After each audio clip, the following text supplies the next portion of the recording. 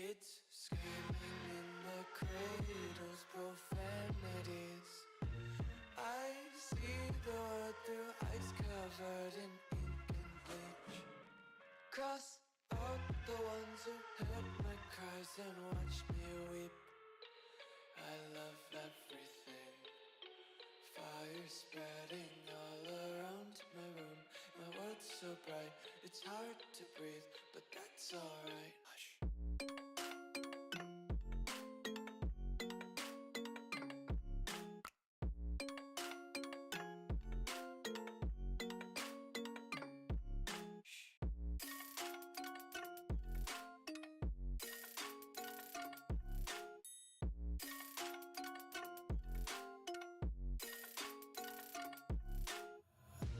Take my eyes open to force reality.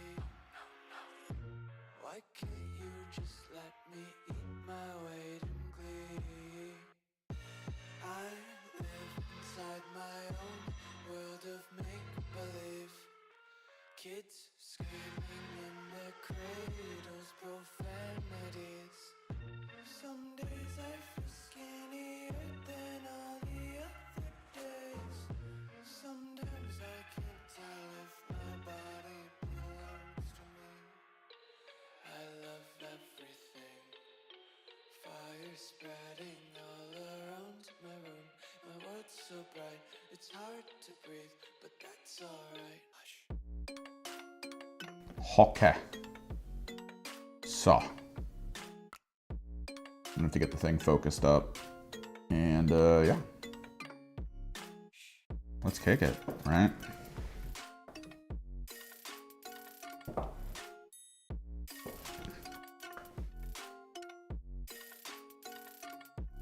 We've got a lot of highlighting to work on today. I might work up the plasma guns a little bit using white ink. I'm thinking that might be good.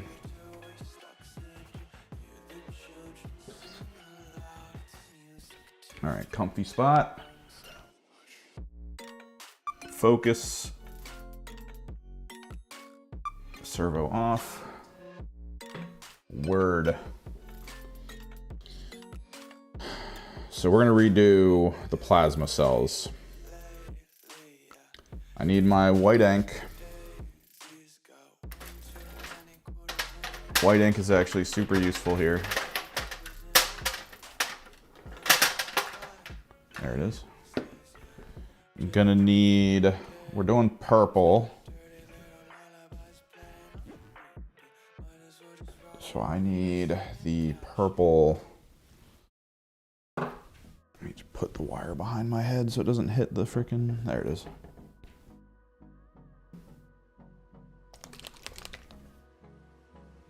Purple Liquitex. Oop.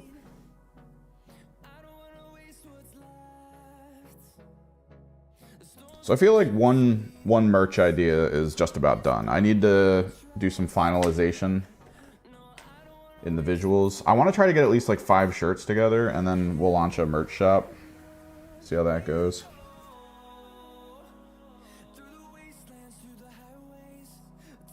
I need to get some more videos going though. We got the Underworlds video I want to work on next.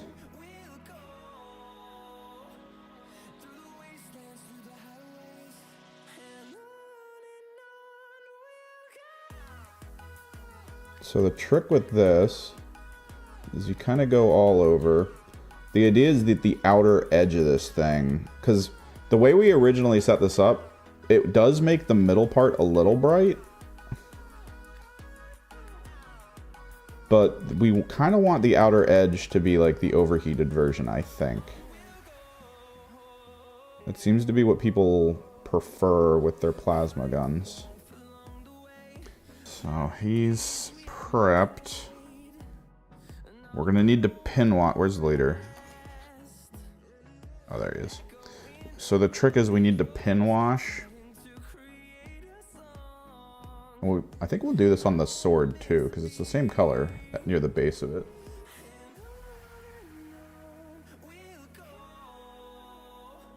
me just make sure it's purple around the outside. So yeah, the plan is we're going to get the white ink, we're going to feed it around edgeworks and from vents and stuff on the plasma guns. Because there are vents on them that we kind of want to hit up.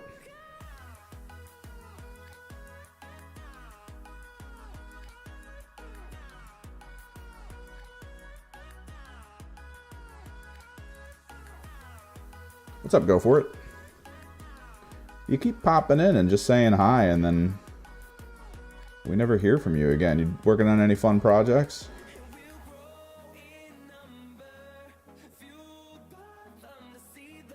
I mean, you don't have to talk. It's always good to converse, I feel like. Okay, so the trick with the ink. Liquitex white ink, I know a lot of people show recess shading. I need to clean this out. A lot of people show recess shading by utilizing thinned down.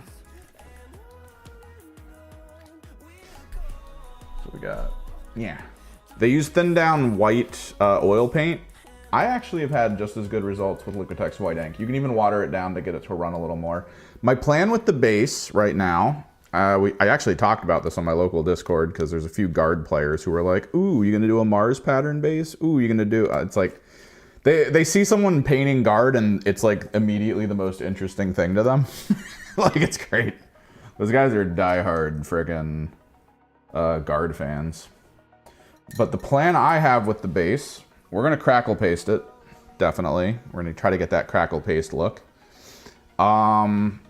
Then the plan is to go potentially into Garrigax, maybe. Because Garrigax has a really nice look to it. It does a thing where it's like a dark color and then it goes to like a dark brown and then a kind of mid-brown orange. Garrigax, just, the look of Garrigax is just great to me, in my opinion.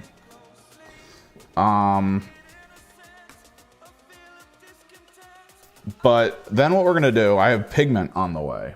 So I have corrosion and rust pigment, which I'm going to apply with a dry brush to the surface of it to try to make it look like they're walking around on a rust planet. It's actually gonna go onto their boots and everything, too. I think, is this blurry? It's so hard to tell, man. There we go. So with a little bit of white ink on the tip of a brush, you kind of go along the bottom, right?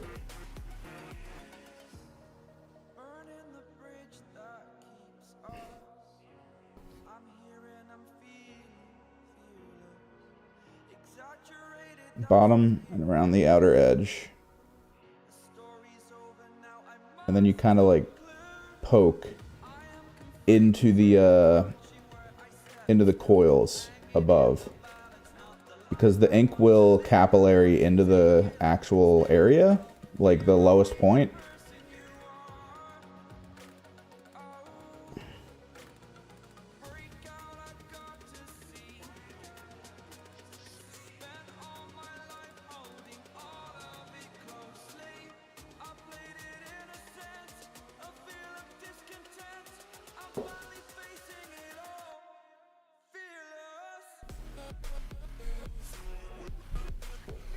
There's always time to paint.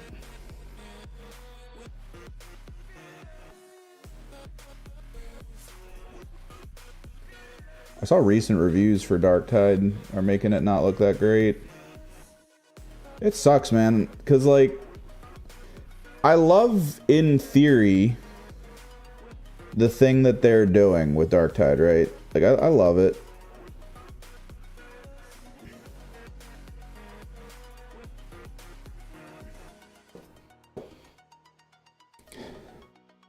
Like, I enjoy the concept of Darktide.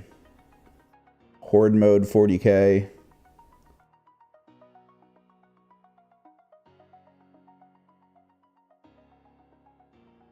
But I don't know, man. Something about the presentation, having to do stuff over and over again.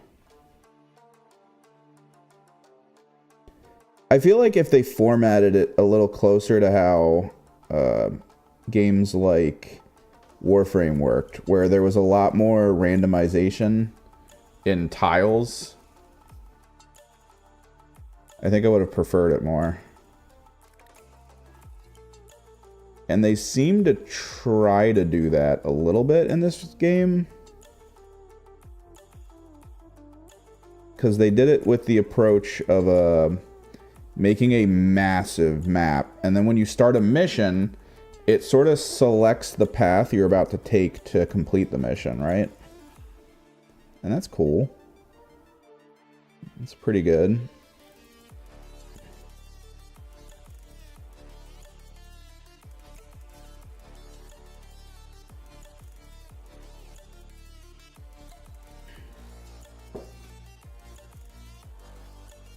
People have brought up that they're literally the way this came to be. I saw a picture online when I was trying to figure out what my Kasrkin color scheme was going to be, like way back when I painted my Kasrkin. I eventually settled on kind of doing like a highly saturated version of the Kasrkin basic colors, and I was like, all right, this is fine, you know, this is good. But then, like, after I finished it, I went back to look at some more color schemes. And somebody showed a color scheme for the Kasrkin that was beige overcoats, black armor. And I thought that was like the coolest looking Imperial Guard color scheme. Like I feel like most Imperial Guard I've come across do one of two things. They either go the edgy route of like all black armor. And they're like, yeah, all black armor. And it's like, okay. Or they go the Milsim route of being like, hey man, I'm really into the military. So I spent all my life figuring out how to paint actual fatigue colors.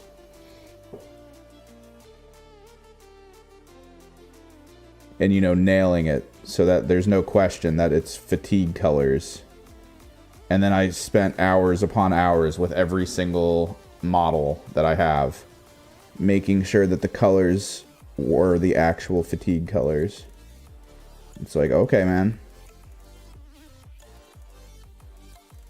Hopefully you let that family out of the basement that you have down there every now and then. Because that is some psychopath behavior. But at least you can enjoy it.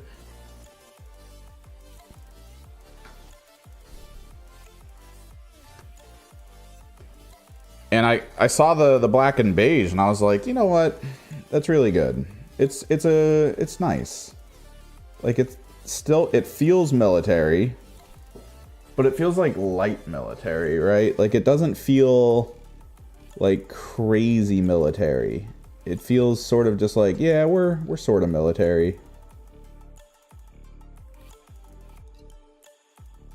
And I figured it'd be good, and so I just did it. And then I was painting it here, and then someone went, oh, do you like this, the Steel Legion? I was like, what? Because, I mean, assume that every paint scheme you come up with probably has already been come up with. I mean, you'll have people who are like, oh, I painted my Space Marines rainbow colors. No one does that. No, they exist. Rainbow Space Marines. They actually exist in the lore.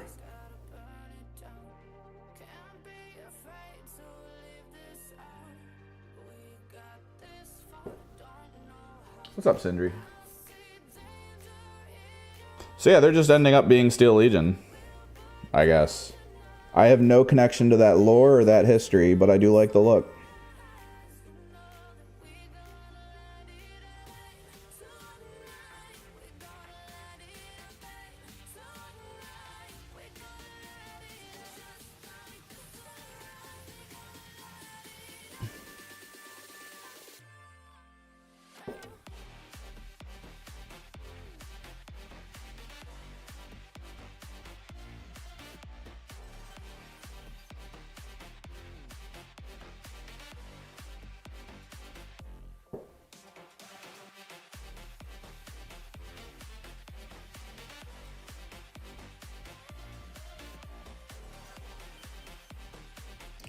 I think that's why so many people like Imperial Fist. Yellow and black does look really good.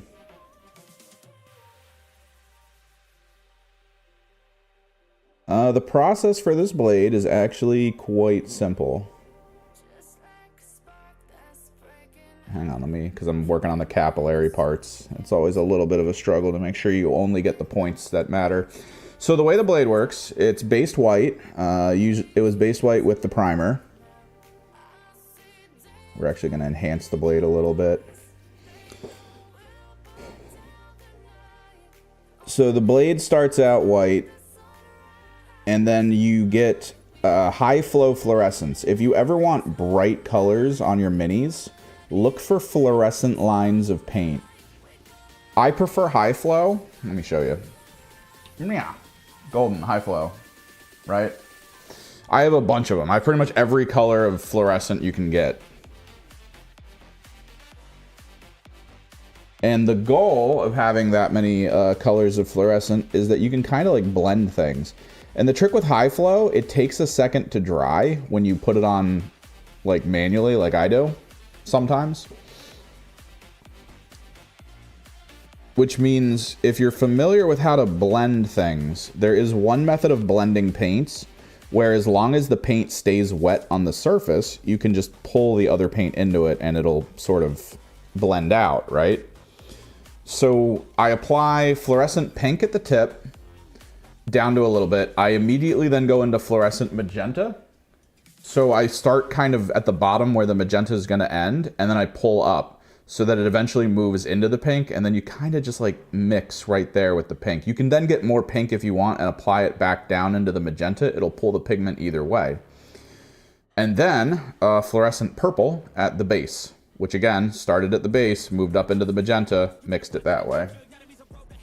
Hang on.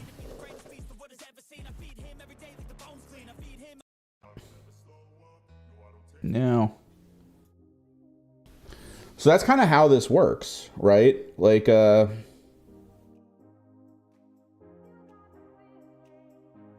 can kind of just force really nice looking brights by doing white basing and magenta. And what we're doing right now is we're taking Liquitex white ink and we're feeding it into the capillary spots, which is the lowered surfaces, so that we can then go over it with fluorescent again to try to brighten up specific zones. So what I'm thinking in this middle spot here is we're gonna run that pink real close to the handle.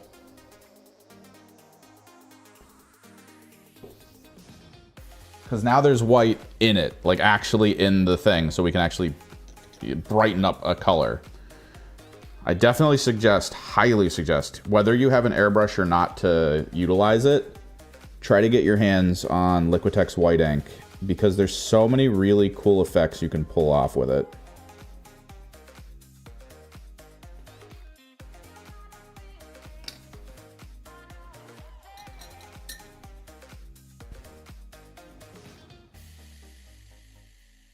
I'm going to give it a second to dry, because white ink used in this manner does take a second. What do we need to do here? We have a lot of buttons that we can enhance, that we can apply color to. We have fluorescent red. Apparently it only sells in like regular mode, so I bought it in So Flat. I don't know if any of you are familiar with So Flat. Do not use it through an airbrush. Some of it has bad chemicals in it, but it is actually an insanely smooth paint to apply to surfaces, and it's also very opaque. And when they claim that it dries flat, it really does just dry flat. Like, it's so good for how well it dries. I gotta make sure. Yeah, man, black and tan. I really do enjoy the black and tan approach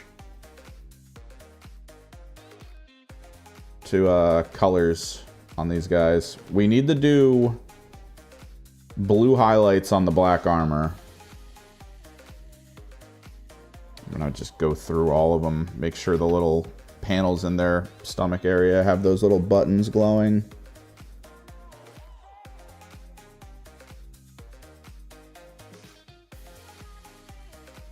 Maybe this thing as well.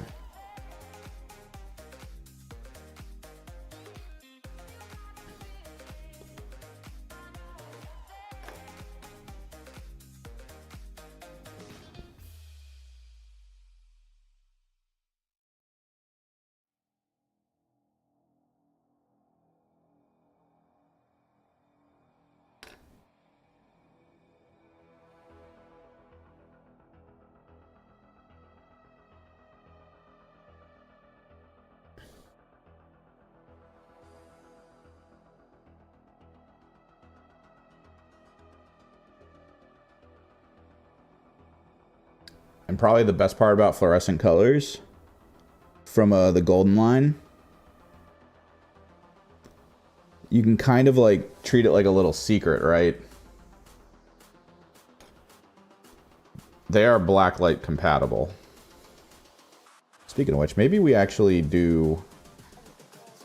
Yeah, I think we're gonna capillary this thing.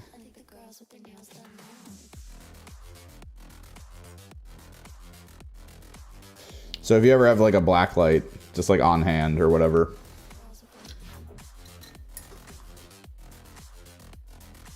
Do the heads of those models have collar attached, or does it fit into the jacket? I actually don't know how these were put together. My friend put them together. They do have the raised collars. I think they might go to the neck, and then you just put the head on top. I'm not sure, because the piping is connected to the stomach. I'd have to look at the bits box for them. Again, these were my friends. My friend put them together, and then just decided not to paint them. Along with the Kroot and everything, as well as the breachers that I still have to do, and the orcs that we already finished.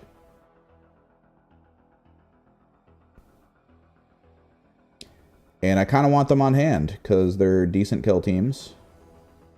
I can make videos on how to play them.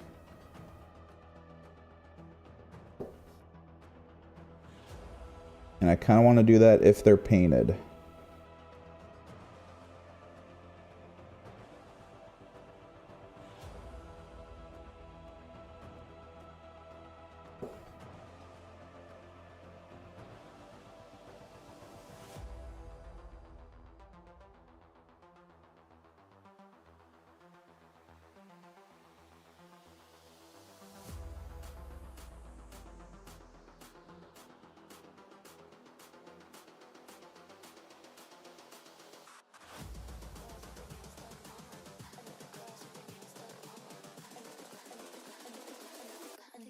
With their nails done.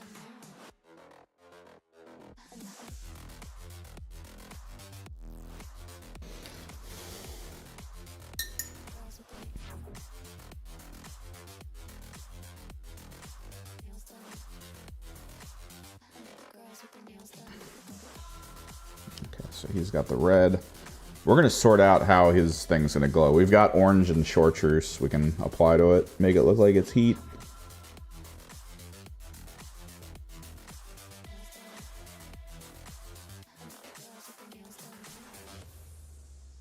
I like the way the vials came out on his back. It looks so nice. Supposedly this is a vial, though, in his hand. So maybe I can keep it metal. Nah. Now that I've seen it, I can't unsee it, so... Grab some Pro Acryl white.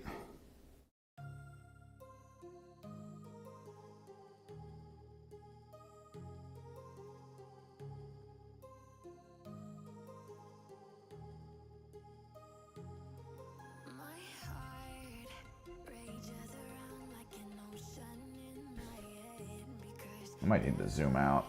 I keep pulling up and away from you guys.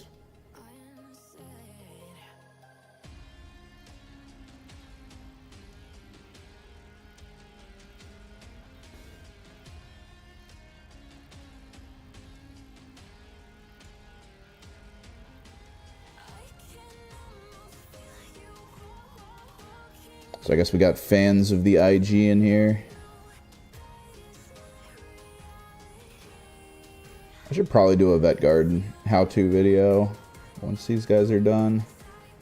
I feel like they're popular as like just the IG, right? Because IG are, as far as I can tell from what I've heard, it's about the idea of like the human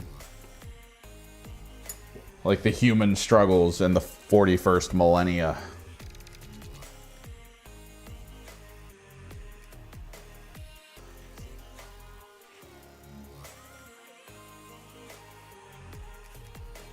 Okay, he's good.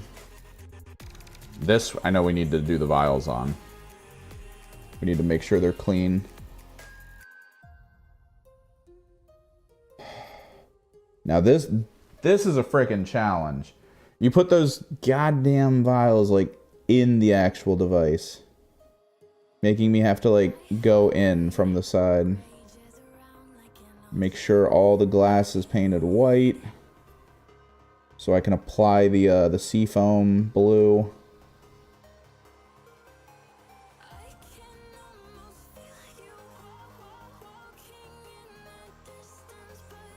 Hell yeah, man.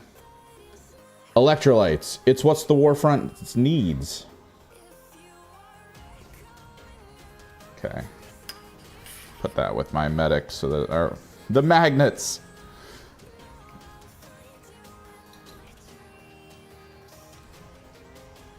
Ooh, Deathwatch.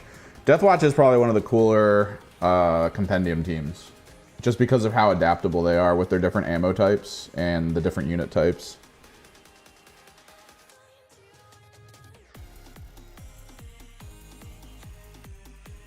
Definitely highly suggest.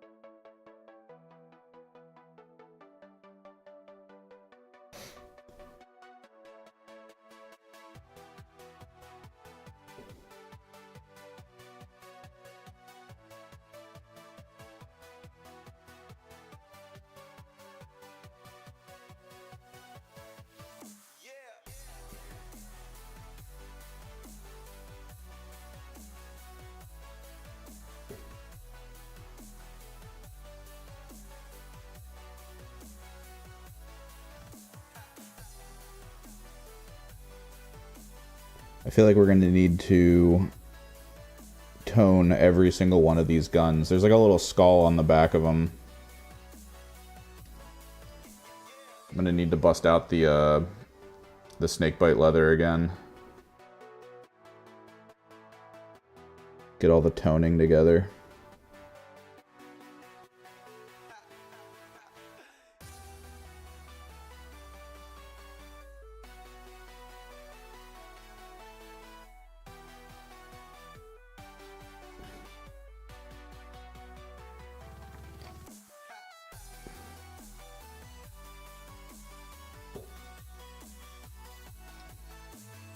So you get put in charge of making a new edition of Kill Team. Do you keep the spoke teams as it is, or do you bring back some team building similar? You keep bespoke teams the way they are, because there is team building in them, but it limits the specialist power.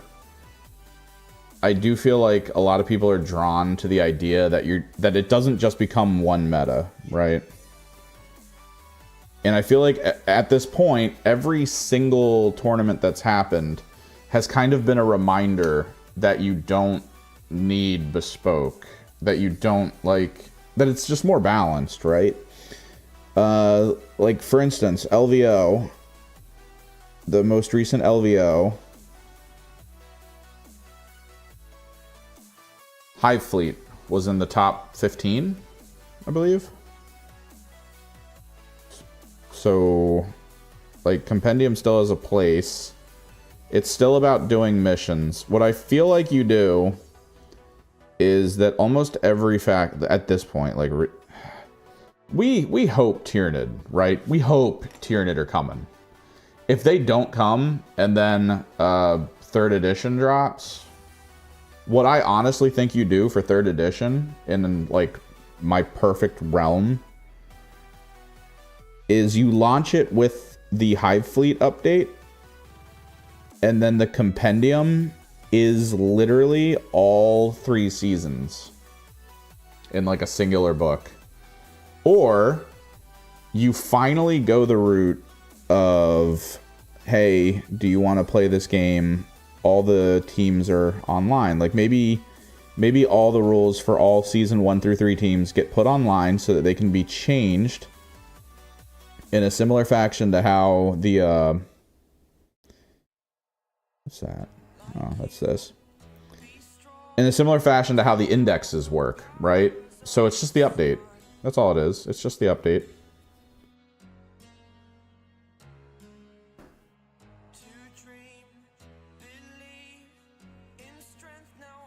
So you still have access to all the bespokes, but they are now in the position of compendium.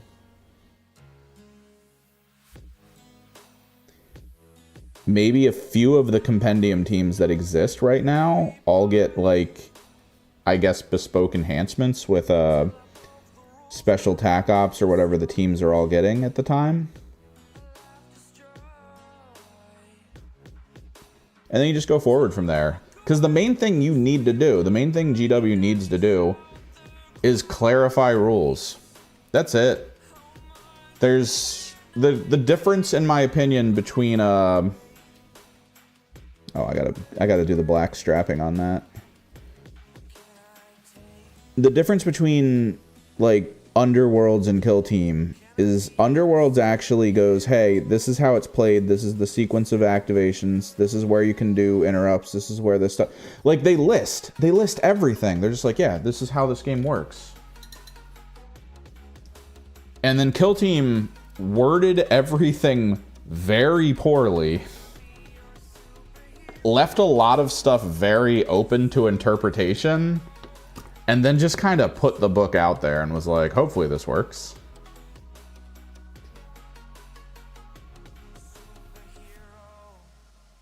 And I don't think that was the way to go. To just be like, hey man, you figure it out.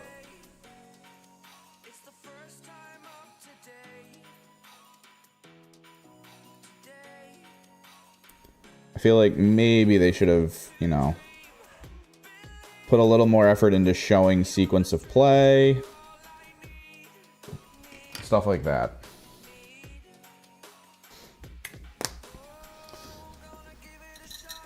But I do think it needs to be kind of limited alteration, limited adjustment. Because the problem, when you have games where you have a lot of freedom in making your list, everyone kind of settles on the meta. The thing that I feel like most people hate about Kill Team is that they can't find that. They can't find the meta. But you'll look around online and most people will kind of lean in the direction of, hey man, what team should I buy if I always want to win? Because they're looking for the meta. And the common response to that is buy what you like and then become really good at it and you'll win.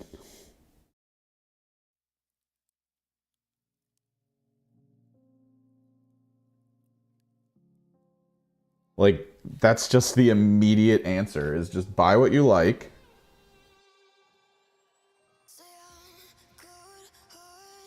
Like, that's the thing, right? So you need the space to fit Gellerpox and Blades of Cain. Right? Like, you need that. You need the ability for there to be a team that's like, adaptability is the key. Like Phobos, having all of those specialists while simultaneously not being able to field them all. And then having you, the player, be like, all right, let me clarify it. Let me build the team. Like, there's a command point the Phobos have that no other team has. The ability, when you reveal your team, to spend a command point to swap one of your people. You can just swap them with another champion, like another specialist, because that's actually part of the game. Technically, when a match play game starts, you pick your team, you write everything down, or you hide them behind a screen or whatever, and then when you're about to play, you pop it up and you're like, this is my team. And if your opponent's like, I'm all melee, and you're like, oh, I need this now, and then you just swap to something new. All right, buddy. Like, it shifts how the game feels and plays because you have adaptability. But then, like, Gellerpox doesn't have adaptability, and that's fine. They don't really need it. They can take different bugs, but the reality is you're either taking flies or you're taking friggin' the fleas. Like, there's really not a lot of benefit to going the extremely slow slugs. Alright, let's do... Where is... Seafoam? I also need to do the wire on the back of the flamethrower.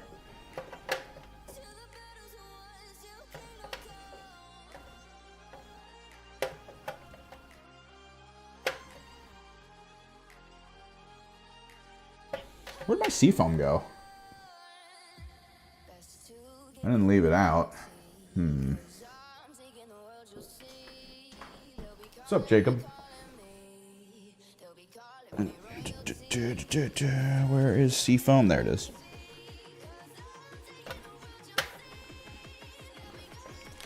So we gotta hit the vials in the med pack as well as the vial I just set up.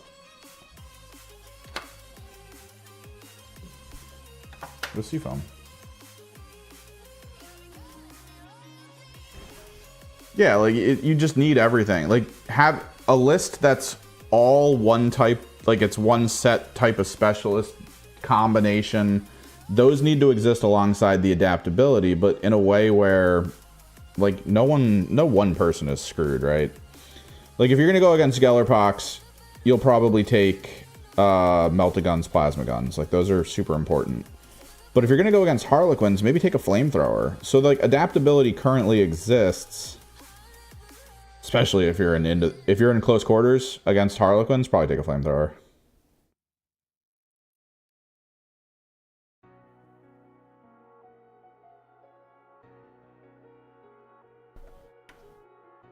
Highly suggest taking a flamer. It's great that they have invulnerable saves, but you're going to be hitting them more than they can save. So, and they can't be near each other for like the entirety of the match.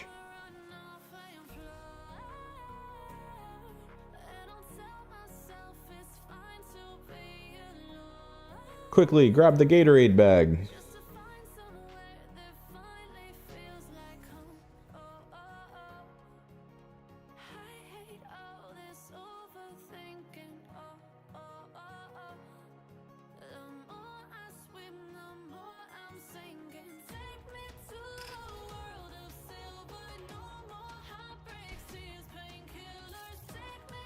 But like, it's not overwhelming. Because if someone was like, hey, I'm playing Harlequins in this close quarters game, and I was like, all right, I'm playing Vet Guard with 12 flamers. Like, that's it. The Harlequin's dead. like that's the end of the game. He might as well be like, cool. I guess we shake hands and I'll go home. It's like, yep.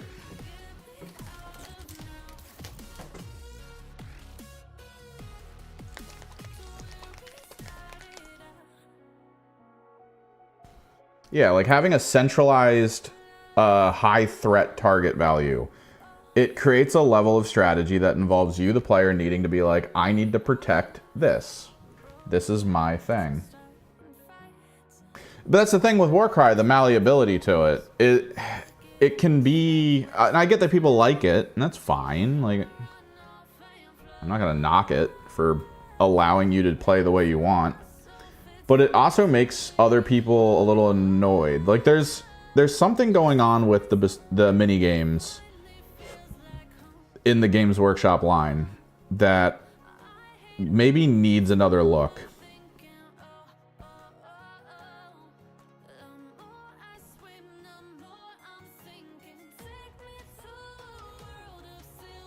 Because Underworlds, I believe, was struggling for a bit, but now there's this like effort to push it towards Rivals instead of Nemesis. And there's people who are within the Underworlds community that stuck with it this whole time, who are like, man, I don't like Rivals. I prefer building my deck because I love deck building. But then there's all these new players and people who were out of interest of Underworlds who are like, what? I don't have to deal with people who have big collections of cards and can make whatever deck they want, and then I feel at a disadvantage at all times. I can just play and play with the deck that I'm given and enjoy the game for what it is without the need to be like screwed over from my lack of playing since the beginning of the game. Poggers. So there's something to the pre-build, right? There's something to the pre-build limitations that allows players who want to play something casually and not have to put metric tons of effort in to be able to just enjoy the game, right?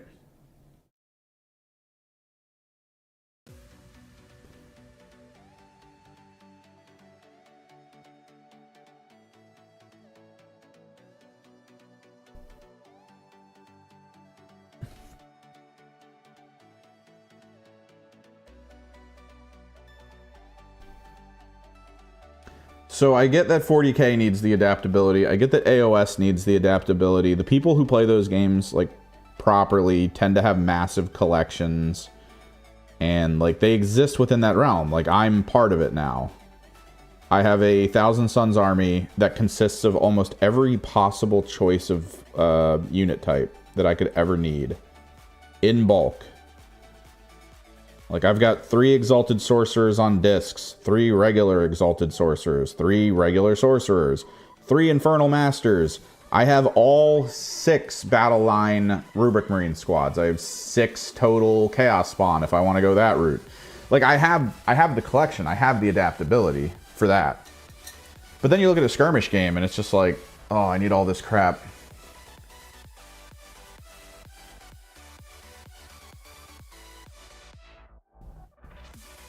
Yeah, Kill Team 1 was how many plasma cannons can I take?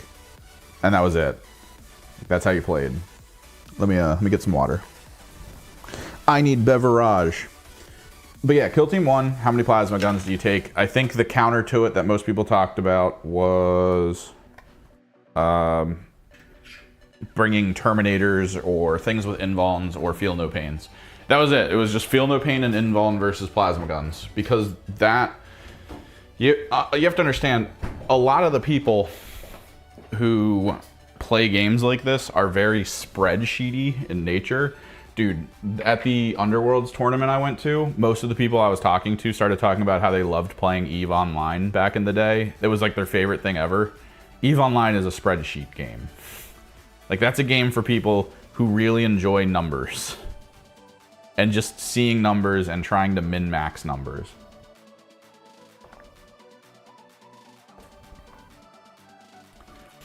And a lot of the people that play this game are in that same genre of human being. So when you create something that allows people to pick and choose unit types, you know, pick and choose power levels, blah, blah, blah, blah, blah.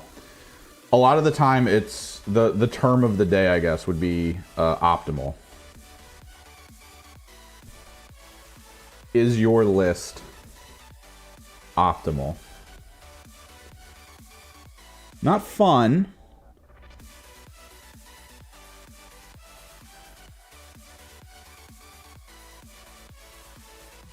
Mind you, not fun. But just maximum efficiency at performing the task of winning. So what'll end up happening is someone's gonna go, well, in order to win, you need to be able to kill more. So you just need this damage weapon that can override things, right? This one weapon that easily handles everything. And if you can take as many of it as possible, that's optimal. And then someone will go, all right, well, the thing that exists in the game to counter that weapon is this. Invulnerable saves, Feel No Pains, whatever.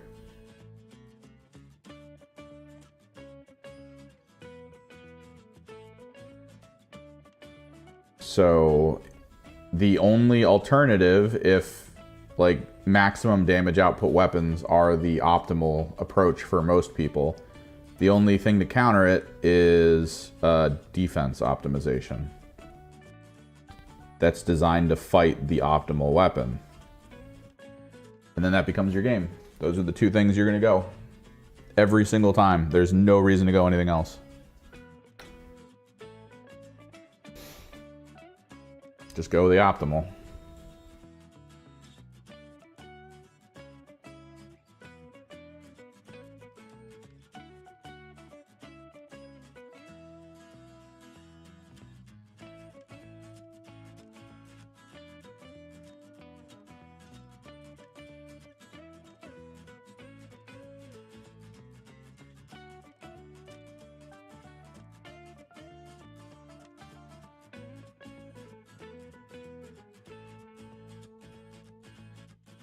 We're about to switch back to ambient music. I hate having to manage this playlist.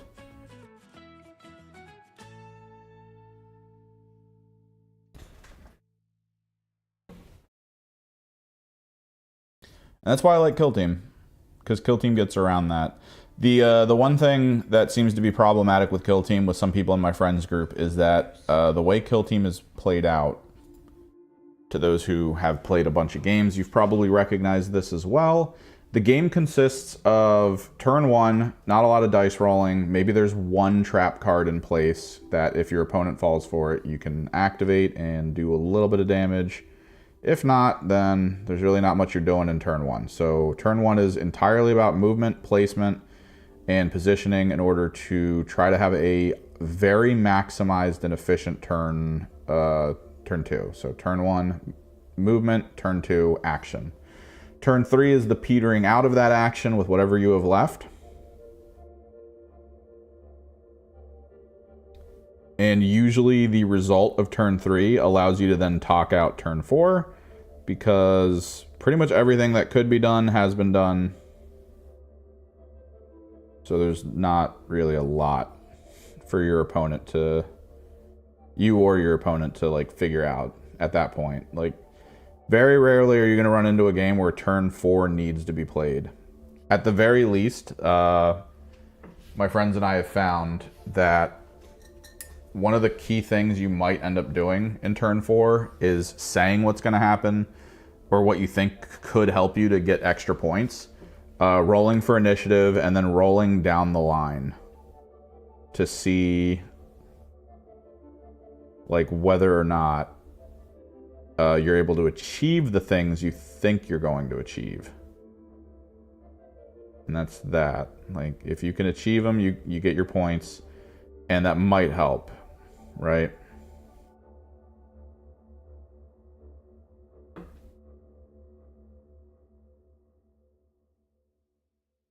And my buddy, one of my buddies who I started playing Kill Team with, he's okay playing Kill Team. Like he's like, I'll play it if we're gonna play it for recording purposes and whatnot. But he would much rather play 40k, because 40k is usually turn one, get some movement in, and you're probably gonna see someone, so roll some dice. Like you're getting action in turn one.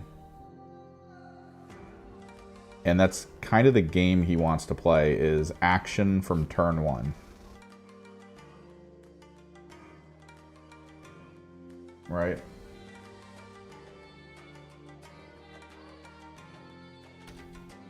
Which you don't really get.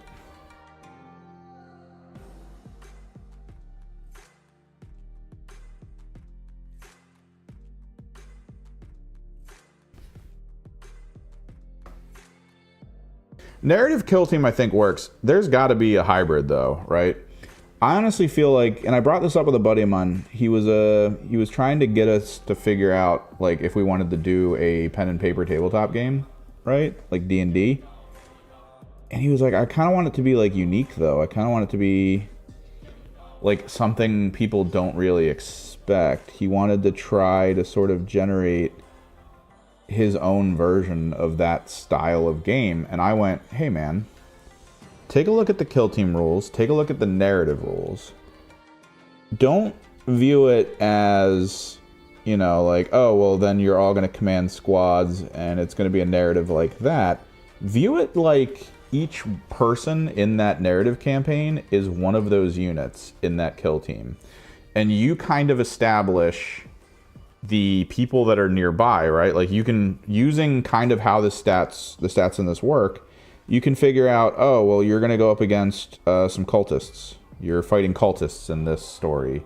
So you come across some cultists and you are you know, a couple Vet Guard, or maybe you're all Eldar of some kind. Like, you pull information, one of you is like a Harlequin from the Harlequin stuff, one of them, and like, you create your level up trees in a similar fashion to how battle honors work. And you can kind of design a D&D style pen and paper set in the 40K universe with a very specific, already existing method of, you know, like, battlefield, right? Like, you can kind of establish the battlefield very easily using terrain that Kill Team has. You can establish the units by actually having the units. And you can sort of generate a fun tabletop campaign story where it's like, I'm a Vet Guard champion with a Power Fist and a Plasma Pistol. Like, at some point, I get the Plasma Pistol maybe in the story. But maybe I start out with like a bolt gun and a regular blade. And then over time, you know, you kind of go to the full-scale Plasma Pistol, Power Sword, that was your goal. Maybe Chain Sword has like a different option that's useful still. But like, this is what you wanted to go, and there you are. You are now this unit, and you're running around, and maybe you have like one of your teammates is like a Space Marine or something, and he's like super useful, but because you have a Space Marine on your team, the DM goes, all right, well, you guys are gonna be fighting some serious stuff, like pretty quickly. And I know Games Workshop has, actually, let me grab my orange and my yellow. I know Games Workshop has Wrath and Glory. I did buy the starter set for Wrath and Glory to see how that works, because it could be cool. Oh no. Where's my Shorters? Oh no, there we are. Yeah, I got it. All right, Melt-A-Gun. Wrath and Glory could be cool, I think. Get some orange yellow down. And Wrath and Glory could be part of like the RP side of it, because there's dice that you interact with for like conversing with people and like getting some of that going, right? So a Wrath and Glory layer for conversation, and a Kill Team setup for the actual combat. Could be a really cool hybrid. I don't know yet. I've read it. I kind of understand it a bit, but it's one of those things where I'm probably going to need to like shorthand note some stuff.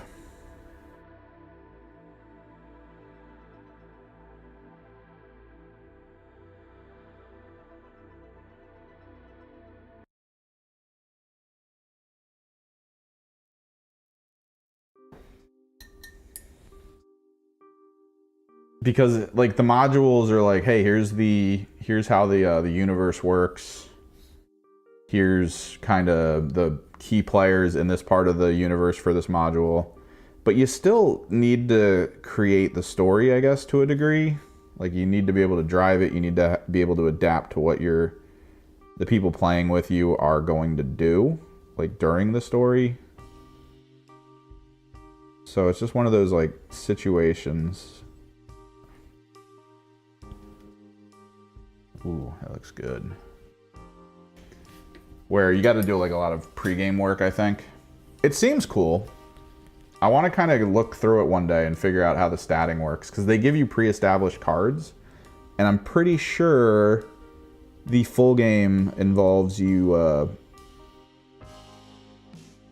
getting like custom characters, because to my memory, the expansions were like, hey, now you can roll a Sister of Battle or something. Hey, you can roll a Aldari here. But then the starter game, you actually get access to like a bunch of them. You get access to like Psyker. You get access to, I think, a Rogue Trader, Aldari. I think they keep you away from the Astartes, which I kind of agree with.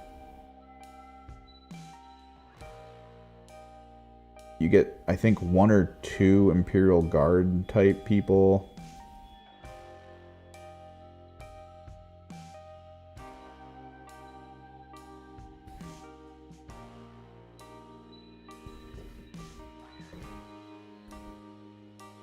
He burns.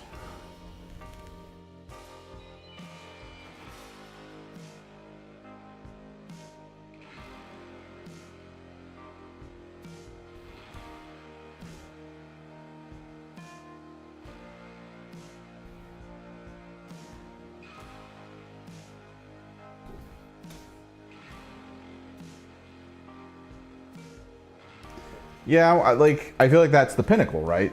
It'd be really cool if we could homebrew something like that together.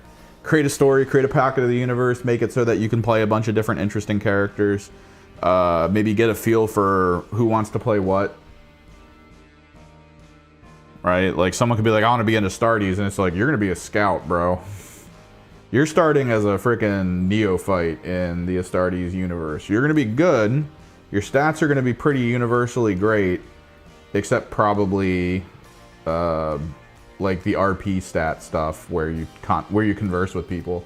You'll have a ton of intimidation, which might not always help, because most people might think in D&D systems that having really good intimidation means you're always going to get what you want, but the DM could always be like, you do intimidate him, he shits himself and passes out, you don't get anything. Like what were you planning on doing here? You have huge intimidation. This guy seemed very meek and frail and didn't want to like fight, but also couldn't tell you something for some reason. You intimidated him and you lost access to that tunnel of information. So like there's tools that can exist in place to kind of prevent that kind of thing from happening or being overpowered. But Space Marine will be great in combat. Then again, he might get put against stuff that could handle Space Marines, has a chance. I mean, a cultist with a melt-a-gun somehow could still take a Space Marine out, potentially, because melt-a-guns are still melt-a-guns.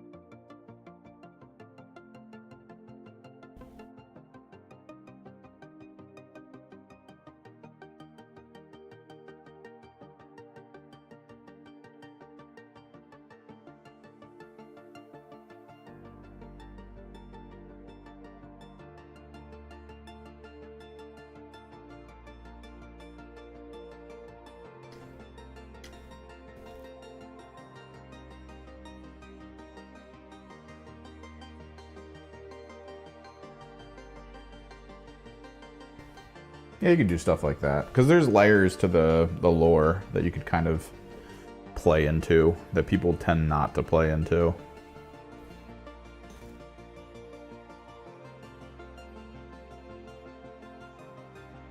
Let me get my Luxion purple so we can finish out the stuff in this medic bag.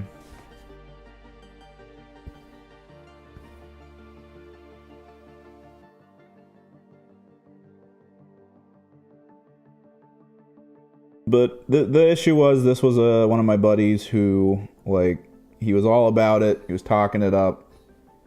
And then he had a kid. And I don't think I've heard from him in a year now.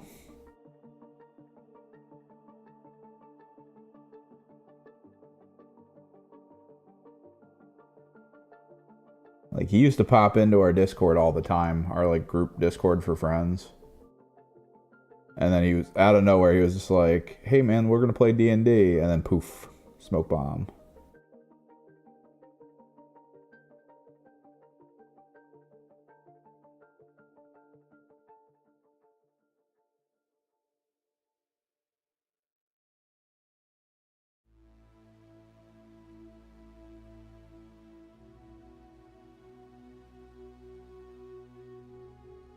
All right, we'll do red highlighting next, I think. So I can red highlight that, and then red highlight the flamethrower pack, and then we got to do the wires on it. Dragon red. Actually, we've got a new red I can try. Word Bearer red. Just picked it up. Kind of want to see what it feels like. It's a little dark. Probably not for this. I could see it as a baseline for like a red cape or something. That could be good.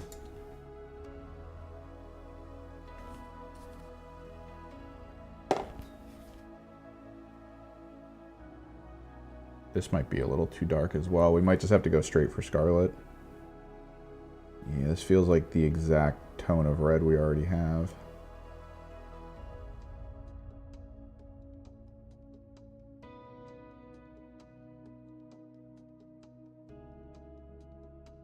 It's like a little bit lighter, but not enough, I don't think.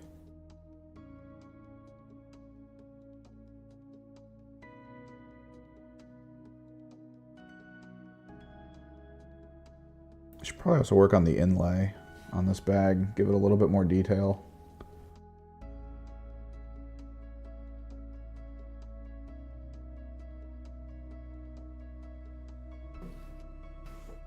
I think maybe Druchii Violet. Druchii Violet, or yeah, where is it? Druchii Violet. Always a good option. That's Agrax Earthshade. Druchii Violet and Drakkenshade Nightshade or Drakenhof Nightshade are two of my favorite shaders. I know everyone's like, Nuln Oil. Nuln Oil on everything. Dude, I don't know, man. Having a toned shadow looks so good. Like, I could have Nuln Oiled all of my knights, and they would have had just black lines on all of their paneling, and that's like, alright, whatever. But dude, I went with frickin' Druchii, the Druchii Violet, and it just looks so much better. Like, it feels so much better to look at. There's just a level to it of beauty. What? Not Agrax. Where? Is it already out? Yeah, it's already out. Druchii Violet, baby. Super dark purple.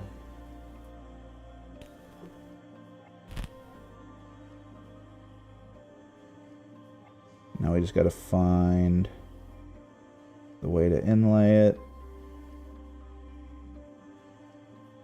And then just go for the pin wash.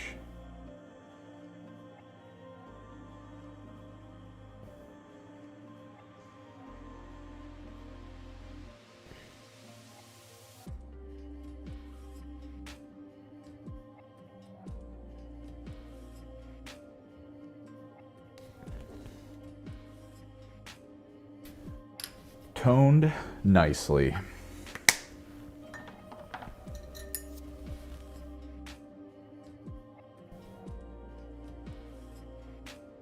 All right, then we'll do Scarlet as the actual highlight.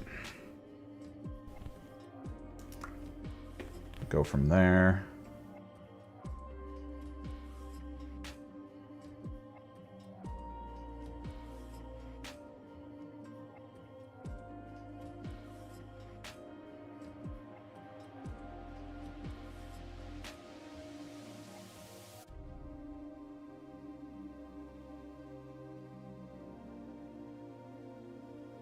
So I don't have the basing pigments on me right now. They should be here today. So we'll most likely be able to finish basing them. I'm going to want to try to get the basing material down today, but we'll probably be able to finish them up on Monday, most likely. And then I don't know. I think, do we want to cut into the conversion for my next Thousand Sun Terminator Sorcerer Lord? For those who are unfamiliar, the free model recently was a Dark Angels Terminator with shield. And I need myself another converted Thousand Sun Sorcerer Lord. So the timing was impeccable. Because I will gladly convert that guy into a Terminator Sorcerer Lord. I think it'll look cool. I just bought more green stuff. Green stuff finally came back in stock.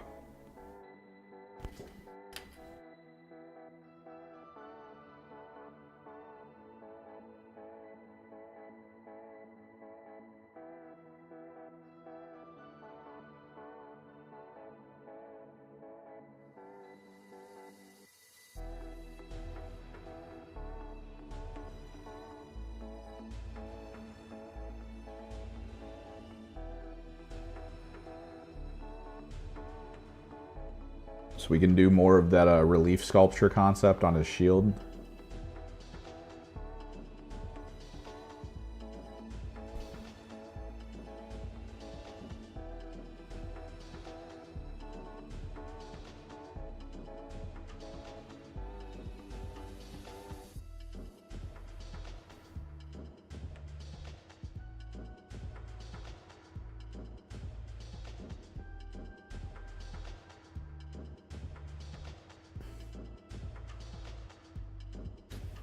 Let's get his wires done.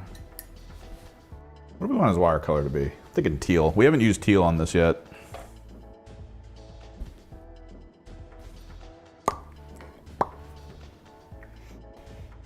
And we gotta figure out highlight colors for all the burgundy weapons. We're getting to the details and I like it. I think after we get most of these flats done, the first thing we're gonna try to focus on rendering are the coats. I have Zamasu Desert.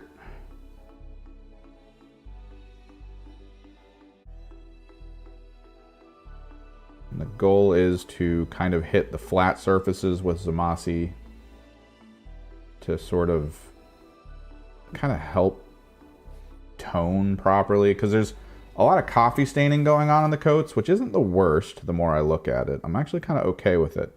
But there's spots that definitely need to be touched up and fixed because it has like a little bit of extra pigment in it from either other paints or just too much of the Sand Golem speed paint.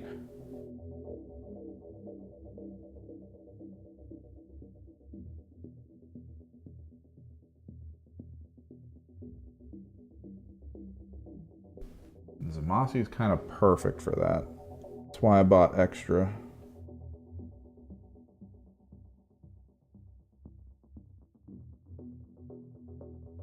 I think I might have talked one of the local people in our modeling group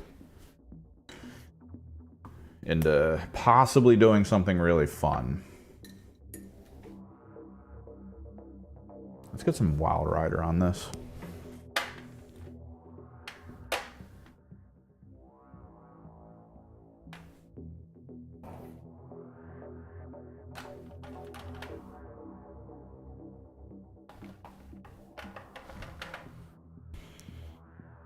He just finished a really good squad of Grey Knights. He did the thing where he made it silver, but then toned it with like blues and stuff so that the silver looks really blue.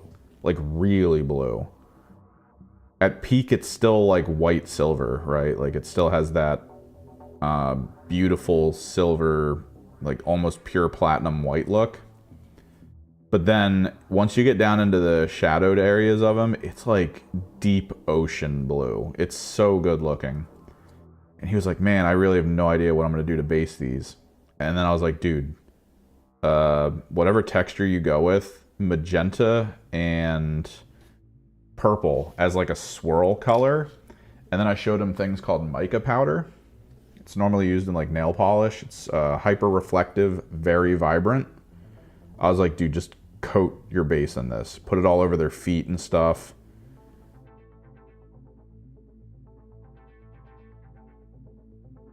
Just make it look like they're currently in the warp.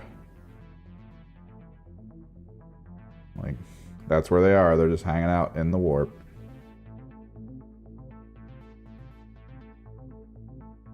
Because then you'll have like these pristine shells of armor just like surrounded in an LSD trip of color.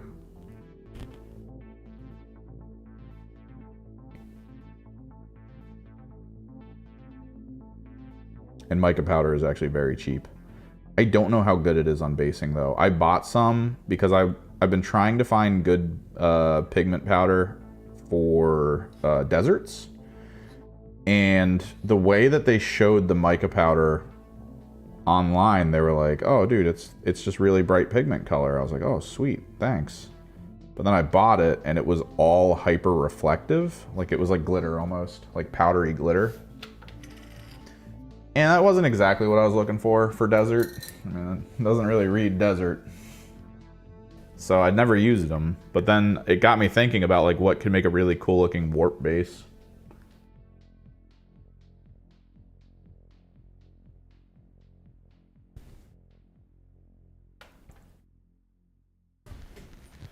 All right, so the bulk of the stuff is done. We're at the point of just touch-ups.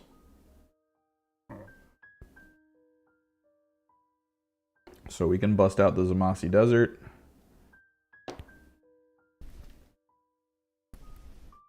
And just start going unit to unit. Oh god, dude, look at that. Ugh.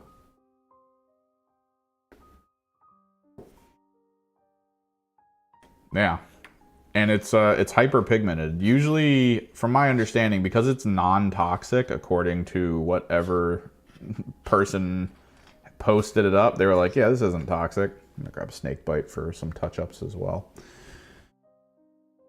They're like, yeah, no, don't worry about it. It's not toxic at all. It feels to a degree better than most of the things I've been looking at to kind of apply to surfaces and like affect textures and stuff like that. Because that's always a big issue. It's a powder. So like no matter what you do, you're going to be kind of sitting in that powder. Like you're breathing that powder in. I don't care who you are.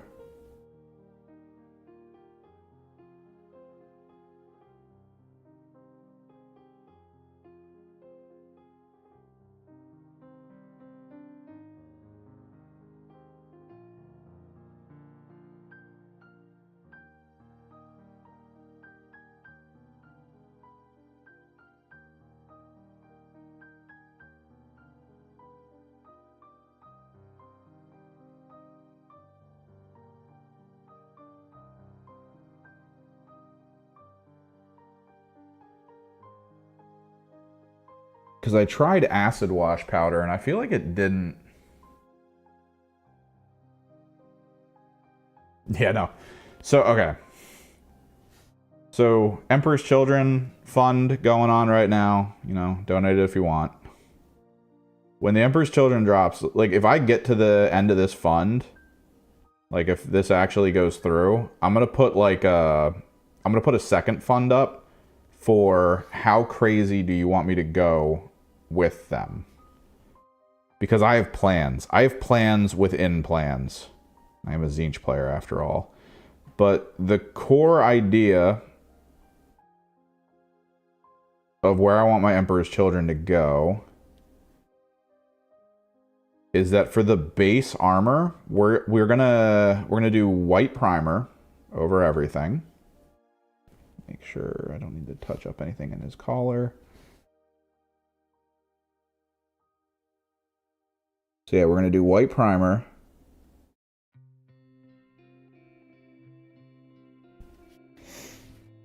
We are going to do fluorescent pink as the core. Like the middle chest plate is gonna go fluorescent pink. Towards the outer edge, fluorescent violet, because the original color of Emperor's Children was purple and gold. So it's gonna be like they're sort of fading between what they are and what they were. It's my idea. They're also gonna have all female heads, bright colored hair. They're gonna be a glam rock band. Just that simple. That's the basic goal. But with more money comes more, let's see what we can do with this. And I kind of want to get the mica powder. Once we finish doing the magenta or the pink to purple blend, I want to hit them from top down with mica powder. Like I just want to be like poof and have their top down be mica powdered.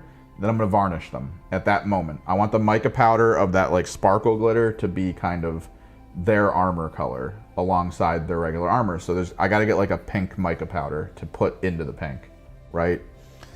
And then from there, after the varnish, all the pink areas are going to have black border. All the purple areas are going to have gold border, which actually means I just black border and trim all of their armor, and then in the purple areas go over the black with gold. Super easy, super quick. And then of course bright magenta neck pieces, like the little neck hole areas, are going to be bright magenta because every single head is going to be painted in my underglow method of bright magenta to just flesh tone so that it looks like their heads are underlit.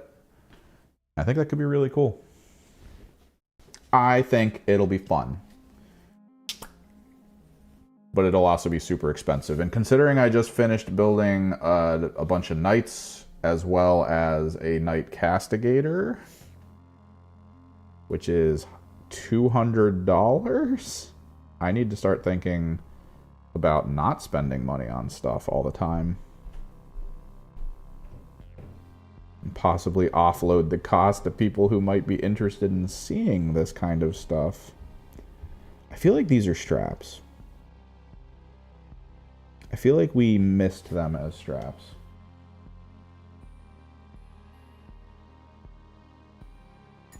Yeah, I kind of want that. And then depending on how Fulgrim looks, I don't know if you've ever seen nail polish flake.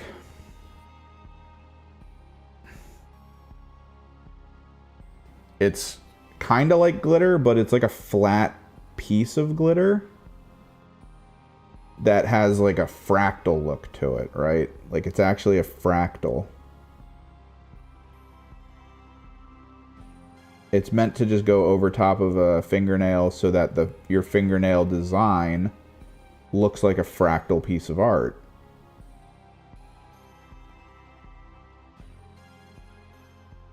Right? So when I saw the Fulgrim model and immediately thought, oh my god, Emperor's Children, oh my god. And then they were like, oh, this is only for Horus Heresy. Then I felt sad. But the original idea I had was, I guess we're going Emperor's Children. And what I'm going to do with Fulgrim... Sweet. What I'm going to do with Fulgrim is I'm going to take that fractal fingernail stuff, and I'm going to inlay every piece of armor he has. Like every segment of armor is going to have that fractal flake in it. I'm actually going to, the way it's supposed to work is you kind of paint the surface silver. You then put the fractal over top of it, because the fractal is usually an untoned, almost pearlescent color. Like depending on the angle you look at, it'll give you pinks, it'll give you blues, it'll give you whites, it gives you all that stuff. And then you do a really thin coat over top of it, once that's all dry, of Luxion Purple.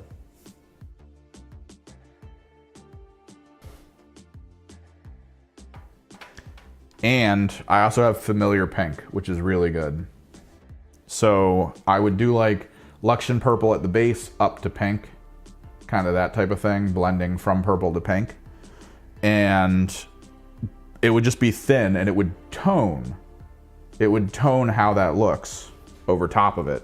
So you would get those weird fractal looks, but at the same time,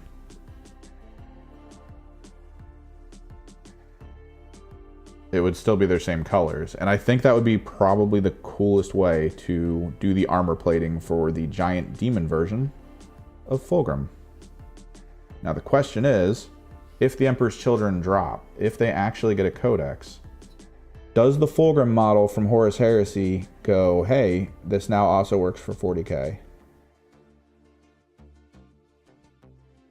Because the Cerastus is that way. The Cerastus model that dropped is a Horus Heresy model, but it's usable in 40k.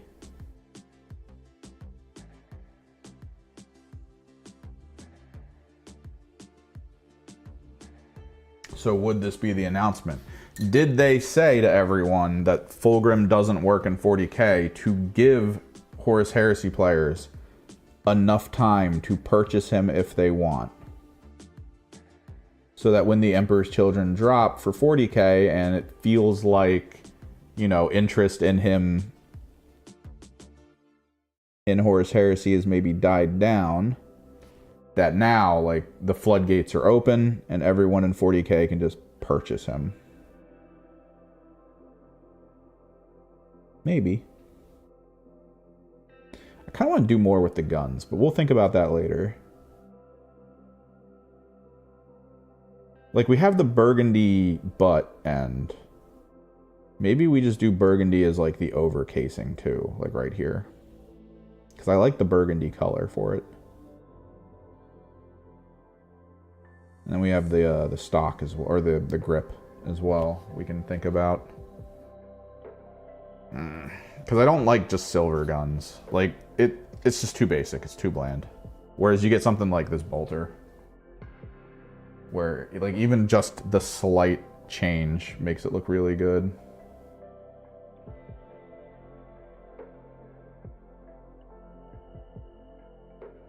And you can tone certain parts of the metal with snakebite leather to make them look brass. There's so many panels and segments on these types of guns that allow you to do so much with them. It's nice.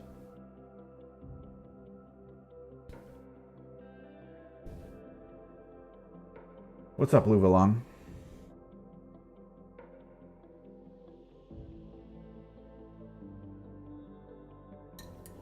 We are in the final stages of detail for the on-model stuff.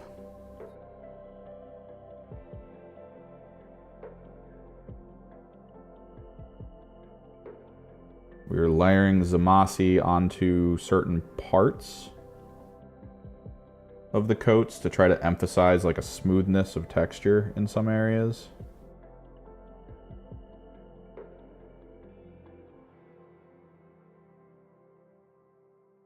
Peak highlights. I do like how Sand Golem works in the recesses. Sand Golem is such a good speed paint, man. If you don't already have Sand Golem as a speed paint, I'd highly suggest looking into it. It just looks so good as like a beige start. No!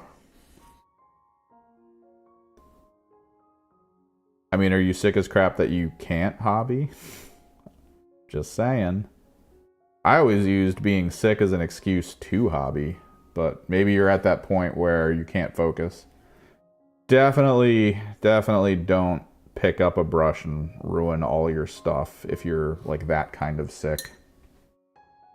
The last thing you're going to want to do is just outright ruin all the work you need to do. Is there a basic thing you could do in your level of sickness? Like, is there something that you're thinking about and you're like, oh, I could easily apply this contrast over everything. It doesn't really require too much focus and it'll let me be ready for later.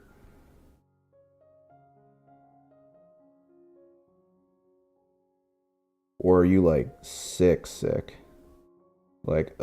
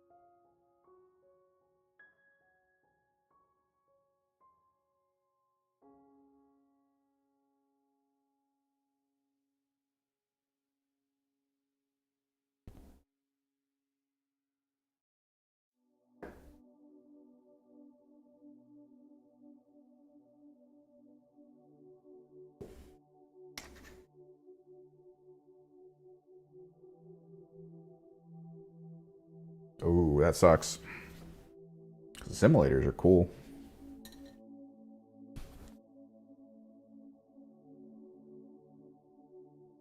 Fought in a simulator and an emissary the other day. I was able to kill them both at a tournament. I lost to the player, though. I should probably think of grabbing a chess clock or doing something, because I need to make sure I'm not screwing up. Like, that's kind of the problem with me right now, is that I want to make sure I felt like I was doing okay for time. I really did. I don't want to think that my opponent was too slow. But I feel like we were ended at turn 4, and I had the ability to possibly turn the game around. But like we had already gone over time. So we were just like, oh, we have to stop. And it was weird because every game prior to that, I feel like I got to the end of the game with maybe like 20 minutes left or 15 minutes left. Like we did all right with time at this tournament. And then this one game, I started watching as everyone around me was like, oh, we're done. Oh, we're done. Hey, we just finished. Hey, here's our score. And I was just like, we're in turn 2. What the hell's happening? I don't know if it was my opponent or me. Because by that point in time, you know, game 3 of a tournament, you're burned out to a point where like you don't fully realize what's going on in the world around you. I was pretty sure I made good choices and like I was working fairly quick. But I was fighting Monster Mash Nids, and Monster Mash Nids are a weird bracket of toughness that I'm not fully used to yet. Like and it was a menagerie Monster Mash. Like it wasn't just like, hey, every single one of them on the field right now is, you know,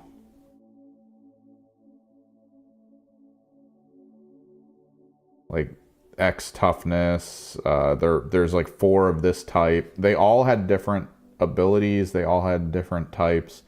So like knowing the threat value of one compared to the other, I really should have dumped everything I had into... He had that one monster that has that flamethrower that's just like, yo, AP infinity.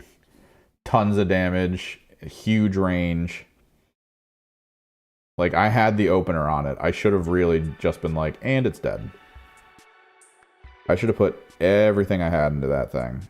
Because that thing caused the most problems for my army.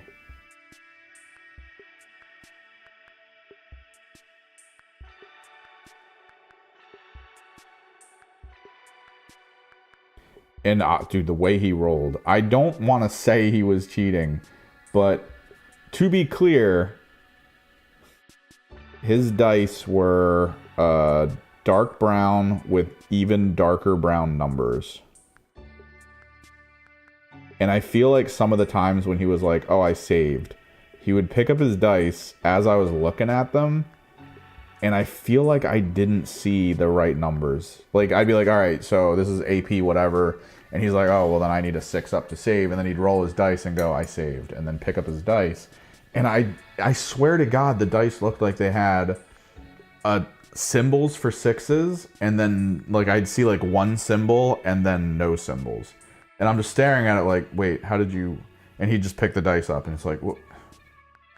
Like, I'm trying to envision like what happened to make that game not only slow, but feel like no matter what I did for a while there, it just didn't work out. It's just so weird. Like, and I'm not saying that from the perspective of like, oh, I should have won. I'm really good at this game. I was the second worst person at this tournament. I'm still trying to figure things out. Threat assessment, knowing what to go for first, not my strongest suit. Every game that I played, I held out really well. I even did some incredible things as an opener, but like I couldn't capitalize. I fought Knights in round 2 in a mission where killing matters for point scoring. If you kill more than your opponent, you win. Hooray! And the first thing I did was I one-tapped the Canis Rex that he had. I one-tapped it. Like it was... I just dove into it with all my Mutilative Vortex Beasts. It was gone in turn 1. As the opening thing of turn 1's shooting phase. Like, it was done. Victory. And I felt so good when that happened. Only to find out that the Canis Rex, when it blows up, and I kind of knew this, I just didn't know how this worked specifically. The little guy got out. And the Canis Rex doesn't count as being killed until that little guy dies. So he put the little guy behind a box that I couldn't get to for like 4 turns. It was probably the most obnoxious thing in the entire game. And then I misplaced Magnus and almost lost him to a freaking harpoon shot. Like it... Oh, it sucks.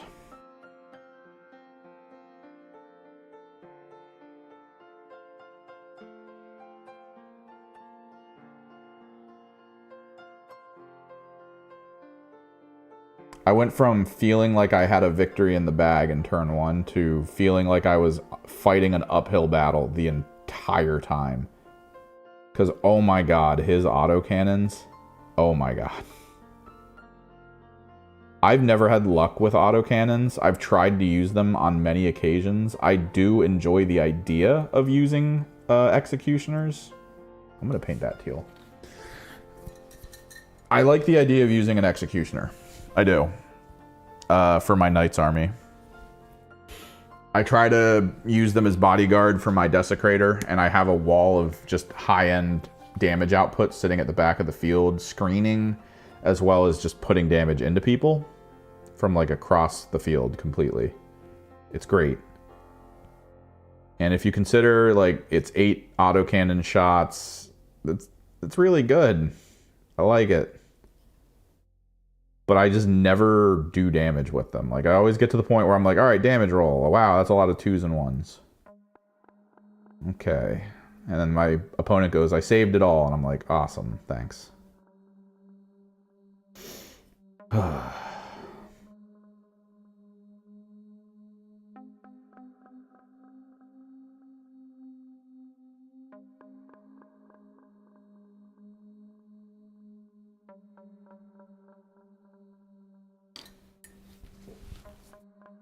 Let me snag this.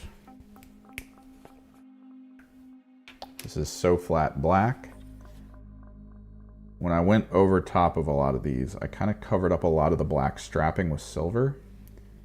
And it's difficult to pull that back with contrast.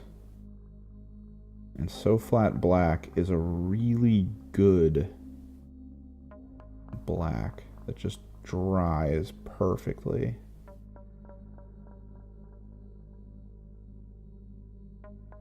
There we go.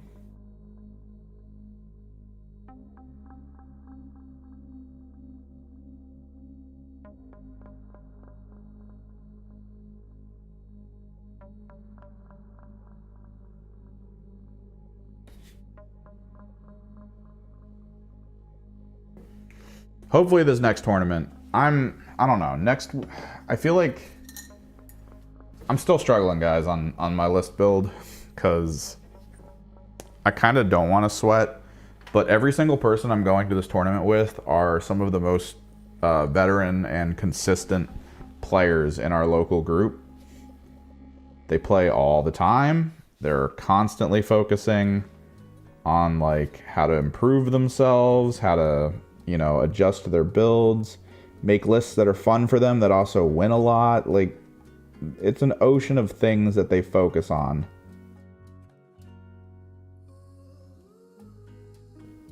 That's actually like really good.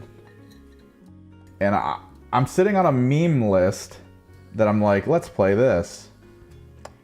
I don't know, man. Maybe we actually try to win. This place is known, the place we're going is kind of known for trying to have like some tryhards come out and play very meta lists.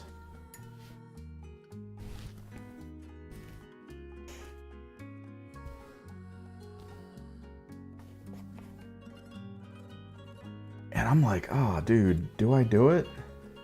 Do I drop the Abominant and put the Magnus in? And stop messing around? Do we go that route? I got that internal struggle going, man. Like, I kind of want to.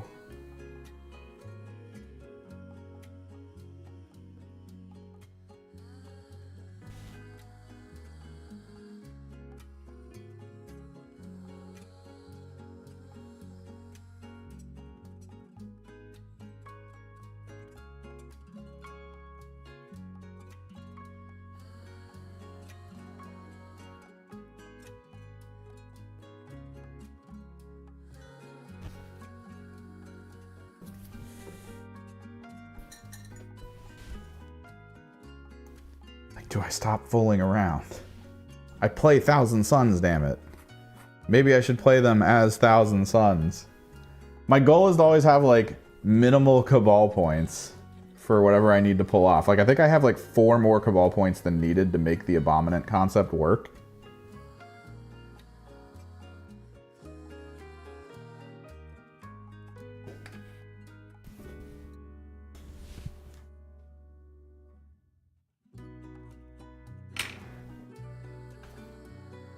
Well, okay, so the sweat list is Terminator Brick, Terminator Lord. You usually bust out the Umbralific Crystal on him because you can Umbralific in turn 1. So if your opponent has bad placement in turn 1, or if you get the first activation in turn 1 and you want to try to like break something down that they just happen to have on the field, you Umbralific and you put the Terminator in a position to kill it, right?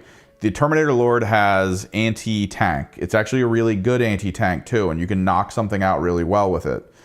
So he'll Umbralific in, pop down. You have a full brick of Terminators with him. Devastating wounds on the Soul Reaper cannons, 2 missile racks. That is a squad you do not screw with. It's going to appear, be obnoxious wherever it appears. It's going to take your opponent 2 turns to kill it minimum. Minimum. And then you're just there. You wipe out a key target as a teleporting drop kick to the face. Like, that's all it does. It's just boom, here I am, you're dead. Then you have Magnus chilling in back, getting ready to go. You know, once the enemy softened up enough by like turn 3 or turn 2, even potentially, Magnus then just goes, cool, I'm activating super move. I'm going to move, double move, stand on a place to score points, and kill half of your army over here with 2 extremely powerful attacks that I'm going to reroll everything on. And it's going to have sustained active. I'm just going to dump damage into you. It's going to be annoying. Like, Magnus can 1-tap a tank and a squad in the same round. Like, just done. And if you want to try to run in and melee him, good luck. Good luck, I guess. Ahriman with a squad of flamers. If you decide to go behind enemy lines and get on top of me, well, I'm going to overwatch you. And Ahriman's flamers get the -1. If I roll 6s to wound, it's AP2 instead of AP1, and +1 to the wound roll.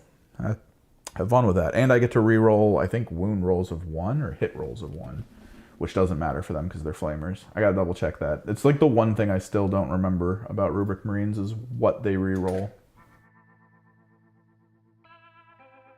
Fill that out with Exalted Sorcerers and Infernal Masters. And then I'll just have like 20 frickin' Cabal points.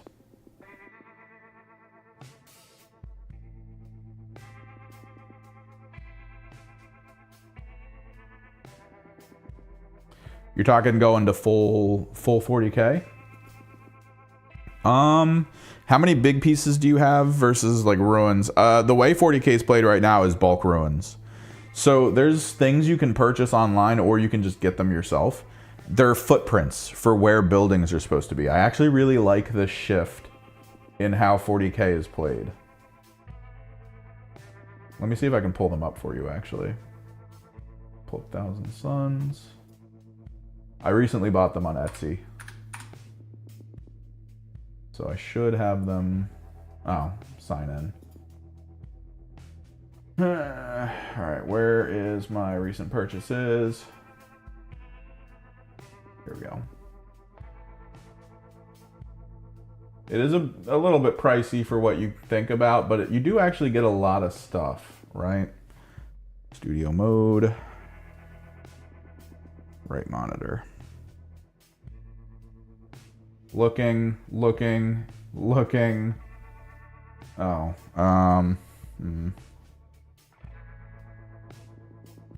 Shit.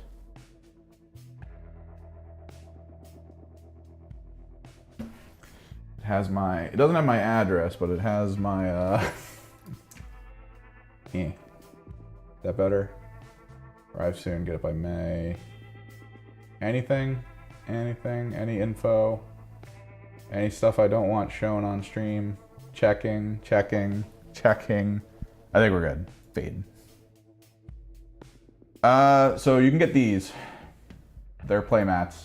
Or you can cut them out yourself. 12x6, 10x5, 6x4, 4, 2, 6. You can cut them out yourself. I like these. These are cool.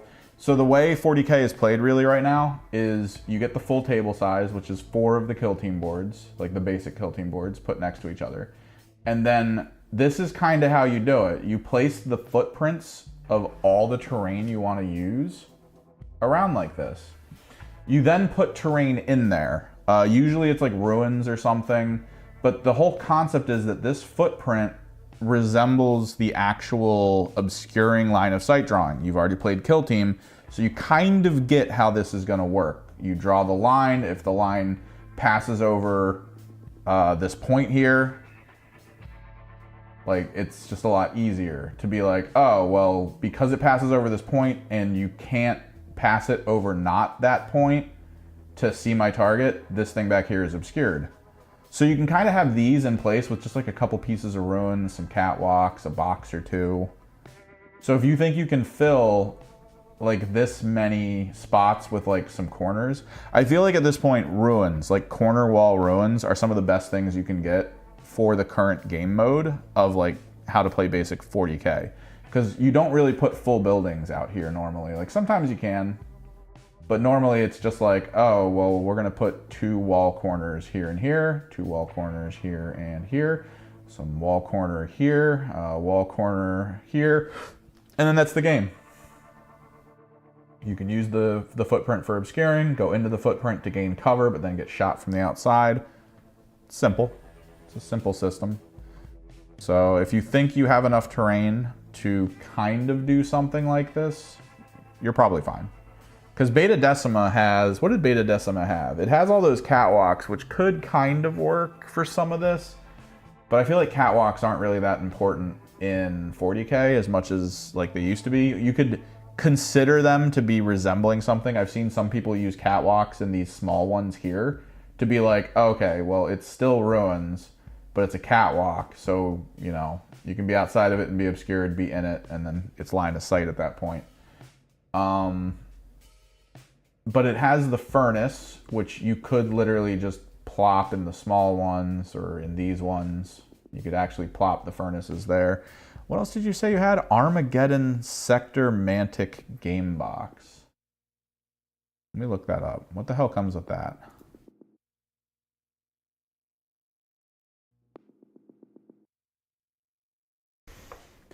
Armageddon Sector Mantic Game Box.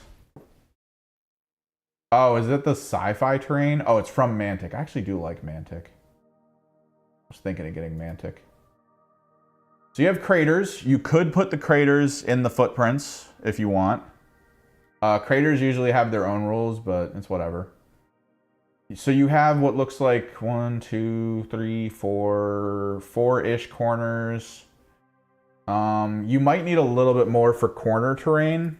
Like if you can find a, oh, actually. Is this the full picture? So you've got you got a couple boxes, some walls. Walls are good. You can always caddy corner the boxes on the walls. Piles, straight walls, which you can caddy corner. You might be okay. You might need a little bit more, but you might be okay. Especially with the Beta Decima stuff on top of it. It might be fine. All right, back to painting. Drink my water. You could be good. Definitely good for Combat Patrol, because you don't need that much, since Combat Patrol is a half-size board.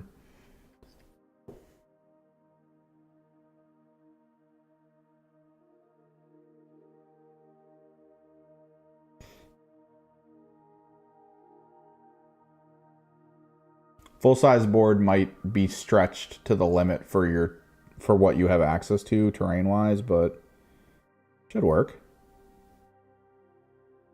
And then it just comes down to where you place kind of the footprints of where the terrain sections are.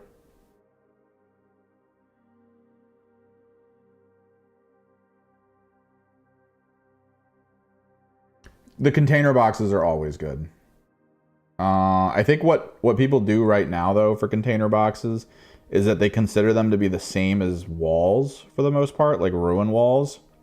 You can't end a movement inside a container box, but you can run through them.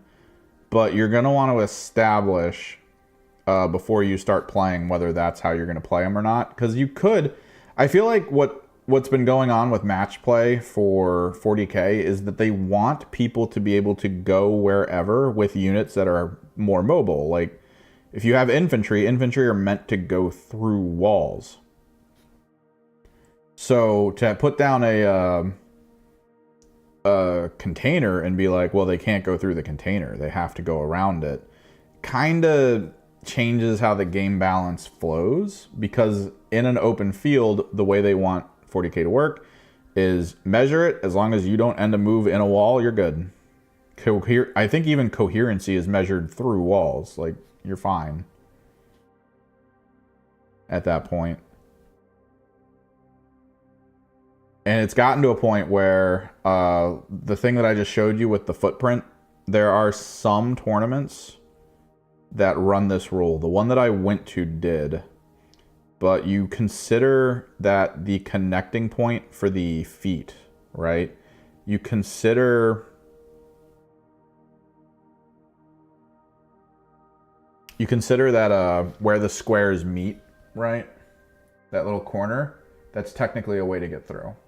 And as long as the tank can get to here and then past it so that the ass end of the tank is still on the other side, that tank can go through. It's a weird rule, but it's one that I've looked at, and like some places play that because they want there to be mobility. Some of the maps aren't good for tanks to be able to be mobile, which I think the goal here is to not make it so that you lose to the map the moment you start, right? Like, that's not a fun thing. To build a list that is good generally, but then you get to the tournament and they've decided, oh, you're going to play on layout 5 or whatever. And layout 5 has a startup with the layout and the deployment where you can't even really place your tank.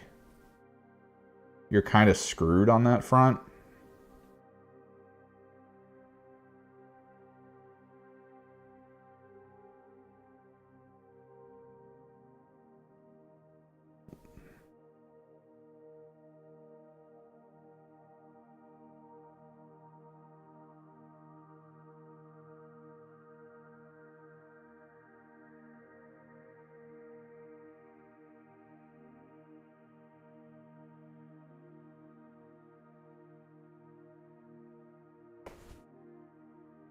So yeah, a lot of establishing how people are allowed to move at the beginning of your game with whatever terrain you're using.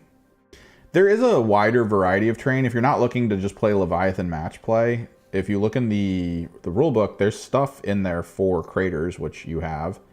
There's stuff in there for a lot of side things. So as long as you feel like the map you're making is either good for narrative, if that's what you're running, or if it's good for at least being semi-balanced by having like a mirrored setup.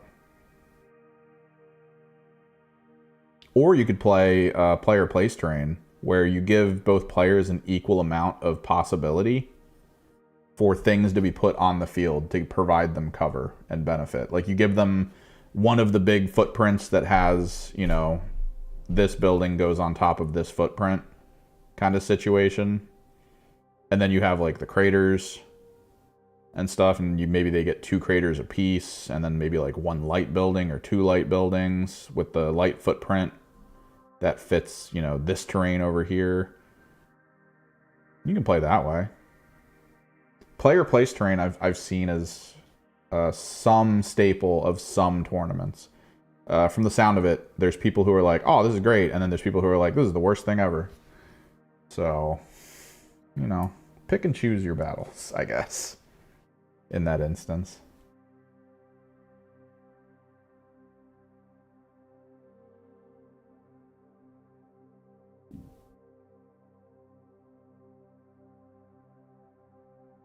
Because there's usually restrictions on player place terrain. Like, you can't put terrain down within X amount of inches of each other. You can't. You have to like move them away from table edges. Like, there's usually limitations. Just depends. But yeah, containers probably a good pickup. You're talking about the. Are you buying just containers? You said Games Workshop, which would mean you're buying the ones that also come with a couple of vehicles, I think, and like a moving vehicle. So you're getting, what, 4 containers? That's not bad. 4 containers is usually good.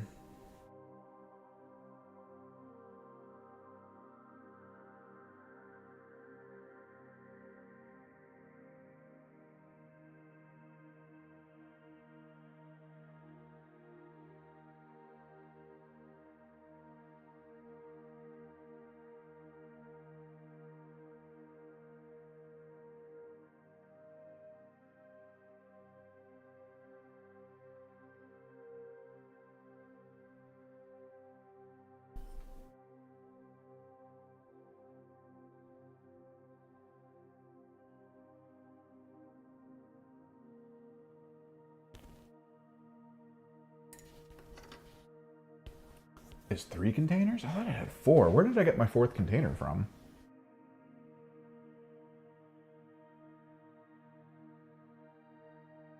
Could have swore I had 4 containers. I don't know.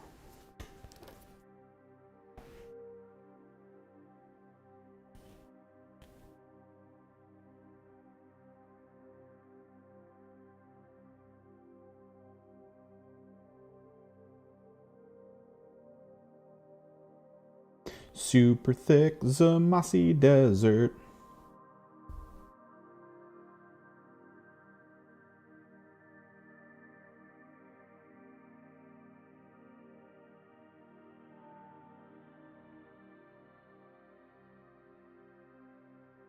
I think over time you'll notice like maybe the weak points in whatever terrain layouts you go. Because less ruins means less obscuring, means more advantage for vehicles. And like artillery and long range shooting. So like you kind of have to find your own balance, I guess. If you feel like you don't have enough spots on the field that are like, oh, this is a pillar of obscuring, your knight cannot shoot its 72-inch 40 attacks at me. It's like, that's, the game does need that. It does. It needs the ability for you to be like, no, you don't get your dual Gatling battle cannons on me. So as long as you can at least balance that a little bit, or at least feel like you balance that. Because if that didn't exist, yeah, everyone would play knights. Everyone would run as many. It would be like what we were talking about earlier with finding the meta list for teams. The meta list would be you'd either run knights with those dual Gatling cannons, like 2 models with them, or you would run knights with melt-a-guns. That would be the entirety of 40k. Would be either knights that kill knights or knights that kill people. Those would be the only lists you would ever see at like the top tier.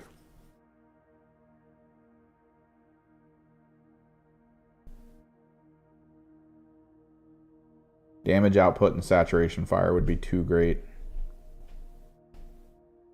for like almost any other faction to overcome if they were just getting shot at all the time. Terrain really does play a massive role. What's up, Dylan? Yeah, terrain really does play a massive role in whether or not you're going to be able to survive and achieve goals.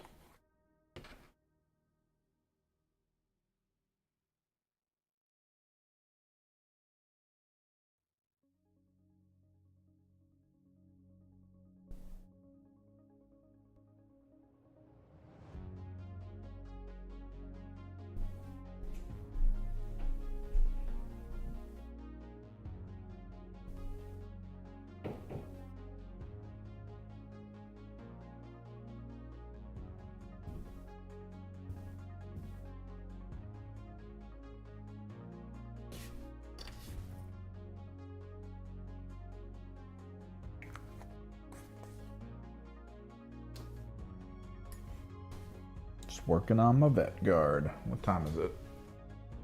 Noon? Nice. Gotta remember to swing by the art store. I ran out of Mod Podge. I'm building a sound dampening canvas. I'm gluing sound dampening panels to a canvas to hang on my wall.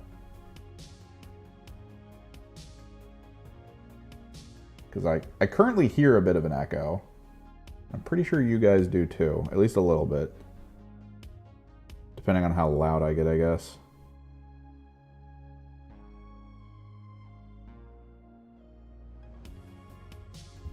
And with some sound dampening, we'll be good. Oh, okay, you can't look at Games Workshop for Xenos Terrain. Oh my god. Okay, so fun concept. Like actually a fun concept. If you ever want to make like a really cool Xenos terrain set, just buy frickin' cheap low end fish tank coral. Just do it. Fish tank coral. My friends and I have looked at so many fish tank, like internal visual terrain sets that we're like, dude, this would be the coolest ever alien planet. Like, you even repaint it, right? Like, you reprime it black, and then you hit it with some really vibrant colors. It would look so good.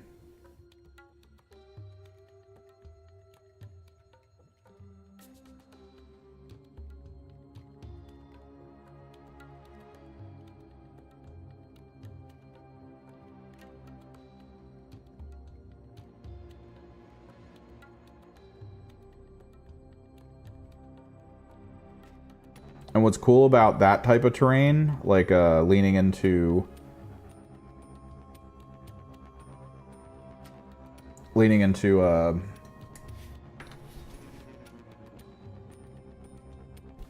terrarium or whatever, terrarium or aquarium terrain. A lot of people like the idea of playing in jungle, right? Like jungle terrain. I think the worst jungle terrain that exists on the market right now is Citadel's jungle terrain. Like, I really don't like any of the jungle elements on any of Citadel's terrain pieces. But like, you order aquarium terrain, like the little grass that fish usually like to hide in. Dude, you've got a forest right there, and you can buy a ton of it. And sometimes it comes in like single segments, right? So you can kind of place them around a little bit and create like gaps and stuff for people to walk through. Because there is rules for jungle terrain right now. Like, there's rules for them, specific, that no one uses because no tournament I've ever seen or been to utilizes jungle terrain. Yeah, I mean, those places, Mantic, I've seen Mantic stuff. Mantic's pretty good.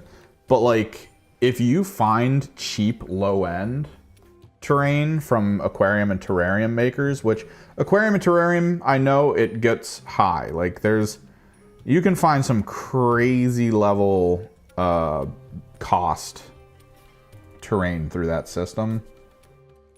But like, there's some cheap ones that still look really good. And with a coat of like primer and paint, will just look like the most incredible piece of terrain you've ever owned. And I think there's value in that, because I know a lot of us are trying to figure out how to like meter out how much we spend on stuff. It's the whole reason I've got that little dono goal going from Streamlabs. It's Emperor's Children on the horizon, ladies and gentlemen. I need cash. Because, oh my god. It's not good.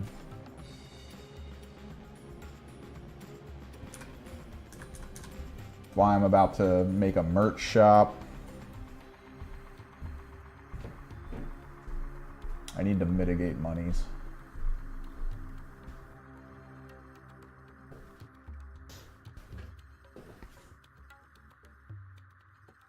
Because I can feel it right now, man. I'm going to buy like 2 battle boxes, a combat patrol.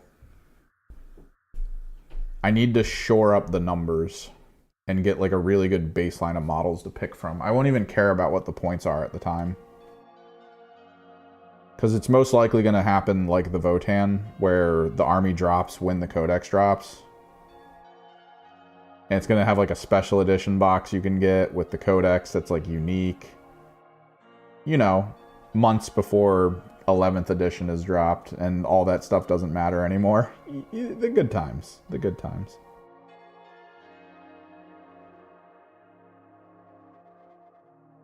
Classic Votann and World Eater problems.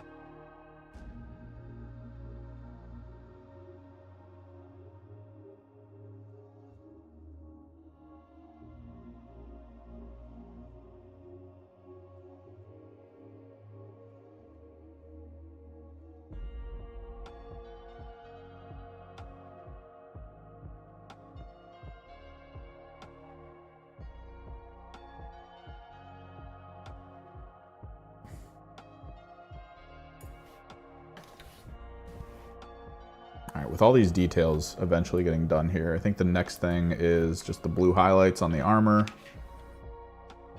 That'll be good. Armor and any like black components. I always like doing highlights on black to actually be a toned color. Because if you just do like black to gray, I don't know, it's a little boring.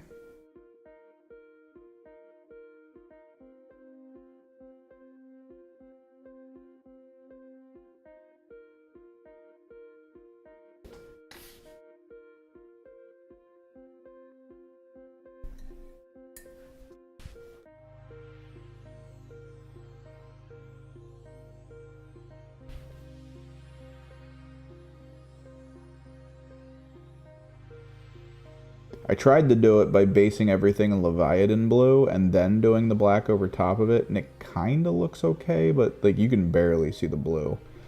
Because Leviathan blue plus Black Templar, I think, causes too many problems with like the mid-ranges.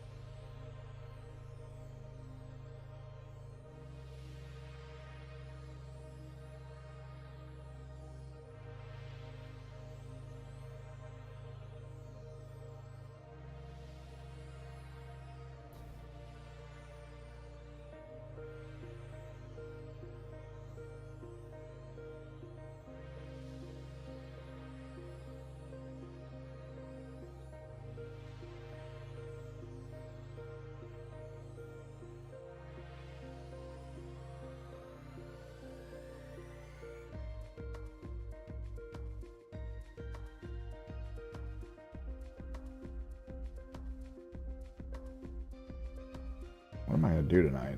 I'm gonna I'll work on another shirt design. I need to touch up that one I just posted in our Discord. Change some of the line coloring on it. And then that'll be a decent shirt design, I think. Be a good start. I have a couple others, a couple orc ones I want to put out there. And then I need to start working on the script for the Underworlds video, so I know what B-roll I need to put together. Because Underworlds is a good game. I know the rumor is that it's not doing well, and Games Workshop might get rid of it. But, like, I feel like they're last-ditch efforting it right now. They rebooted the whole, like, Rivals format. They updated a bunch of the teams to try to clear those teams out of the, I guess, the stock that they have. Just sitting around.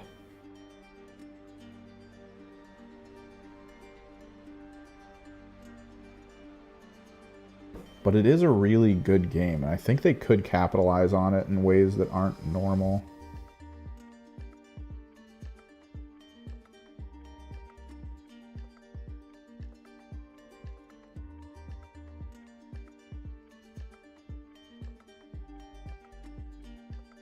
They definitely have to approach it a little differently, though. Because I love games like this. Like, on PC, I used to play a game called Duelist, which was basically Underworlds with, like, some slight adjustments. I loved that game. I love that game so much. It was a great tactics card PvP game.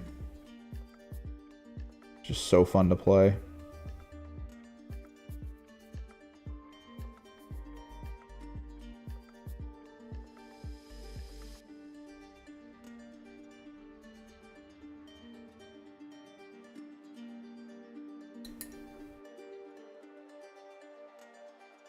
I have to soap this brush. This brush is taking a beating.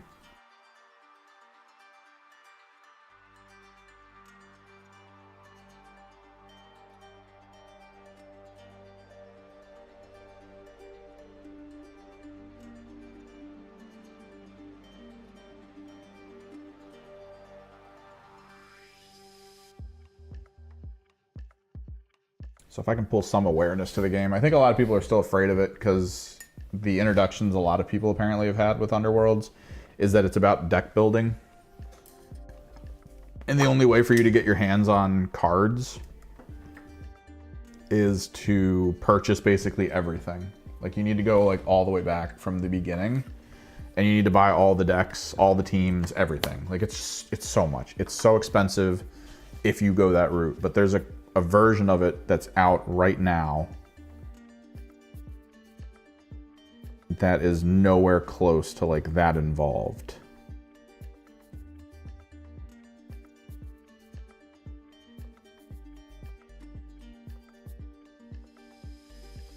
Which is perfect.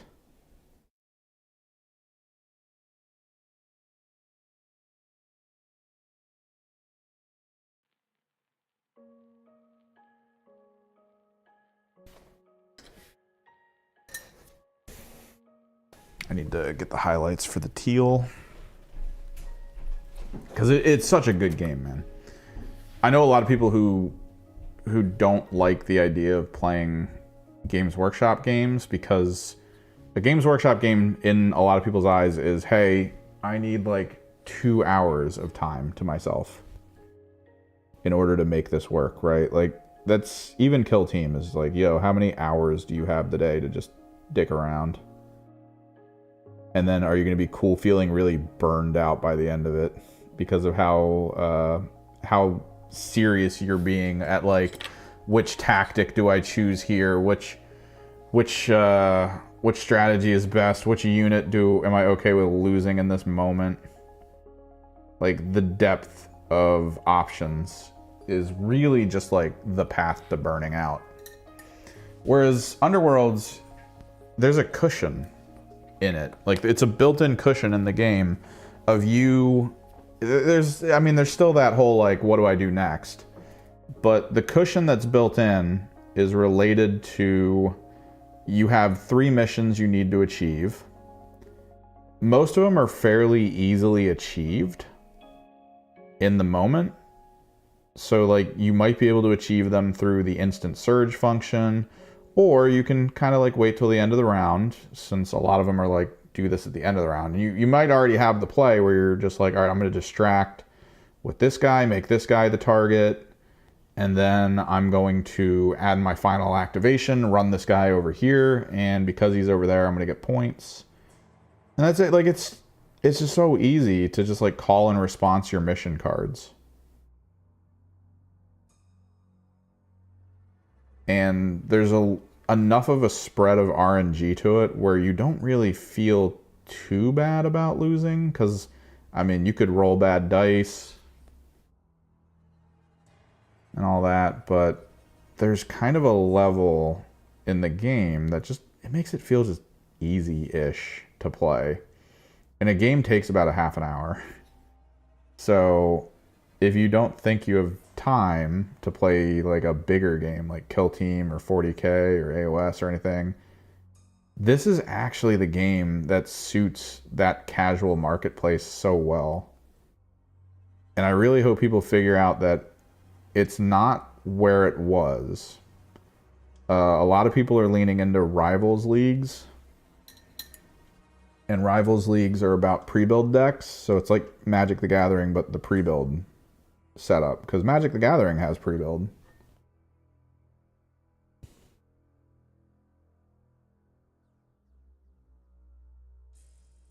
Which to my understanding, a lot of people enjoy.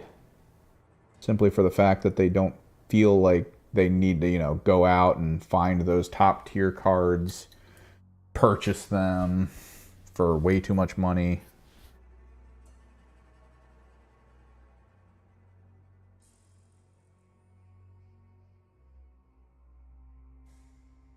There's no real drive to do that.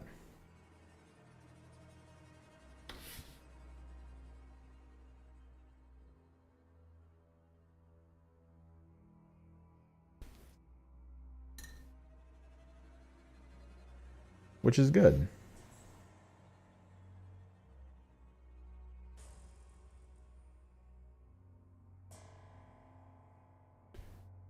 It's good for someone that just wants to, play.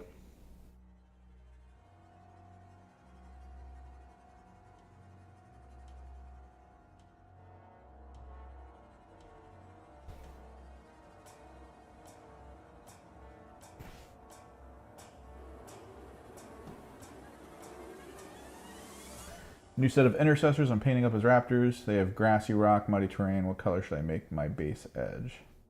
Alright, so base edging for me, I've always been the colored base edges is for heathens kind of thing. But, I mean, it's up to you, really. There's value in kind of picking and choosing how you're going to approach your base edges. Because you could take them in like a more tactical route where maybe you color each base ring differently. So that you can reference things. But so you're making them raptors for 40k? Like, do you need them to be specific to the point where you're like, purple squad is the squad that I don't want in this area? Or something, like, you can kind of make them your own thing, or if you're just trying to base them to be visually nice. I mean, I always like black. If you have a really good black, it's amazing. I'm not gonna lie, it's really amazing. I've been really getting into this So Flat black recently. So the black bordering that I did on... Is it really dark now? No. The black bordering I did on these guys' bases, it looks really nice.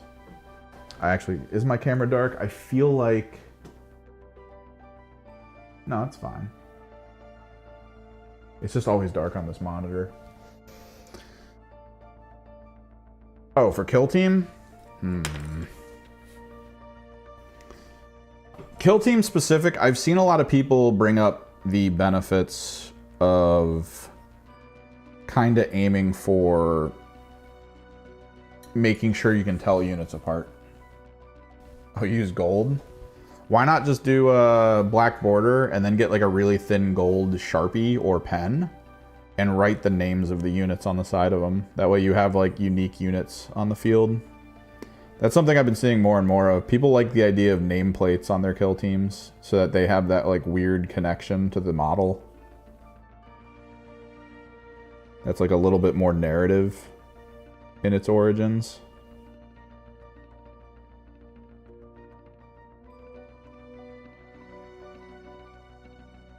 It's also a great way for you to track equipment. If you don't want to use a ton of tokens, you can be like, oh, well, Marius has the frag grenade, and you can just write that down.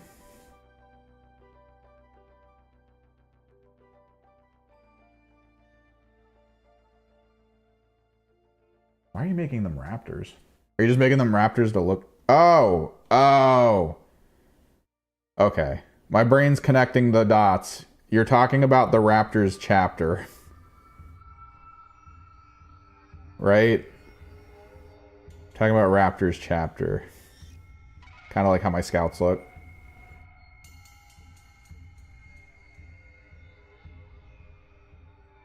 People keep catching me off guard with that, man. They're like, I'm doing Raptors. I'm like, oh. Okay. Jump pack troopers look cool, but you don't get any benefits for jump packs in Kill Team.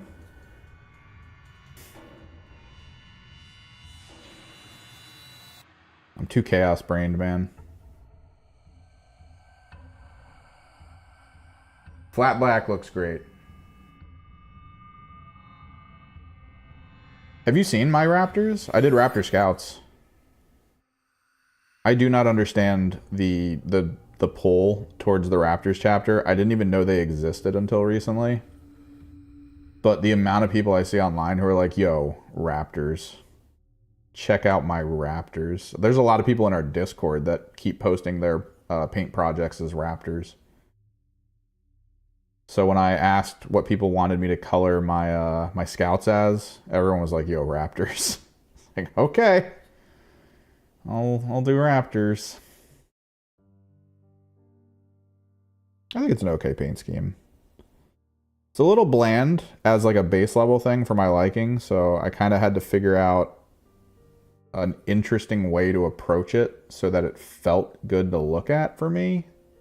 Because I like bright colors. I like saturation.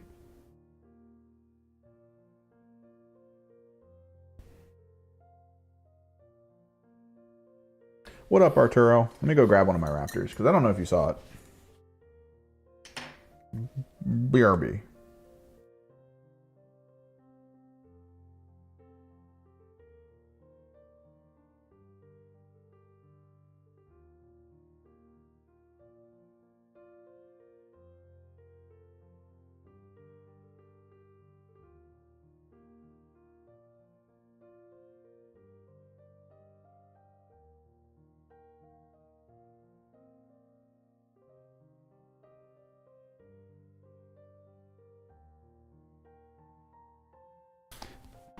So what we did,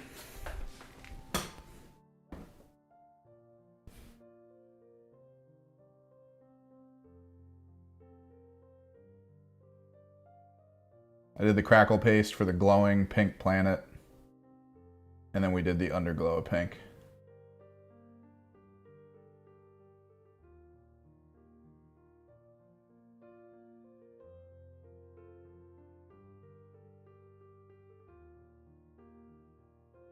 So yeah, when you see them from above, they just look like regular ass unit. And then you get down and gritty.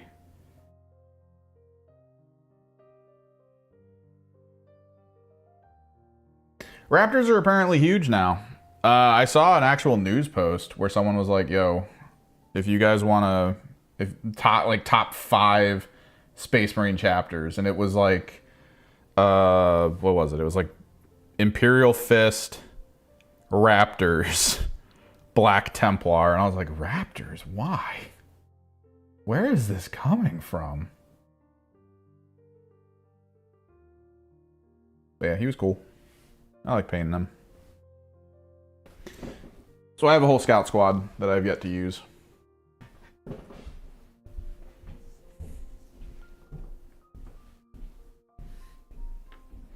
I am actively trying my best to get people in the local area interested in playing Kill Team. I keep bringing it up to them, and every time I do, they're like, yo, I really do want to play Kill Team. I'm like, okay, we can do that. I can make this happen. Do you have a team in mind? I probably have it.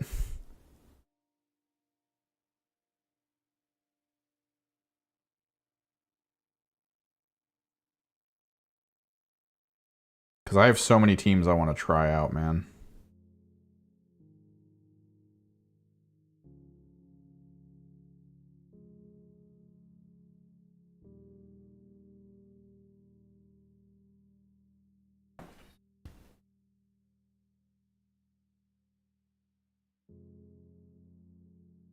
Okay, hang on.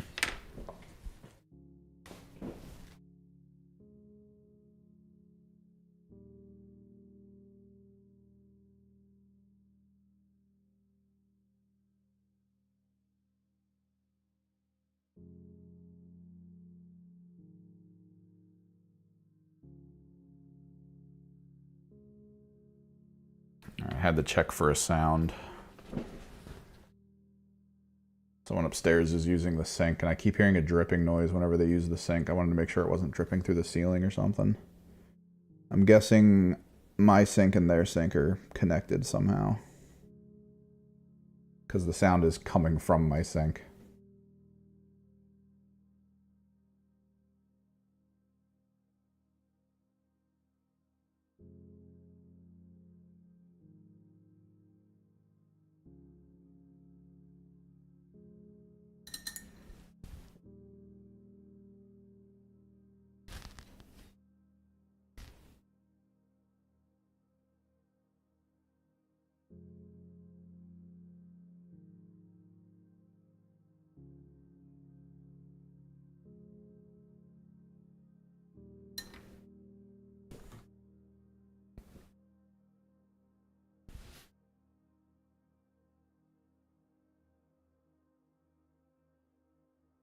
I gotta see if I can find a channel that mostly focuses on Kill Team tournaments. I do want to see more. Watching the LVO tournament live was really cool. Because, like, the opening team that I saw was Novitiates versus Scouts. So it was kind of cool to see the Scouts that were brand new at the time be like, hey, we're in this tournament. And they got shellacked.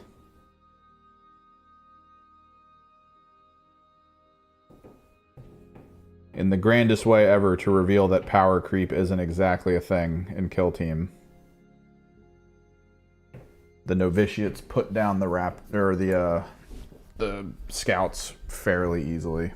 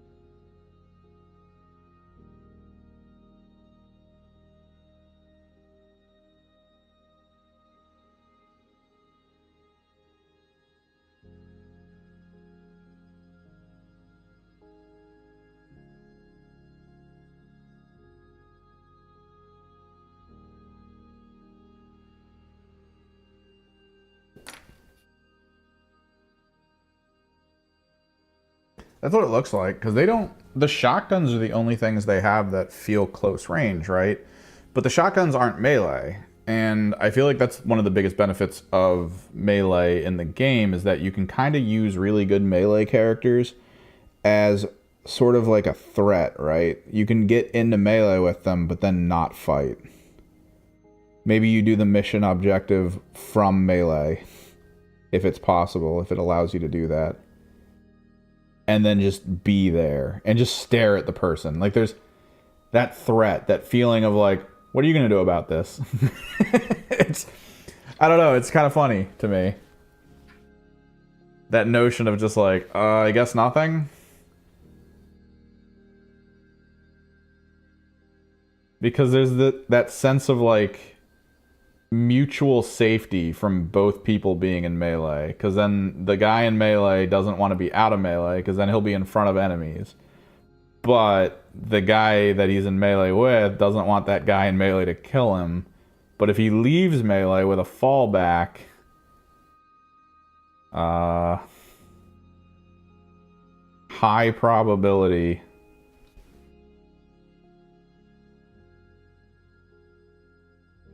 that he's gonna get chased down in the follow-up and killed.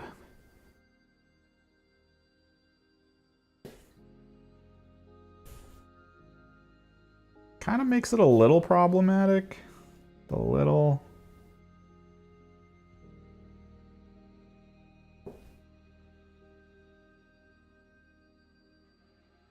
And the scouts are like, we have shotguns, which, as a Genestealer cult player, as a Wormblade aficionado, a shotgun is used to potentially kill someone with a unit that you are 100% okay with losing in the following turn. Like, in the following activation, you want that one guy to be standing in front of the enemies, and he's gonna die.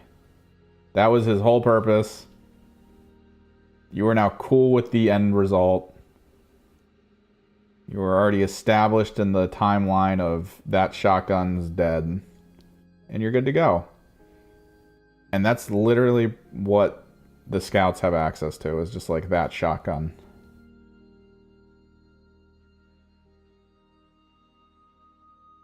I wonder how many people bought the scouts having only played elite teams, being like, oh, they're Astartes, it's the same thing.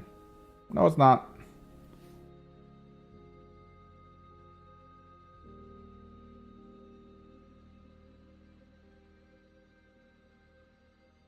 You about to struggle. Maybe a little bit of a struggle bus. I want to see more games, though. I feel like I haven't seen a game in a while, is my problem. I need to see if there's local kill team tournaments going on. I think the closest tournaments to me are like 2 hours away, which is not what I want.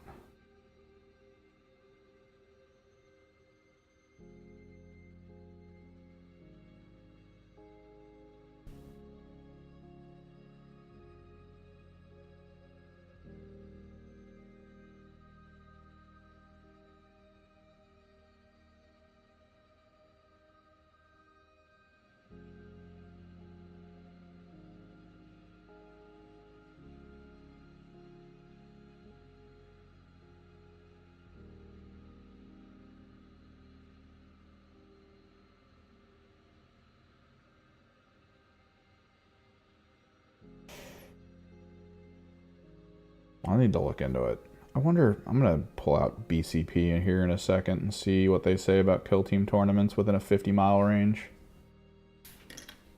Coming up. Because I want to go to one, man.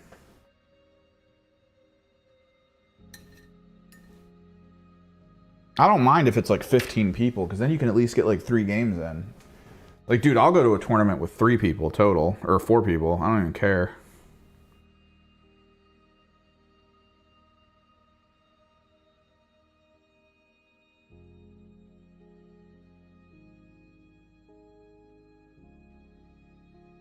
Okay. Search. Current location, 50 miles. Exclude or expires. Let's go all the way out to August.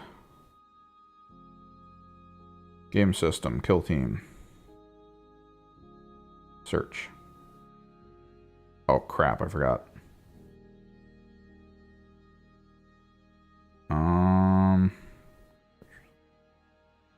Edit search. Exclude online. That's my big thing. BCP put online on because that's like kind of the core way we've been doing it for a while. Wait a second. 3 rounds. This is in May. 24 people. Oh, Cherry Hill. That's freaking... So there's only 2 tournaments between now and August in this area. And it's one in Phoenixville. Kind of want to check that one out because I think I'm going to Phoenixville. Oh yeah, this is why I hate BCP. I forgot. Copy link text. Because when you click on the location in BCP, it pulls up Google Maps like it should, but then the Google Maps just shows you your current location, and that's it. That's all it does. No, yeah, I'll play 4 people. Screw it. But just having to drive like 2 hours to get there, I don't know. Because 2 hours for me, in my head, so I work nights, which means I hate waking up early. And for tournaments, tournament play is usually like be here at 9. And I'm like, oh, that's usually when I'm waking up. No.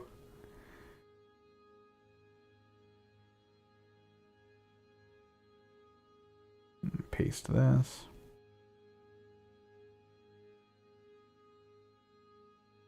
Hour and 16 minutes. Which means it's probably an hour from my friend's house because he's closer that direction. Maybe it's probably like 45 minutes from my friend's house. But like, you tell me the tournament's 2 hours away. That's me being like, maybe, just maybe, I get a hotel. But like, if it's a one day on a Saturday, then I have to be at the hotel Friday night, which that's possible. I don't work Fridays. And then I just wake up, go straight from the hotel to the tournament, and then just play.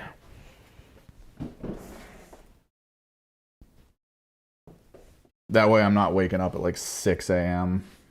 after going to bed at freaking 2 a.m. just to play a game. No.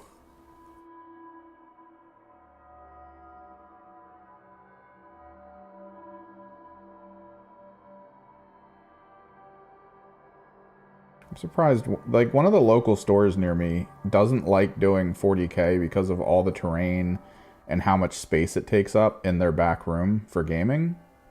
So they try to avoid doing 40K games. I was surprised they didn't lean into like Underworlds and skirmish games because I think they did. Oh, that's a light. I want to do that actually. We'll do it in red. Oh no, I know what we'll do. So we'll start it. No, we'll do it in red. We'll do it in fluorescent red. And then we'll hit it with white ink, maybe. Because they did the Star Wars skirmish game. They do like the smaller skirmish games, and I'm like, man, you guys could host kill team games back here. You've got enough space to run like 10 games. You could probably link up with a local group to just bring terrain for the day, because that's what that's what that 3v3 tournament did. It linked up with a local group that brought out a bunch of terrain for the day.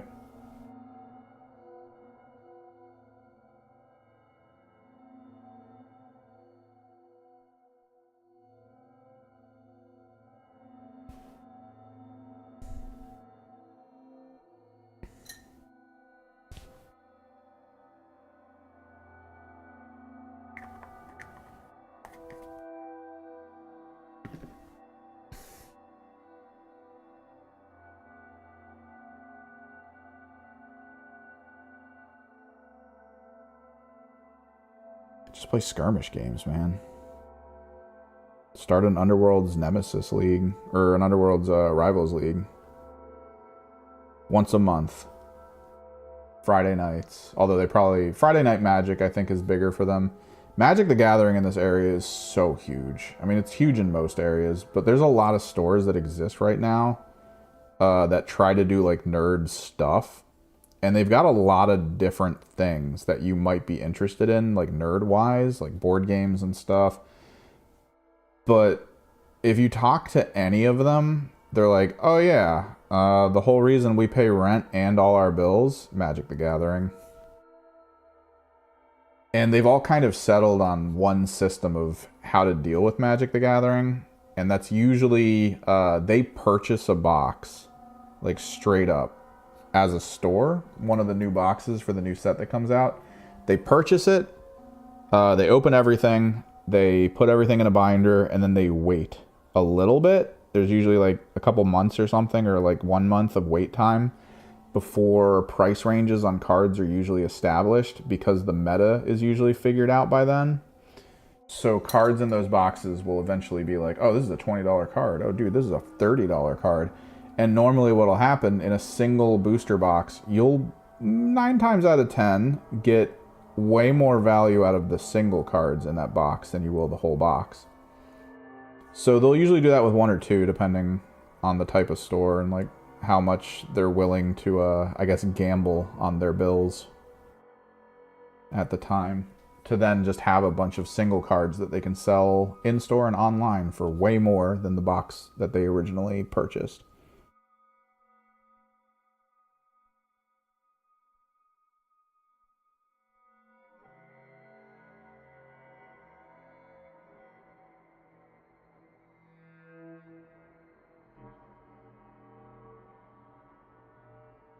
Because I know recently there's been a lot of game stores that appeared near the end of COVID or just before COVID that are all starting to close down. And it's the combination, of course, of everything's getting more expensive, inflation, rents going way up for everything.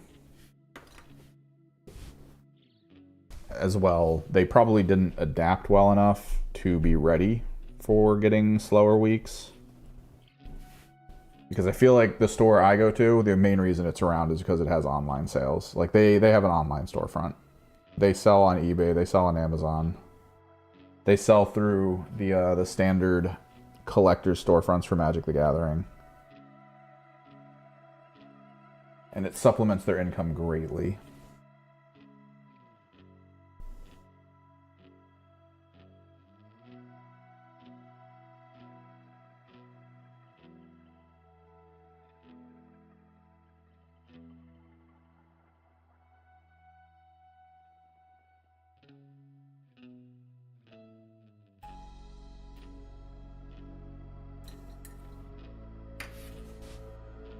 Man, they could run skirmish games out of that place. It'd be so good. Their back room is sized for like 20 people.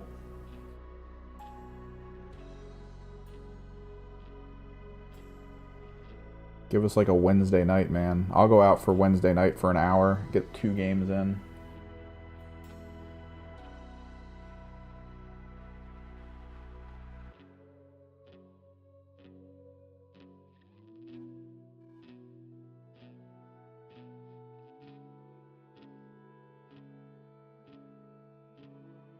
I mean, we're about to paint 4 new Underworlds teams here.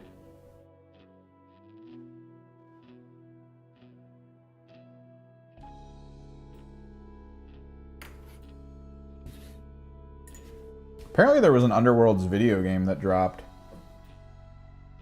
And a lot of people were not happy with it because it didn't exactly resemble how the game really works. Like there was a lot of bugs and a lot of like problematic interactions with rules.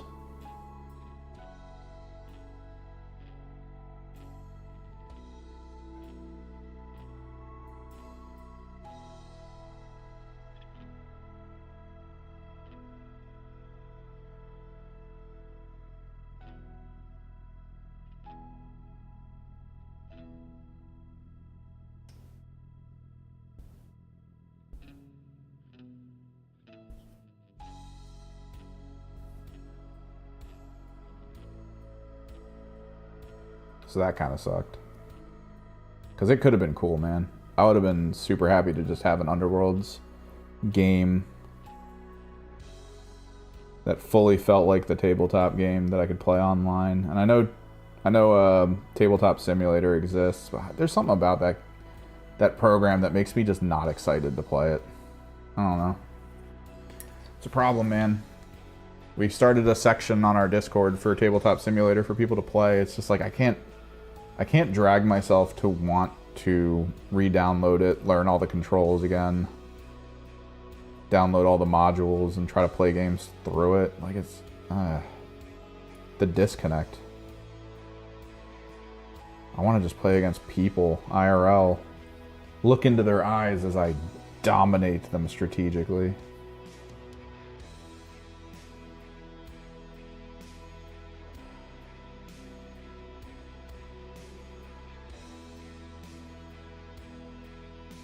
Maybe we do it.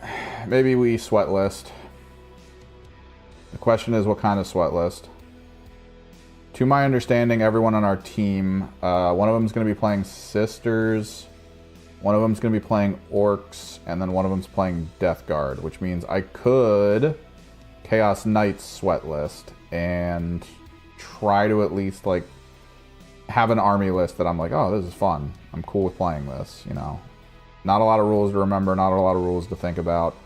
Just get through the game, focus on the key targets to bring down, utilize the deep striking units well, and that's it. It's the whole game. Fairly simple, fairly easy.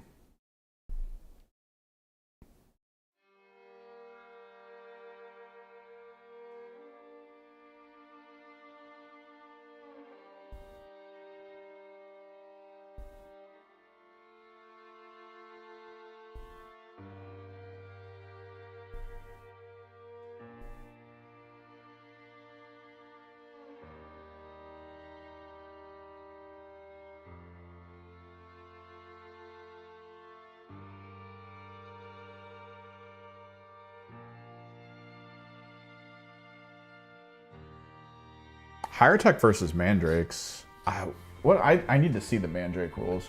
I thought Games Workshop was gonna keep posting the rules up because of the whole Scouts versus Scorps rules that they dropped. But apparently that was because they didn't pack the rules in. Like, that it's just like, oh, we weren't good at, apparently the distribution center didn't give everyone the rules for their teams. So we're just gonna give everyone the rules for free, and it's like, all right, yeah, that's cool. But like, I didn't know about the rules not being put out properly. So I assumed season 3 they were just gonna give us all the rules like a few weeks after the initial drop, but that's not apparently how it's gonna work. So I need to look at the Mandrake rules. Higher-Tech should do well into them, just depending. It depends on damage levels.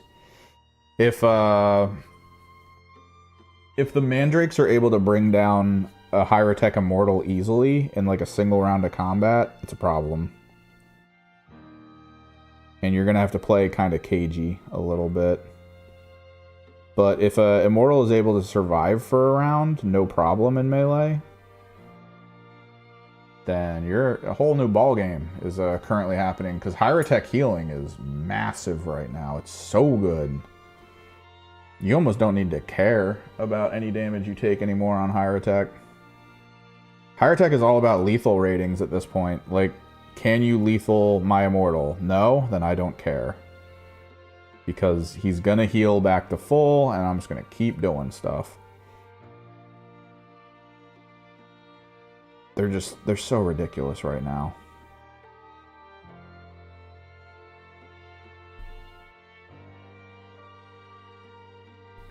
And the ability to get up on a 2+ instead of a 3 is actually a massive buff. Like just the hugest buff of all time for that team. Because now whoever you're playing against has to establish their strategy around you getting up. Whereas on a 3+, you could kind of work on being like, oh, what happens when they get up? But you didn't really need to focus on that. Like, that's something you didn't need to worry about. And it's been interesting to see that evolution over time. Because at first, I didn't give a crap if a Higher-Tech stood up. The Higher-Tech would get up at like 4 wounds. Like, a light breeze could knock that over. An Imperial Guard in melee could end that. I mean, it would get up, it would be injured. Unless you had a Technomancer with his thing, which you then needed to activate the Technomancer's ability to make it not injured at the time. Now that just persists, which is really good.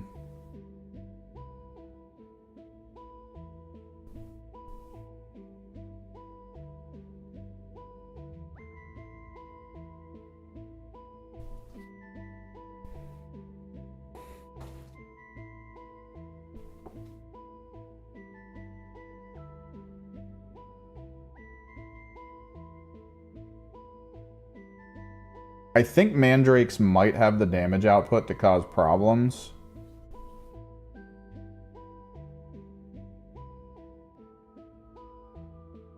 But I do feel like it has to be a struggle. Like, it's gonna be a struggle for them to really do what they need to do in a single round of game, or a single round of combat.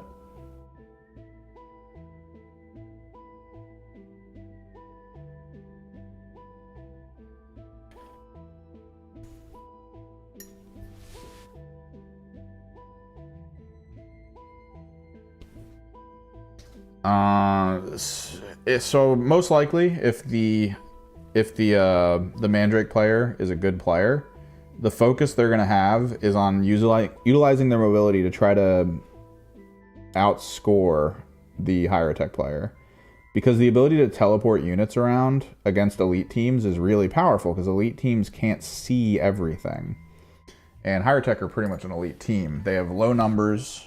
They do have fast units, but those units you don't really want to play up. And if the Mandrakes themselves can get the ability to target the plasma sites easily, you've knocked out most of the higher tech's ability to score points.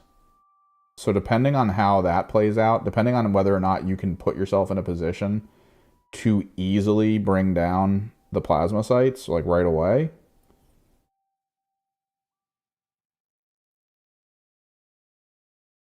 and then start scoring just to try to outscore the higher tech player, then I think Mandrakes might have a chance.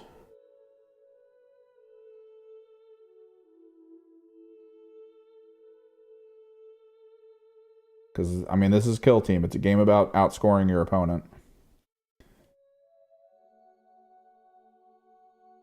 And if you can't kill them, outmaneuver them. That's all you can do. Figure out good ways to outmaneuver, put up sacrificial units.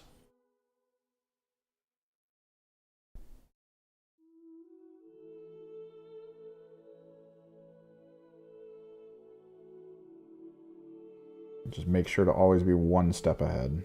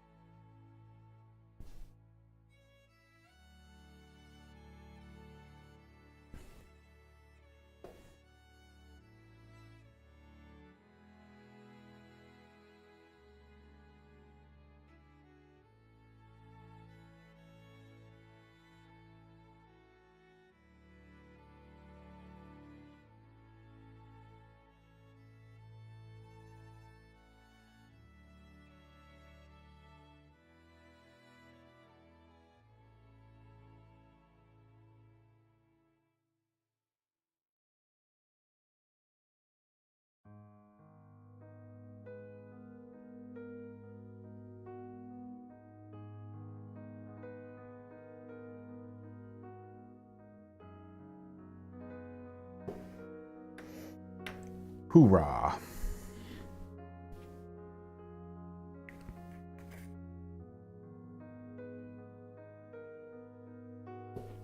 Alright, now we need to figure out the weapon components and the colors we want to utilize on them. I'm thinking we continue the burgundy approach.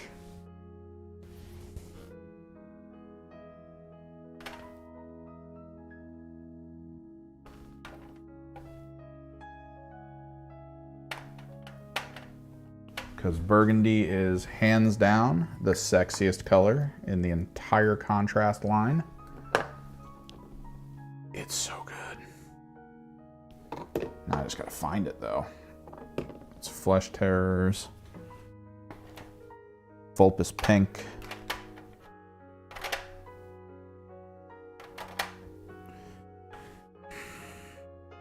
Would there be a good color to highlight it in? I have Familiar Pink, but I don't think I would want to do that.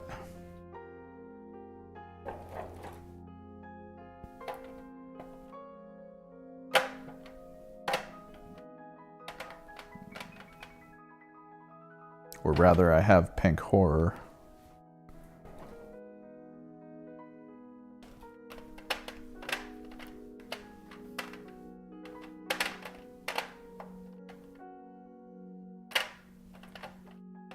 Where the hell did my burgundy go? Burgundy! Where are you? It's already out here?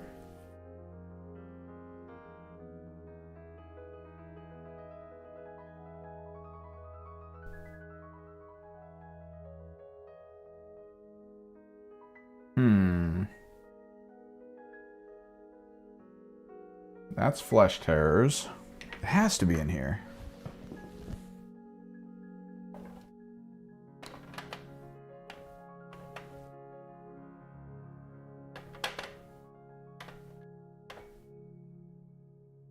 The issue is Vulpus Pink and Burgundy look so similar when you see them next to each other. Keeps throwing me off because the Vulpus Pink is just like sitting here, taunting me.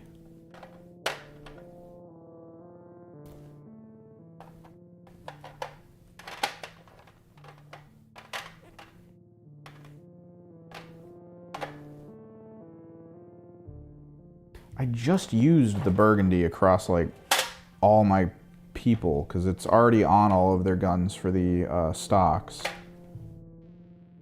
So I thought it would still be out here, but it's not just sitting out here. Pick these up, readjust these. Why is this down here? God, I have too many paints. I wanted to buy some Fanatic paints, but no store around me sells the single Fanatic paints. And if you looked at my paint box, yeah, I have no reason to purchase any more paints ever. I have like every color under the rainbow, contrast, layer, like 4 different types of shaders. Is too much. I've recently expanded the brown colors that I have access to because browns are not something I have. I realized that. Like, I was looking through all my stuff and then I started thinking like, oh, if I base this as a brown, it'll look really cool when I build it up to, oh, I have no brown. None at all. So now I've got like 8 shades of brown. From like browns to red browns to beige browns. Like it's... All right, it has to be out here.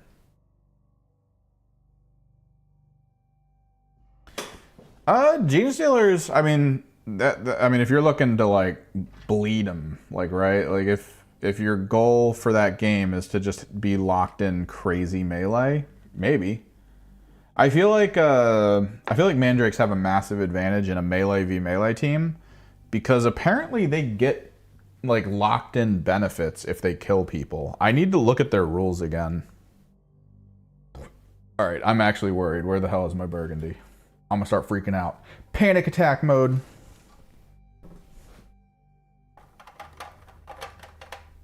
All right, panic attack avoided. I got it. I'd ask, do you know the rules for them, or you just know that you're playing them? Because I feel like that's 2 very different things.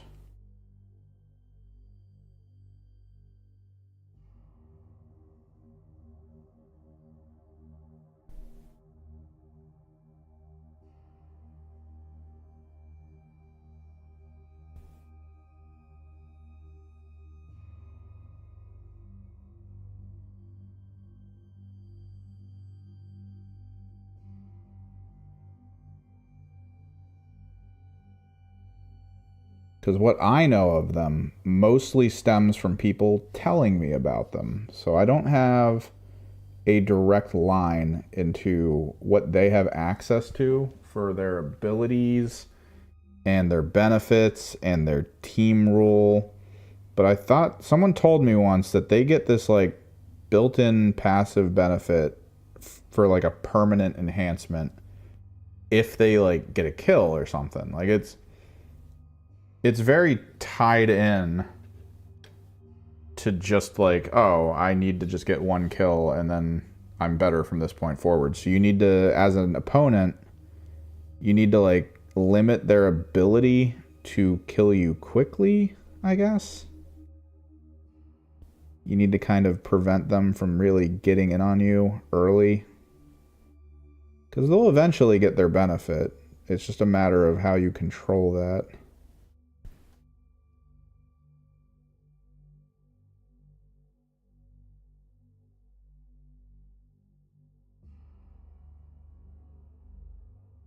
That's kind of like how the Harlequins played. The Harlequins were always going to get their unlock for their better tier of potential. It's just a matter of, could you slow it down for a turn? And if possible, do you want to? Sometimes it's not always worth it.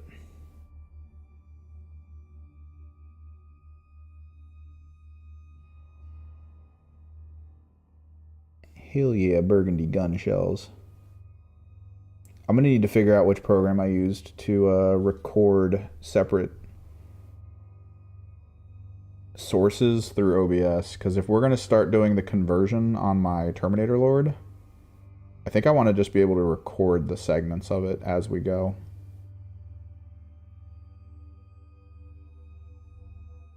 Burgundy gun.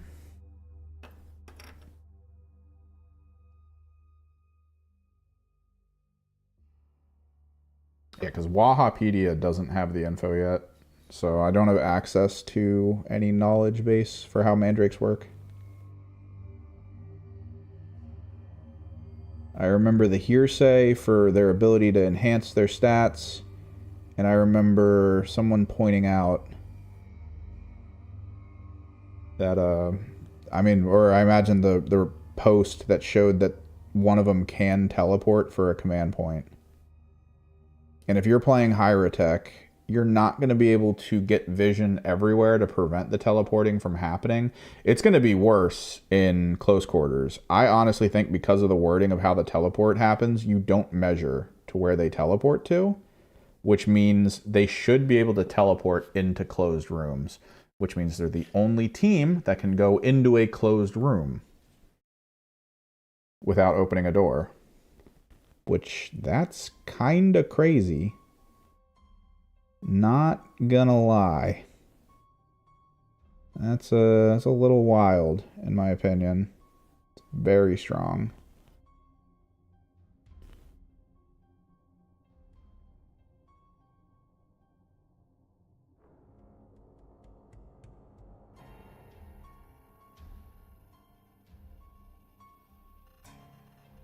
The ability to just be like, hey, how's it going? I have this point, door's not open.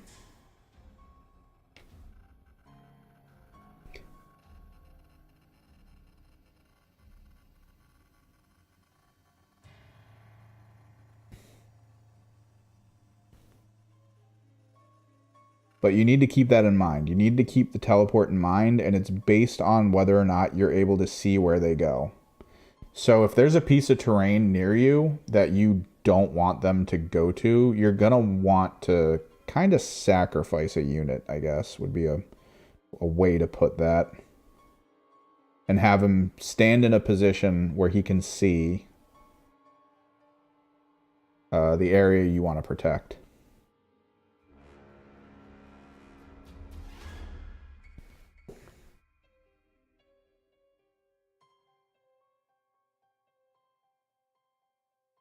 Like, that feels blurry. What's the focus zone? I think I want to focus it back here.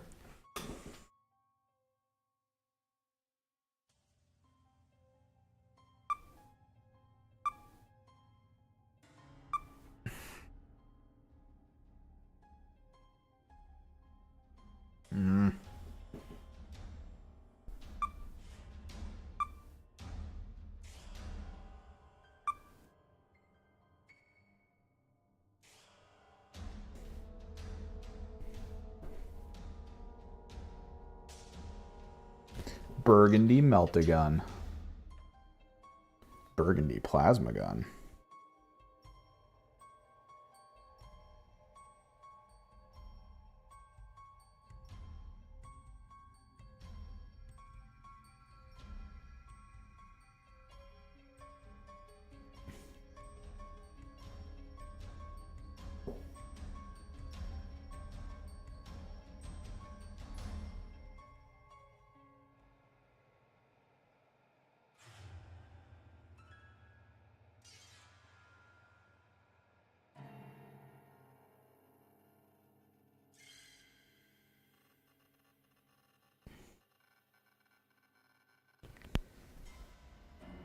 It's so bright.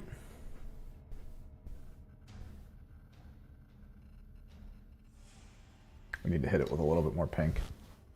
Some spots are a little too white.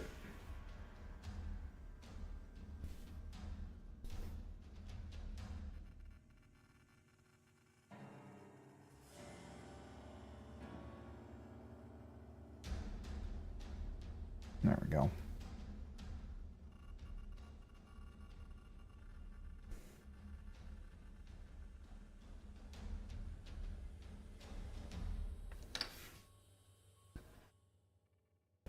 Nice and vibrant.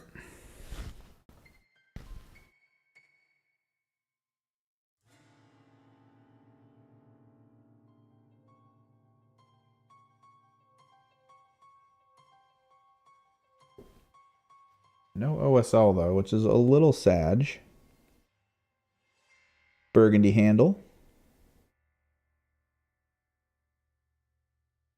On what I'm guessing is a grenade.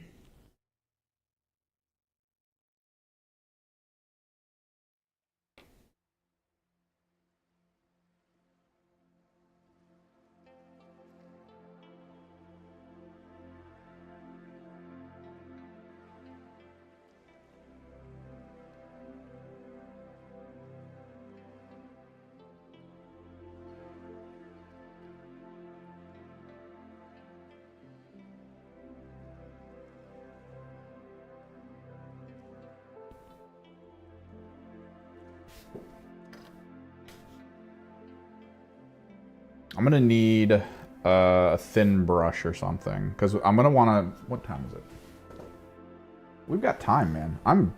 I always feel like I'm running behind on my pacing, but then I look at the clock and it's like, oh, we've got like 2 hours left, and we're right here near the end. Okay.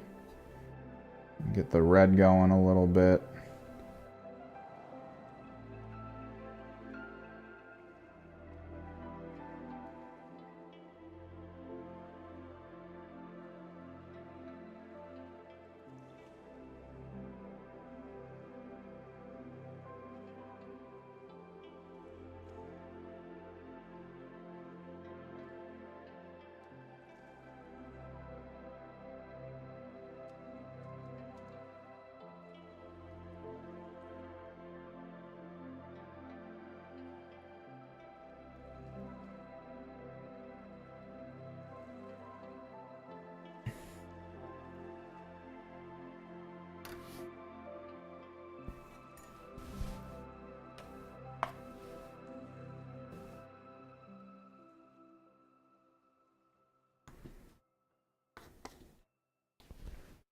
Which means we should be able to get the basic texture paste down for their basing.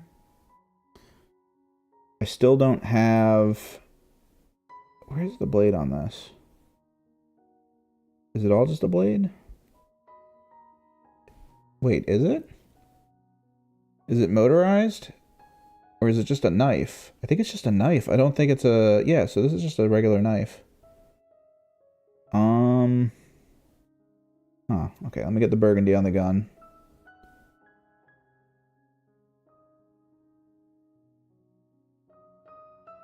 And then we'll probably pull out like a silver.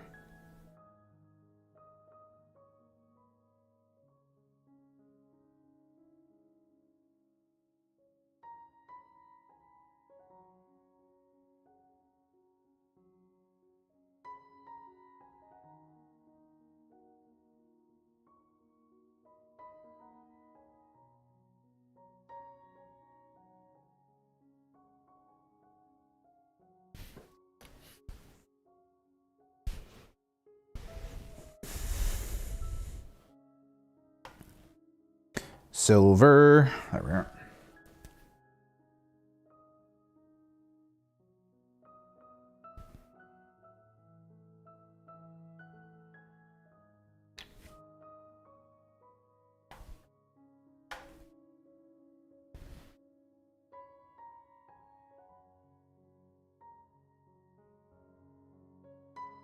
We're just going to brighten the knife up.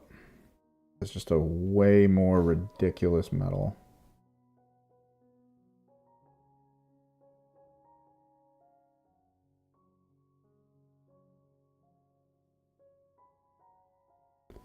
Let that dry a little bit. We're probably going to put some Blood for the Blood God on the tip of it. Because even the Blood God gets some benefits from medics doing their job. Some burgundy down here.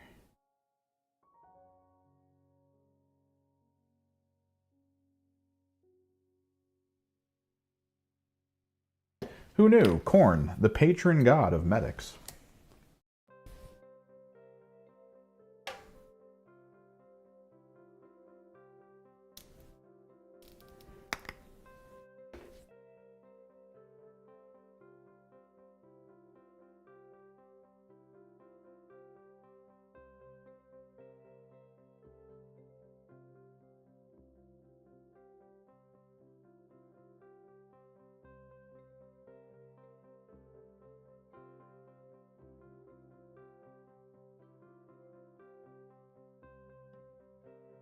All right.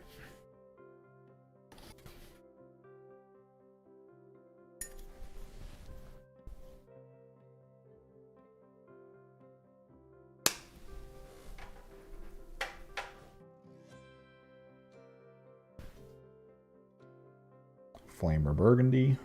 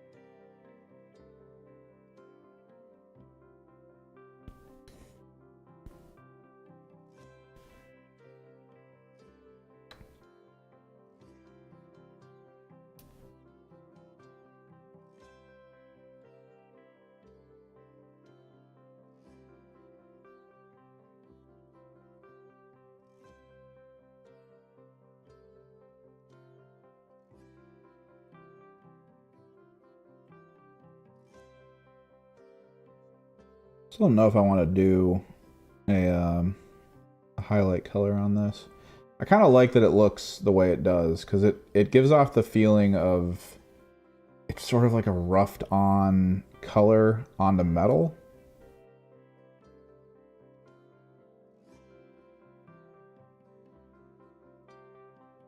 Like it's toned in a way where it feels like it's set in with the weapon. Like there's a darkness to it.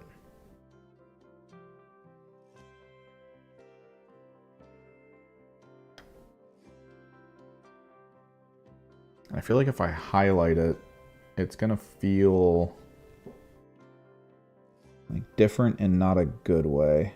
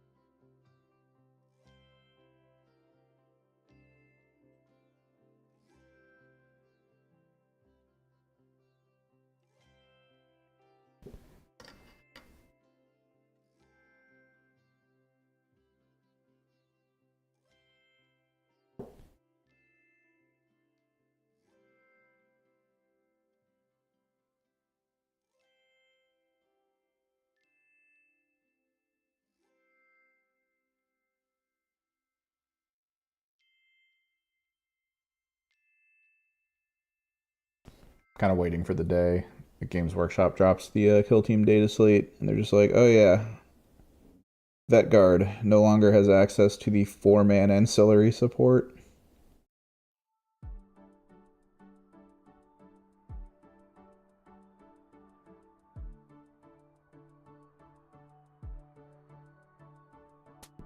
It is so strong. Question. So these are las guns, right? I think I have my next thing I want to focus on. Wow, so why did I go to Thousand Suns? I was supposed to look at something.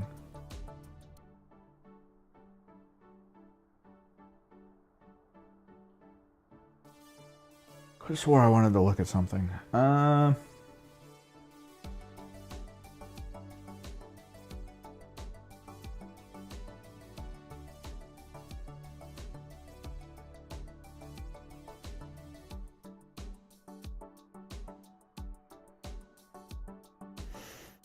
I think we make the las guns like glow. I think we actually get into them. Like the little venting on the top and stuff. Let me take a look though. Vet Guard. Trooper. Yeah, they're las guns.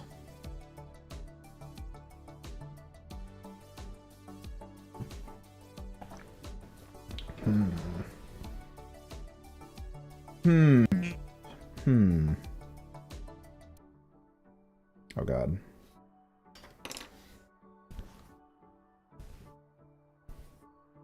Where's my broadsword silver?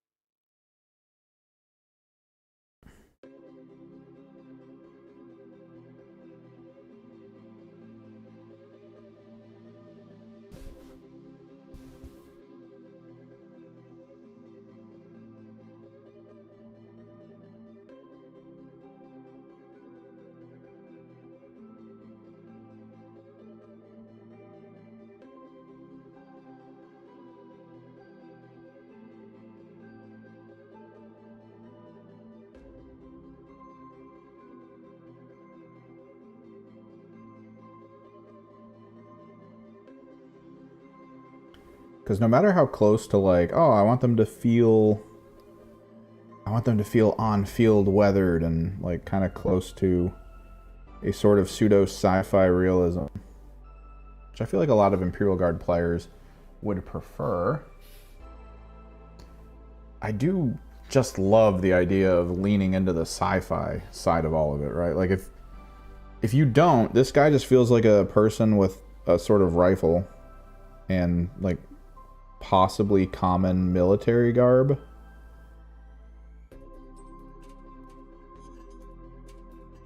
And it's whatever.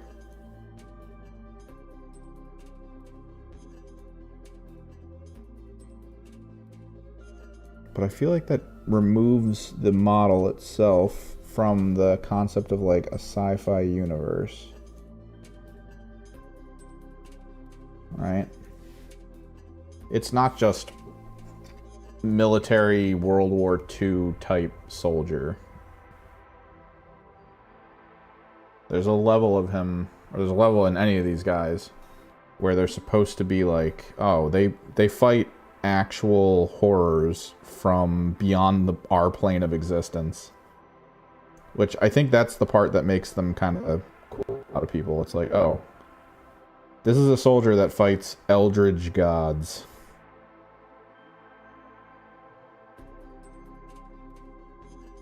That's the connecting point. Human condition in a universe that seems so non-human.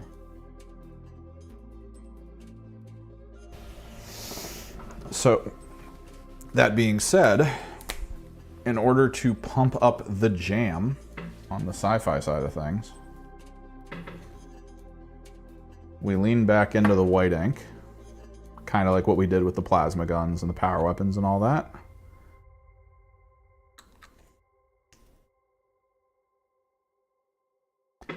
And I feel like we go down the line.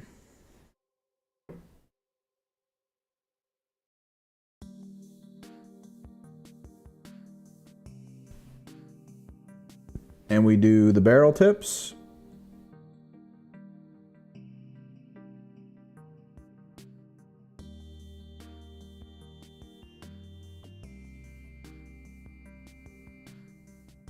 It might be a little rough.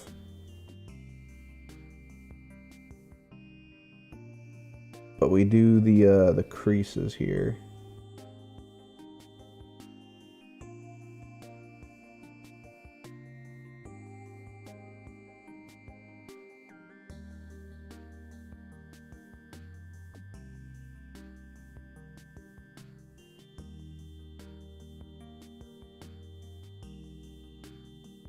The coils.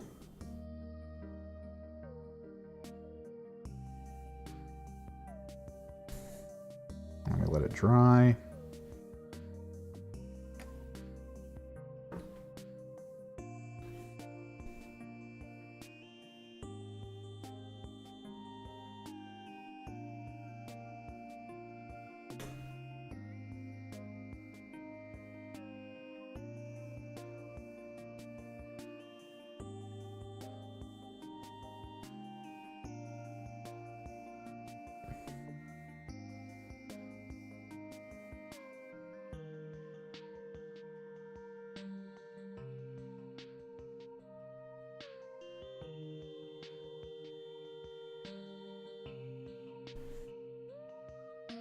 Dude, I love white ink. It started out looking weird, like it was gonna overcome the peaks, and then after a couple seconds, it's like, oh no, I need to be in these little recesses here. I got you, and it just does it. It's just a matter of putting the right amount of ink on the surface of the brush. That's all.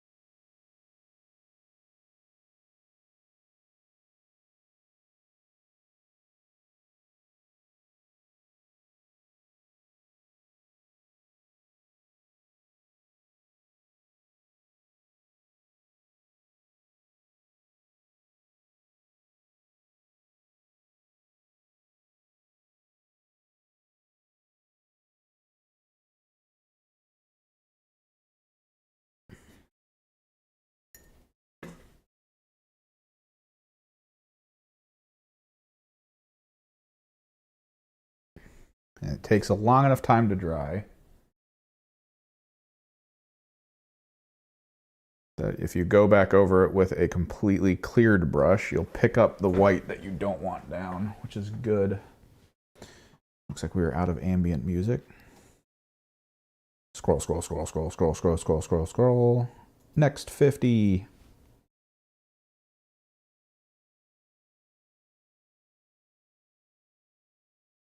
No, not that.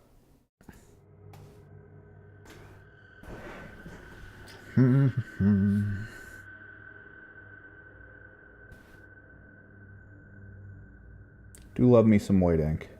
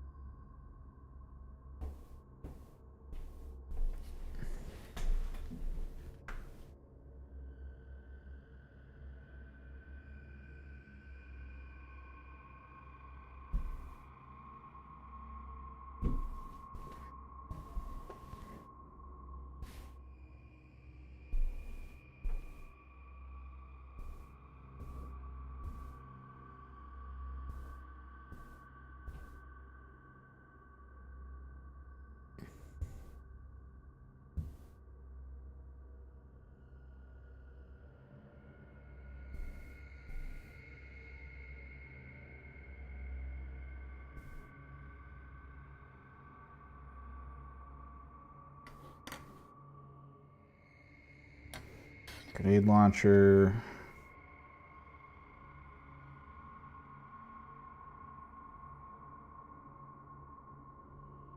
Oh no. How did I get purple on this?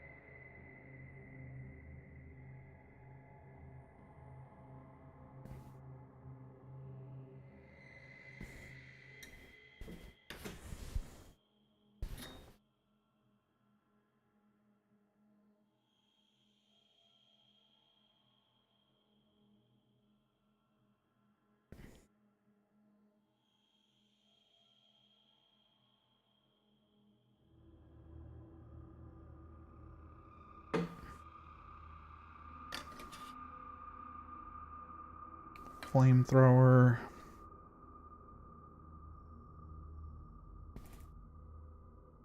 Which we can probably... I do think the flamethrower could use at least a little touch of light on like the tip here.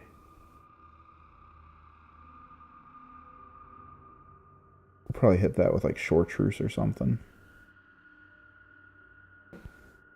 Maybe just the orange.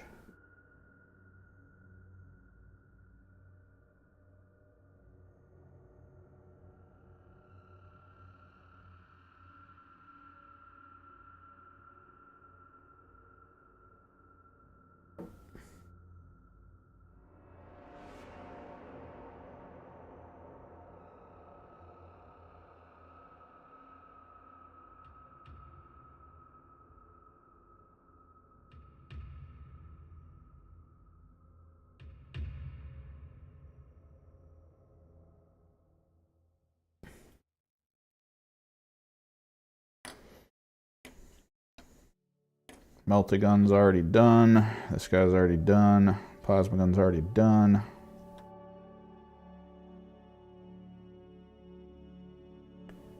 There is no coiling on the sniper.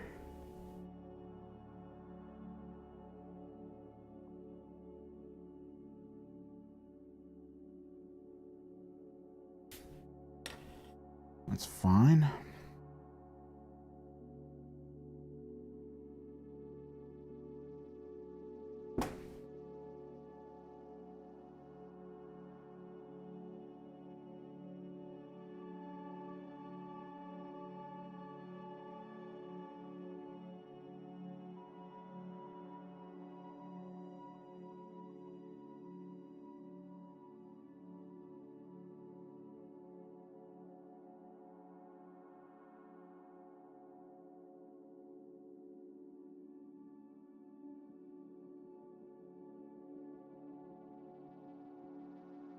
Hell yeah. We're gonna magenta these.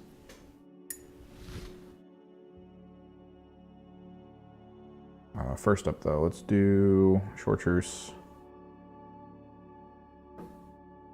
on the flamer tip.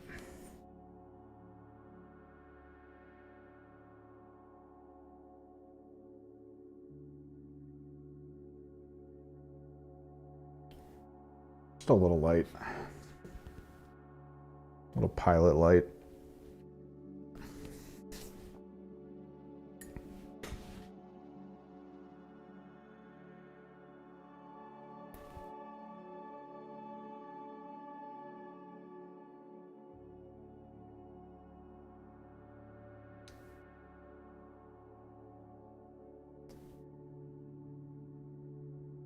Okay. Key thing here with the magenta is control.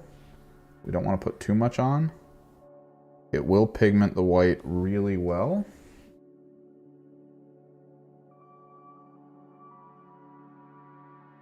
But you can keep it very thin. And thanks to the high flow nature of the paints, when we go here, as long as we do this right,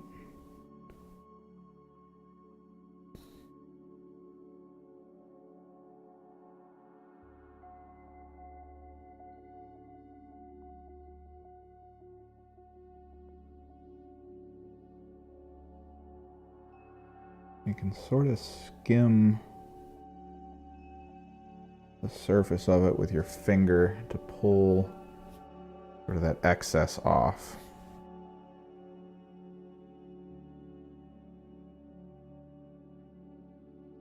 Super quick, super simple. Glowing las guns.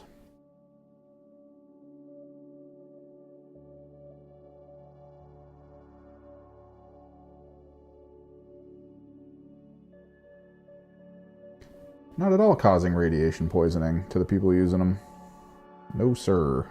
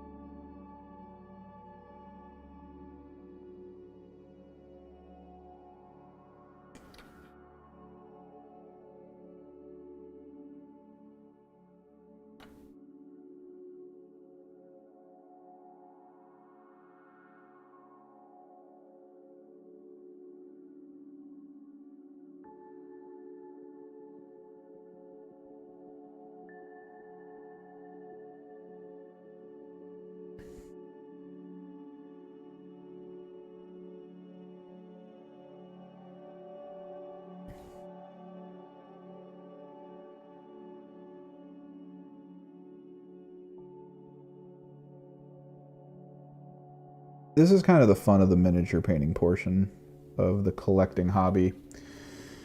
Because the average person would probably look at this, look at the model and go, okay, well, that's just a metal coil. You know, nothing major. A metal coil. Maybe they'll make it a slightly different color than the rest of the metal on the gun. But you can always make the call of being like, I'd rather it be a, let me pull something up. I'd rather it be a, like a glowing element. I would rather it look like it's emanating heat in bulk.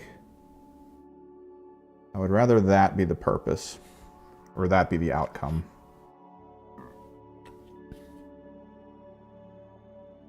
Than to simply just be a coil. And people can make these calls, which is great.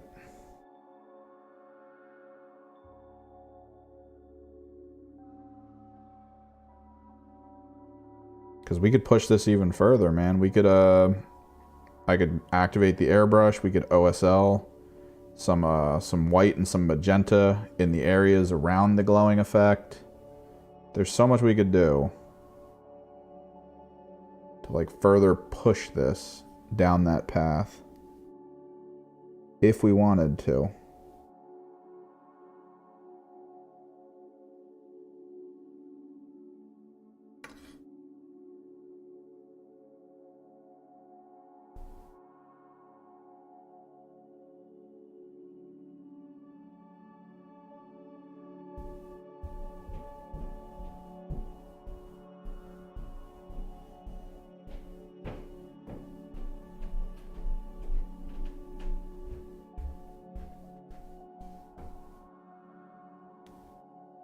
I'm actually going to probably go back in with the white ink in a second to try to kind of make the middle area glow a little bit more, like the middle area close to the gun itself.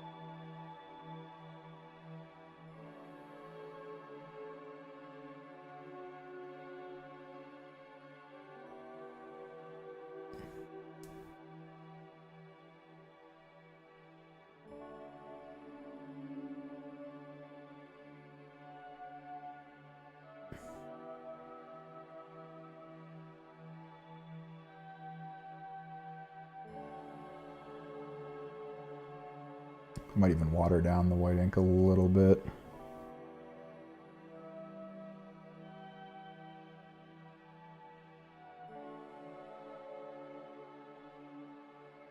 For this last bit.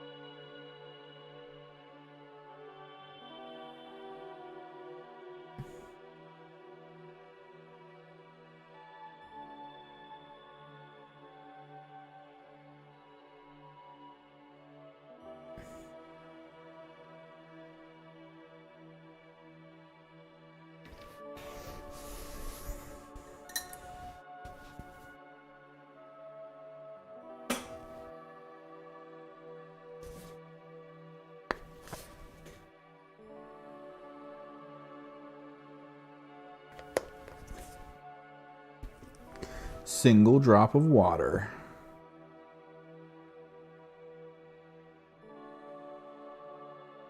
Oh, now it feels very capillary here. Yeah.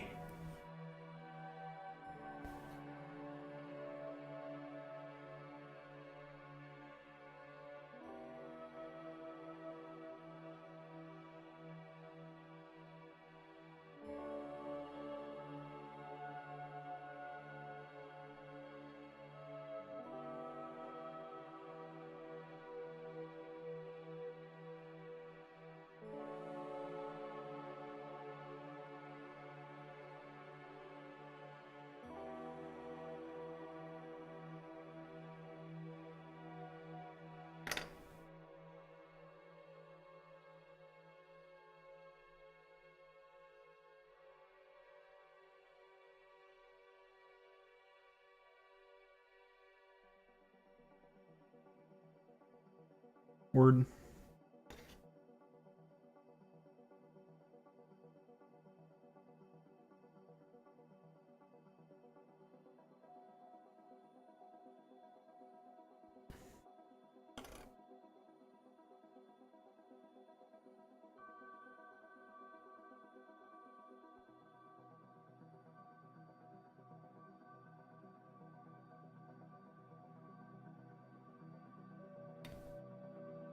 Plasma gun needed to push too a little bit. I think it does.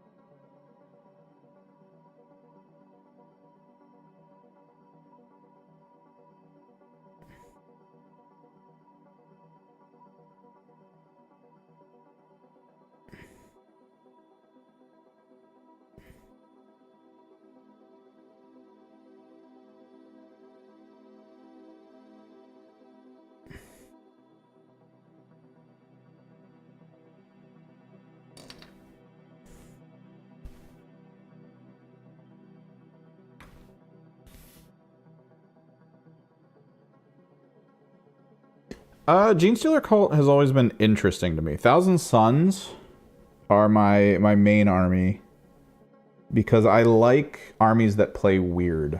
And Thousand Suns have always been like a little weird. But if you ever want to play the weirdest possible army you will ever play, Genestealer Cult, which I like the idea of them. I like the fact that they exist in the format that they do. To just be like, hey, our rules are so out there that if you're new to this game and you go up against us, you're going to have no idea what's happening. You're going to be like, wait, how is this a thing? why is this a reality in this game? So the main reason this little avatar is what he is because when I went to... I knew I wanted an avatar, right? I knew I wanted something on screen that wasn't me. But that, like, gave the focus of the channel to the miniatures. Right? So when I went to the store, I went, alright, I want something that appears like it could be a person who maybe paints. So I need someone with like vials all over them. I need someone with like chemicals and whatnot. Because that's kind of what it is to paint now. You get your airbrush colors, you get your thinners, you get all your... You got to be kind of knowledgeable about what you have access to utilize to kind of achieve a visual aesthetic that you want, right? Beautiful. So, originally, Fabius Bile. It felt a little too on the nose, though, right? It's Fabius Bile. Like, he's very iconic visually. He is kind of... Like, if anyone looked at him, they'd be like, oh, this guy is exclusively, like, a Fabius Bile fan. Because Fabius Bile had his own detachment for a while there. The Creatures of Bile or something. I can't remember what it was called. Mutants? I don't know. Mutations of Bile, there it is. So I was staring at Fabius Bile and I was like, all right, maybe we just go Fabius. Because I was kind of looking around. I was trying to see if there was maybe a Drukhari that looked interesting. But everyone kind of feels very, like, Xenos, right? Like, that all felt very Xenos, which I didn't really want. And then I looked over and there was a box in the local game store that I was standing in that was the Biophagus. And I was like, oh, dude, he's covered in vials and little containers and, like, he's got all the piping and everything. His big staff looks like some kind of weird mechanical airbrush. And I was just looking at it. I was like, all right, he's got the overcoat. He's got like the weird little tools and stuff. Like, he felt instant connection, I felt like, right? Because when you're doing hobby work, you've got your tongs, you've got your clippers, you've got all these things. He resembled the closest thing I could think of to, like, a person that just hobbies. Fabius kind of felt like that because he's got the that thing on his back that's like the mechanical, like, I clip stuff, I do stuff. So he was kind of close, but the Biophagus felt better. And on top of all that, the Biophagus had Greg. And I was like, this could be perfect. Because Greg kind of resembles, like, the idea of what I could do on YouTube. Like, he's kind of just like comic relief. Is that little extra step, right? Mechanicus was an idea, too. Mechanicus was an idea. But Mechanicus doesn't really have a lot of vials on them. It's mostly just about welding material and stuff like that.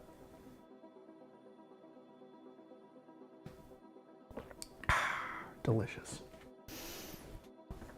All right, we got to do the texture paste. We got to get ready with texture paste. Which means I think I want to brush the texture paste on. I feel like if I use the knife, it's not going to work well. I don't know. Texture paste is hard, man. Especially with models like these. That are so tiny. And connected in so many places.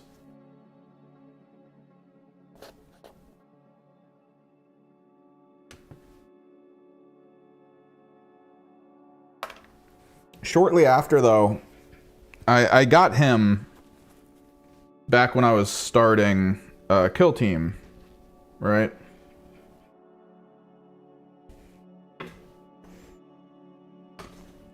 And I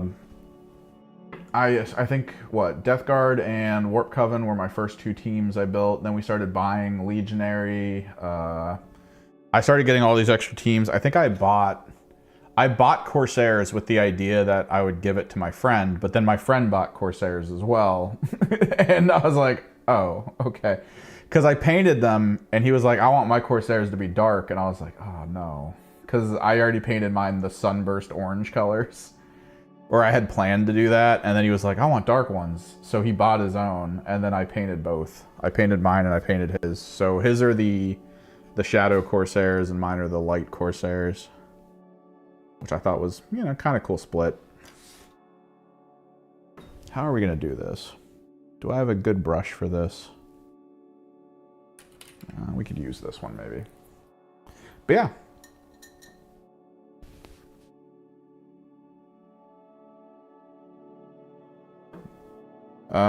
I still liked Genestealer Cult as like an idea. That didn't change. And then eventually, I was talking about it with my buddy when he was getting into 40k from Kill Team. And he was already on like his 4th army list idea for another faction. And he was already purchasing... He had already finished purchasing his Custodes. And then he was getting into purchasing Sisters of Battle. He had already finished his Aldari.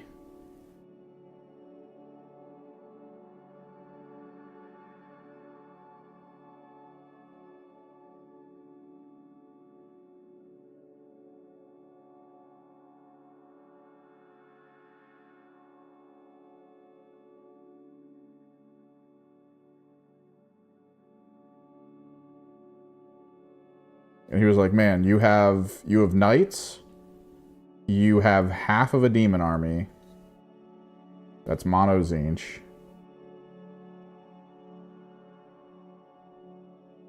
You started an AOS army because of the fact that you have half of a demon army and 1,000 Suns with a ton of Zangors.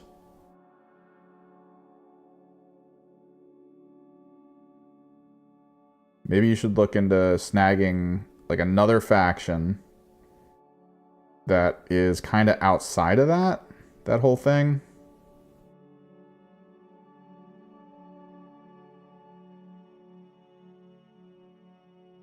And it should probably be Genestealer Cult. And we talked about it for a bit, and yeah. Genestealer Cult is still in an odd position when it comes to collecting, right? So for those who don't know how Games Workshop and collecting works, usually the factions that are smaller scale, newer, you know, all that stuff, they usually are best purchased in that moment, right? Because they'll release box sets, they'll release get started sets. The value of those sets are usually good, arguably pretty good. There's also not a lot of units, so it's not like you're sitting there going, oh, well, they don't have these 10 different tanks that are super useful. No, everything they got on the field is what they got. As they expand the army, they'll add more, they'll change those boxes out. Eventually the boxes will become combat patrols. Combat patrols are usually like, hey, $20 off, which, okay. And then it's 9 times out of 10, it's $20 off and 10 units you're never going to use in the full game. And it's like, all right, yeah, cool. Thank you. But early on, with the smaller amounts of possibilities, smaller amounts of units to choose from, that's usually when it's best to purchase stuff. And the combat patrol for the Genestealer Cult is insanely good for its value. It gives you a truck. It gives you, what, 2 squads neophytes? The Magus is probably the least interesting thing in that box. And, I mean, you can just buy a hero you want, so that's fine. But in its current state, in a similar fashion to, like, Votann, right? Genestealer Cult is really good to purchase right now and collect. So if you were looking to start an army, Genestealer Cult. Because Genestealer Cult, you buy like 2 or 3 combat patrols, you're basically done. If you can find a boarding patrol for a good price, throw that in, supplement. The boarding patrol gives you a bunch of acolytes, which are really good. And it also gives you, I think, a squad of aberrants, which are also really good. And then I think it gives you a Abominant and a Kellermorph. It's a pretty good deal. It basically, I think the way it mathed out MSRP was You buy 2 squads acolytes, and then you get an abominant and a Kellermorph for free. Which that's really good because it's like $60. So what I did was, I think I ended up doing 2 combat patrols, a Goliath box, the boarding patrol. I think I did. No, I only did 1 combat patrol. Oh no, I bought 2 combat patrols. That's right. I used the Neophytes for my Wormblade. So I at least had the truck on hand. I had the truck, and I had a half squad of a half squad of acolytes. I think you get 1 half squad or half full size squad, or the mini squad of acolytes.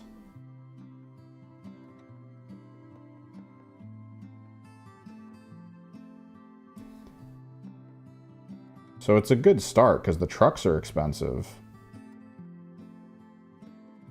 I bought 1 more thing of combat patrol, 1 boarding patrol, squad of aberrant box. My local store had a 8th edition boxed Ridge, the friggin' Achilles Ridge Runner, for like $30. It was so cheap.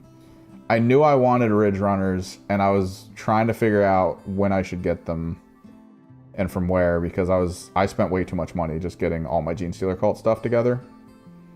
Which is why the little donation goal is going right now, because I don't want to do that again with Emperor's Children.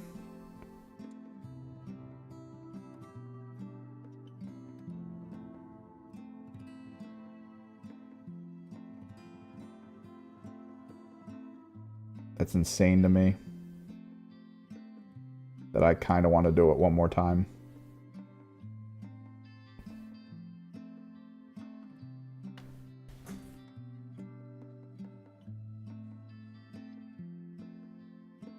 It's a good deal. It's a good deal. It really is. Like, I was done collecting Thousand Suns. I bought Helldrakes, my guy. Helldrakes. One of the least necessary units to purchase nowadays. I was like, let me get 2 of them.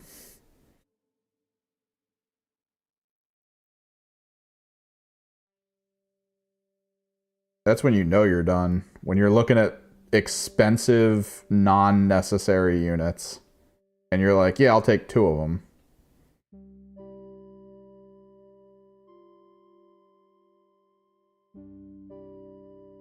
Absolutely. 2 of them sounds great.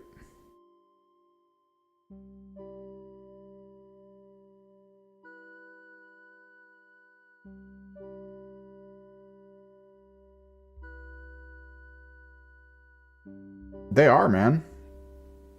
They're really cool. They're overcosted. They don't have any OC, but they actually, if you fixed objective behind enemy lines, or engage on all fronts, I think it's behind enemy lines and engage on all fronts is the fixed pick, and then you go a full speed Thousand Suns team.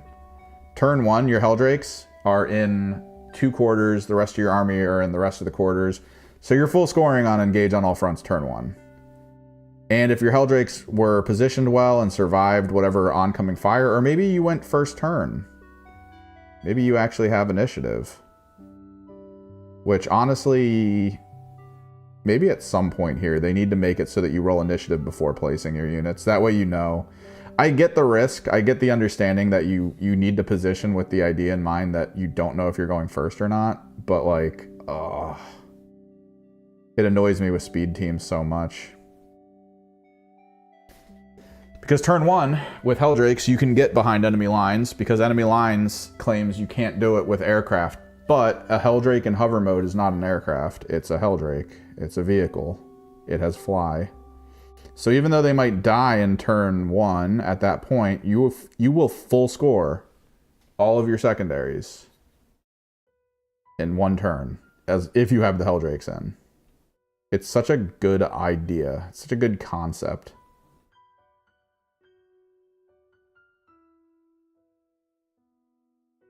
And 9 times out of 10, you can usually get them in melee with something over there too. That way they have the -1 to hit against them, or that thing needs to retreat.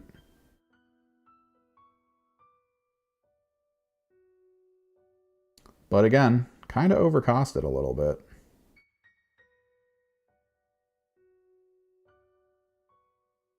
Just a little bit.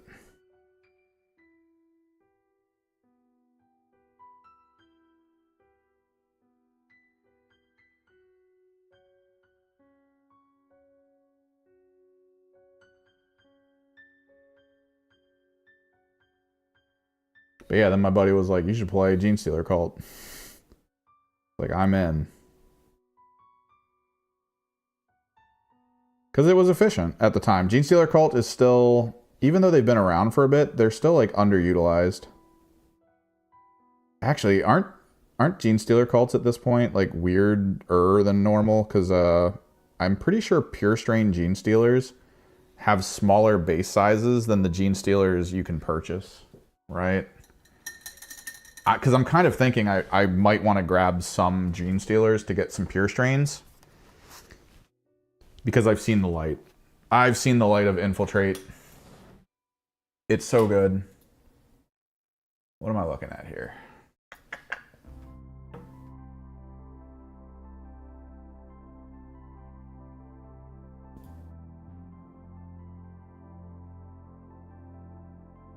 $40K, Xenos, Genestealer Cults. Take a look at their rules. Because I've noticed a lot of Genestealer Cult teams appearing in big tournaments, and they use like 3 full-size squads of pure strains.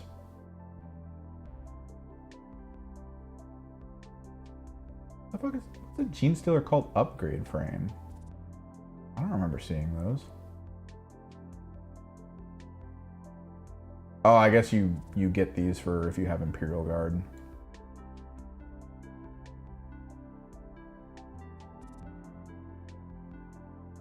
So yeah, Genestealers, $55. Did they change it? Because Genestealer Cults were, they upgraded the size of the base that Genestealers are on for the Tyranid, but I thought that they forgot to tell everyone that that's just how they're supposed to work for Genestealer Cult as well. Where's pure strains? 32s? 32s. Okay, so they did update it. Alright. But yeah, they have Infiltrator, which I really like as an ability now. It's also a squad that has Cult Ambush, so they will resurrect if they die. And their stats are actually really good. They can advance and charge. 4 attacks, 2+ to hit, strength 4, AP 2. That's insane. On 4 attacks. It's just weird though. I think the Patriarch... I didn't really... Yeah, he gives dev wounds, which is okay, because you're bulk attacking, so that's nice. Dev wounds, twin linked for him. Like, these guys chew people up. Like, you throw them in a squad of anything that isn't a tank and watch it die. That's the whole point. So, part of me wants to expand my Genestealer Cult collection, and I was thinking Adelins, but I think I'm going to go pure strains.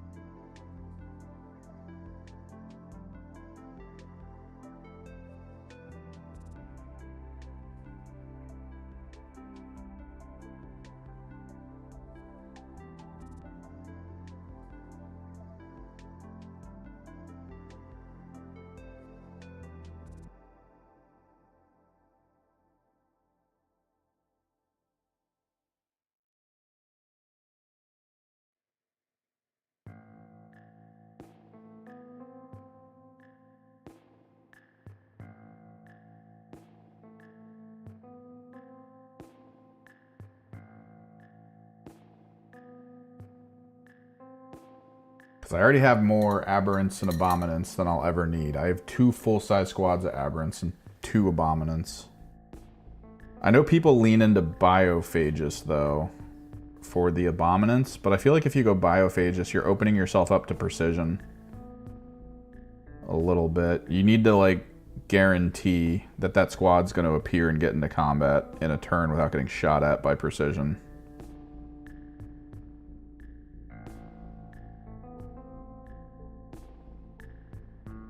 Like, I'm much more inclined to use that squad with an Abominant, because even if you have precision, very low chance you're killing my Abominant.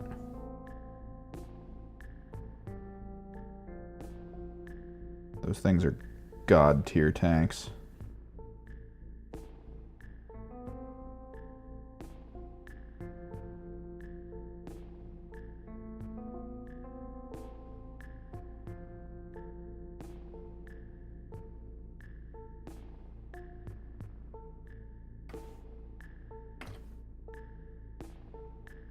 But I think, because I normally use Neophytes, I think I could still rock one squad of Neophytes. I might be okay dropping the Rock Grinder, keeping the trucks, and then going 2 squads of Pure Strain Gene Stealers. Like full-size squads, probably.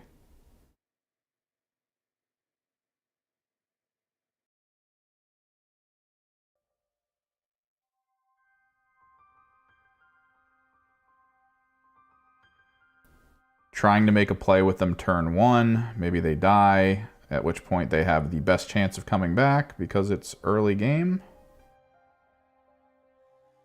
So the roll probably isn't that bad for them.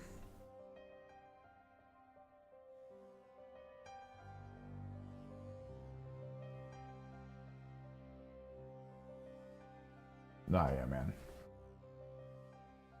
Regal.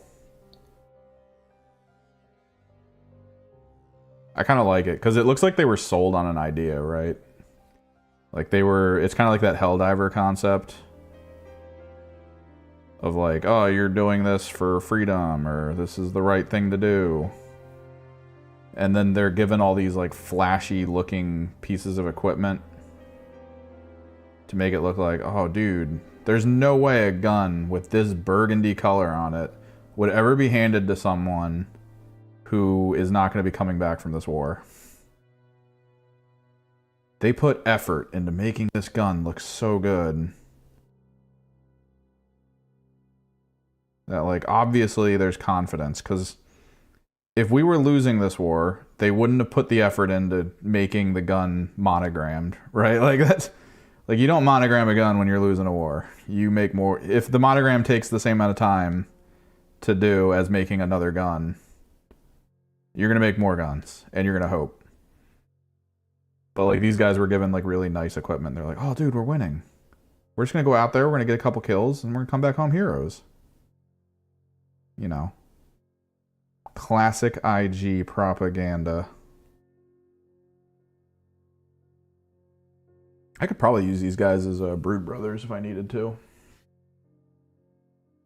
Although they do not fit the color scheme of my Gene Stealer cult.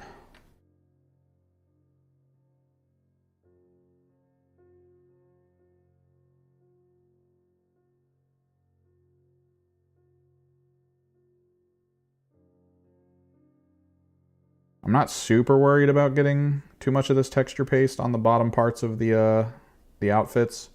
We are planning on hitting it with pigment on a dry brush. Sigvald Burgundy, contrast.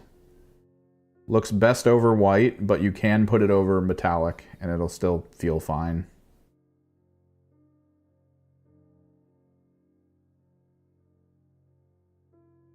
But yeah, Sigvald Burgundy. It's so good. Because you can use it as a base, right? And then you can pick one of many directions to take that. Yeah.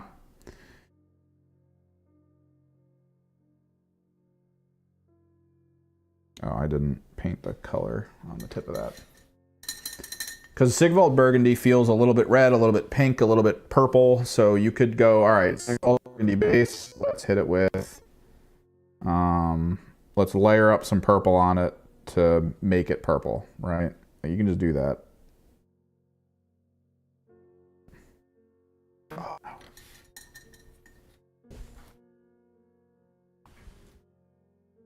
I thought that was something else.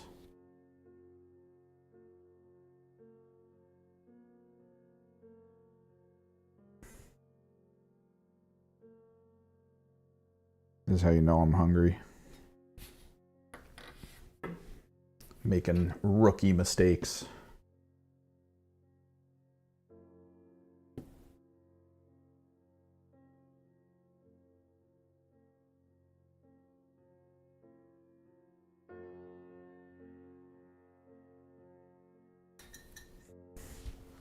But yeah, it's an amazing starting position for so many different possibilities.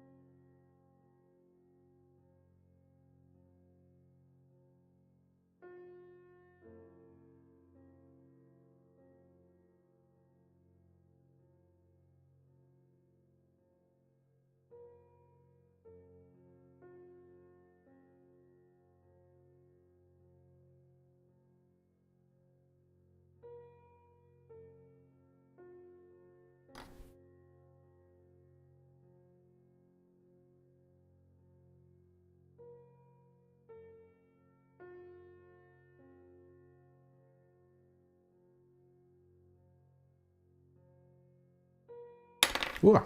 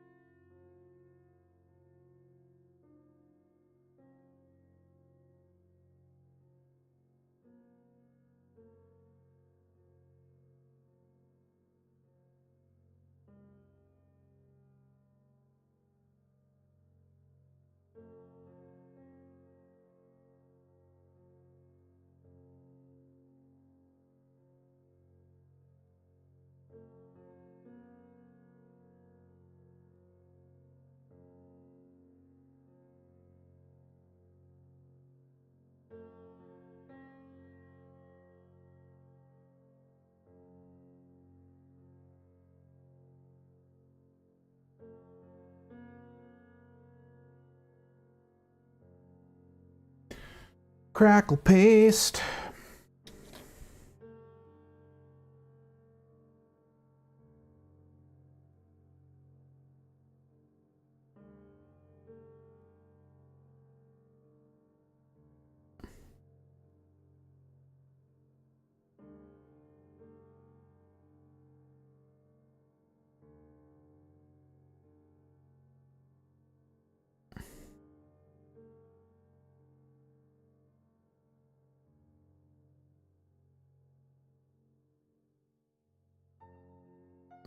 So yeah, the plan, once the crackle paste dries, Garagax sewer, we have pigment coming in, should be here today. And that pigment is going to be able to be applied to these surfaces on here in a way where it's going to actually interact with like the feet and everything. I'm starting to think maybe I don't do the blue highlights. I've grown too close at this point to how the black and the gray feels alongside the tan that I feel like if I add blue, I'm gonna hate myself.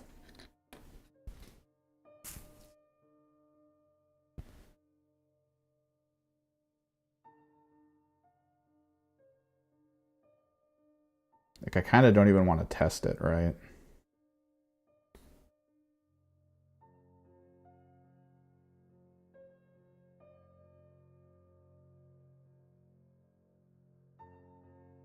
it'll leave the highest saturation points on pretty much all of these units as their guns. Beige is really earth tony, so it's not super distracting.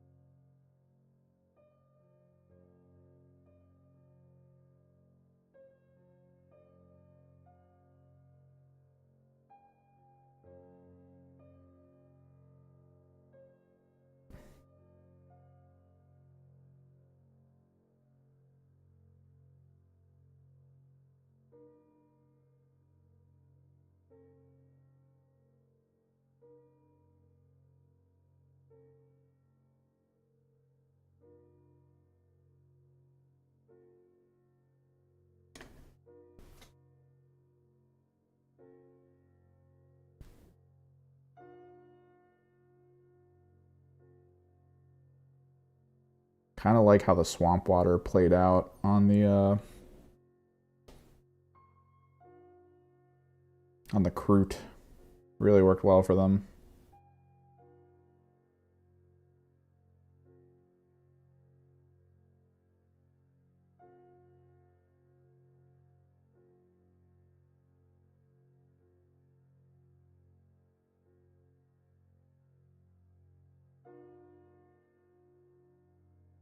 So I guess we do it, right? For this 4v4, the team I'm going with is people who actually plan on going at least 2-1.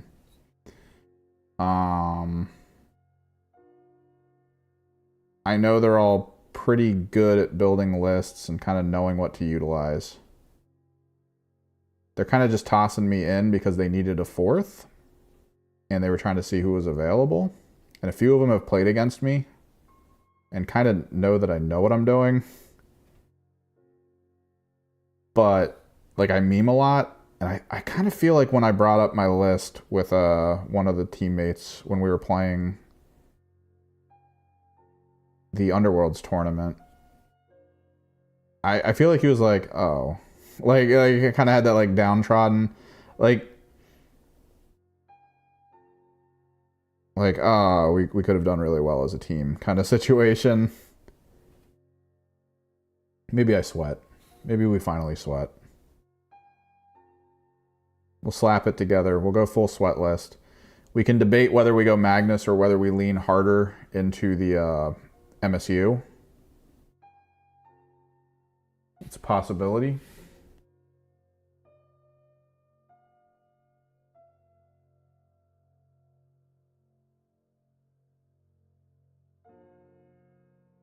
I do feel like Ahriman is a key character, though. An on-foot Ahriman would be nice. Potentially, we bust out the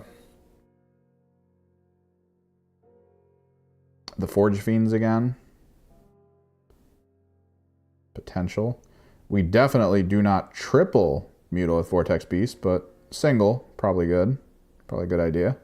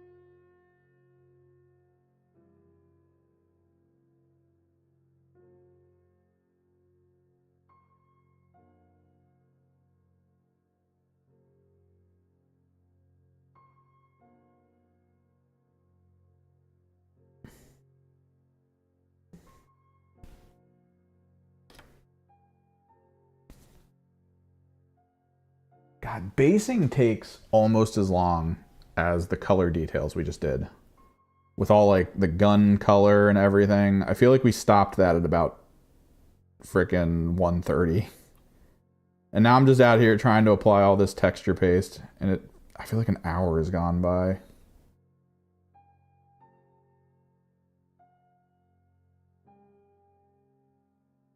So I guess we can, while I'm finishing this up, do some closings.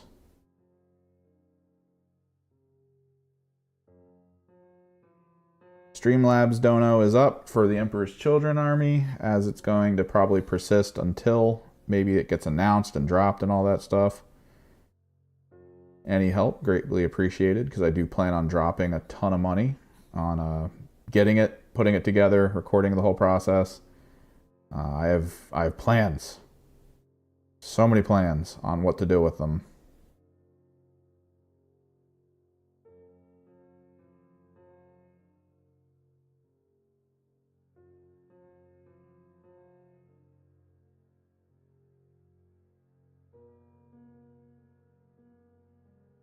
Got a video coming up Monday. It's a hobby video. It's kind of the overview of how we built my Chaos Castigator, the Cerastus Knight.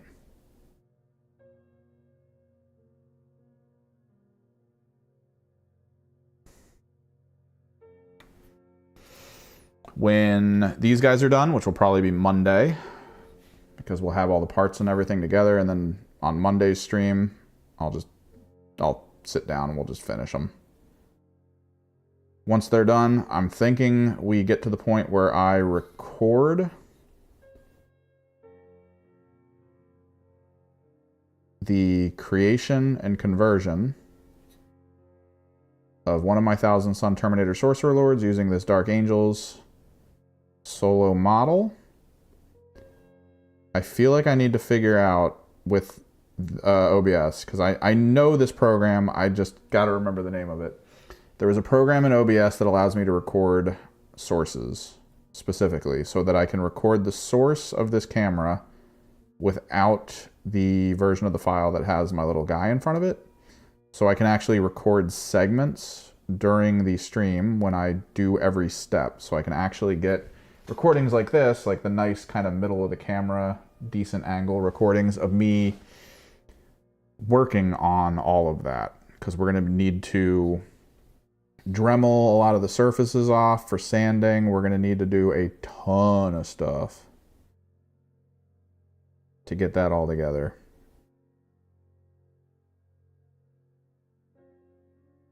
We're going to need to green stuff, the relief sculpture on the shield. We got a list. Oh. We got a fairly big list of what we need to do to make this guy a pretty good Terminator Sorcerer Lord. We've got a bunch of Scarab Occult Terminator pieces, which is what we're going to use initially to get him started. But yeah, other than that, he'll look cool, because like, I like that idea, right? Kind of like a Sorcerer Paladin. He's got a shield. He'll have a shield and like a caster staff. The question is, do I want to put the shield on his back? We've got all the jeweler's chain that I can use to make him kind of look like the shield is strapped to him. It's maybe like a big, almost like talisman or plate or something.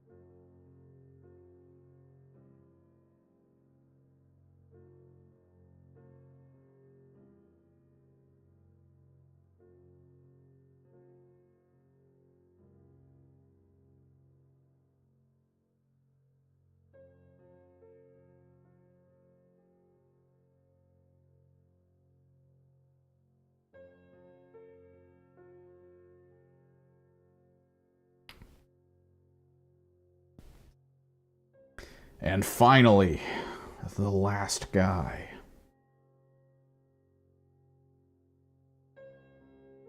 These guys were fun. Weirdly, when it comes to painting Imperial Guard, I'm sort of like weird phrase, turned off by the concept of being like, ooh, Milsim.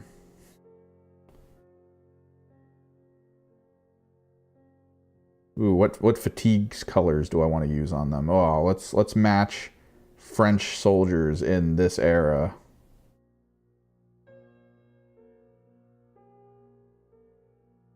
And I don't know why my brain goes like, that's the reason we won't paint them. It's like, well, I mean, I won't do that. Some people do that, not everyone. That doesn't mean I need to have that moment of like, all right, we're painting Imperial Guard today. I have spent 5 hours researching the history of the military from World War I and beyond. And I think I've come up with the perfect military garb to imitate for our theme. It's like, it doesn't need to be that.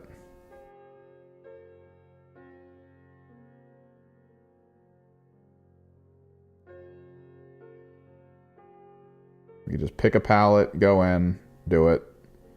Pick a theme concept. I could have been like, let's make these guys like Royal Imperial Guard, right? Next thing you know, everyone's in a purple coat. Or a bright, or like a dark blue coat. Which Terminator box? Which one do you speak of? Are you talking about the new Dark Angels boxes? Are you talking about the new Space Marine boxes?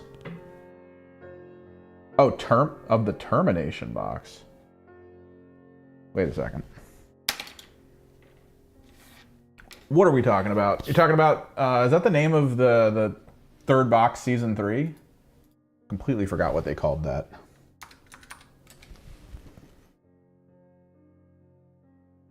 Fruits of many colors. Jesus. Articles, Kill Team.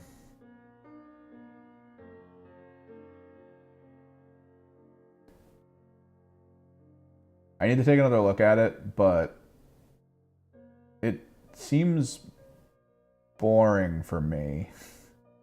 I like the Votann units. I like that they're doing what I was kind of hoping Kill Team was going to continue to be, where they reveal sort of the new models for 40k by turning them into a Kill Team. But Brood Brothers feels very boring. Like, I don't know how else to put that, really.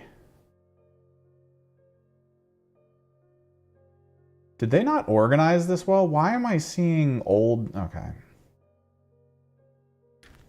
Termination.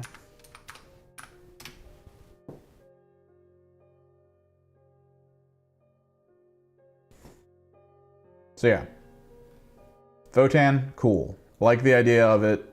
It's interesting that we're getting a sort of almost... Like, people have talked about how this season was going to move away from specialists and that it was just going to feel like kind of standard things, because that's how we got the Scorpion team. Scouts didn't really feel like specialists all that much. They had a couple, but not really. This last box was a Night Lords squad, which is just a squad of visually changed Legionary, and then you have Mandrakes, which are literally all the same model without like much difference. Like, one guy gets 2 weapons, one guy gets one guy gets an arm that looks like it's on fire. Okay, whatever. And then now this box is like Votann. The Votann look really good. They look genuinely like really awesome specialists. Like, there's a guy with a crossbow that looks wooden with what actually looks like a string element to it. He has a crossbow, ladies and gentlemen. He's wearing a long coat with a friggin' body armor with a light on the front of it. He's rocking a crossbow. But they actually look like specialists. They got a dual wielder. Looks really nice. It looks like a cool team. Brood Brothers. Okay. So Brood Brothers used to exist as a box that you could purchase. And then that box went away. And I guess this is the remake of that box. So this is the relaunch of the Brood Brother box, as far as I can tell. The medic looks cool. I like the medic. But the bulk of them are just using Imperial Guard weaponry, because that's what they are. They're Imperial Guard. And then they package with it a box that no one purchases all that much. The box of like 5 liters or whatever it is. What is it? It's Magus, it's Primus, and it's a Patriarch. And then it's 2 little Genestealer cult tokens. No one really buys that box, as far as I can tell. They never seem to get it. They never seem to use it. So they're just packaging it with the kill team. It sounds kind of interesting, but I think I want to see the rules, because I honestly think Wyrmblade is going to play way closer to how I want to play. Yeah, no problem, Glaze Case. They are a fun team, Gellerpox. I wish I played them more, but I don't. So I gotta see the rules, because I honestly think they're gonna play like a slightly more Horde-y Hierotek. Because Hierotek is a similar function. You get multiple champion units, you declare one as your leader, and then you just play, and then you have fodder to deal with things, and that's about it. And then the entire focus of trying to play the game is built around the leaders and not so much the people. Which, maybe. I mean, the people have a Meltagun and a sniper and a medic, so maybe it's not going to be that bad. But I don't know if I'm super interested in it. It might be okay. I need rules. That's all. I know they hinted that in the rules, you can take the Patriarch, but I think you have to take the Primus and the Magus or the Patriarch. Which maybe, because we're seeing more creative rules. In classic Games Workshop fashion, the rules we have seen up till now are pretty bland. Pretty basic. I mean, these guys get the call in for airstrikes, or you can just take 4 more, you know, whatever. The Kroot are a little bit better at, you know, chilling on terrain and stuff. And it is what it is. It's fine. Like we got some basic stuff. We got some basic rules going. Now we're seeing like the way more elaborate rules, which was my issue with playing Disciples of Tzeentch in AOS, is that the Disciples of Tzeentch feel really basic and bland, and then every army I ever fought had way too many cool rules. So like then you get up to the Scouts, and Scouts are just straight up like, here's your list of all the fun things you can do at the beginning of the game. So just take your picks. Do you want to move forward? No. Want to put some more bombs out? Yeah, you can do bombs if you want. Like, it's like the a la carte list of fun.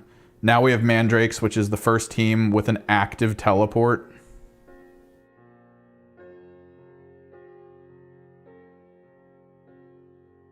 Oh, that's good. I feel like a healthy community doesn't involve a lot of Space Marines. Honestly, like, that's a healthy community. Space Marines are legionary. If you don't have a lot of those, I think you can have more fun playing Kill Team than most other people. Less elites, more Horde. Even though Horde tends to win all the time anyway.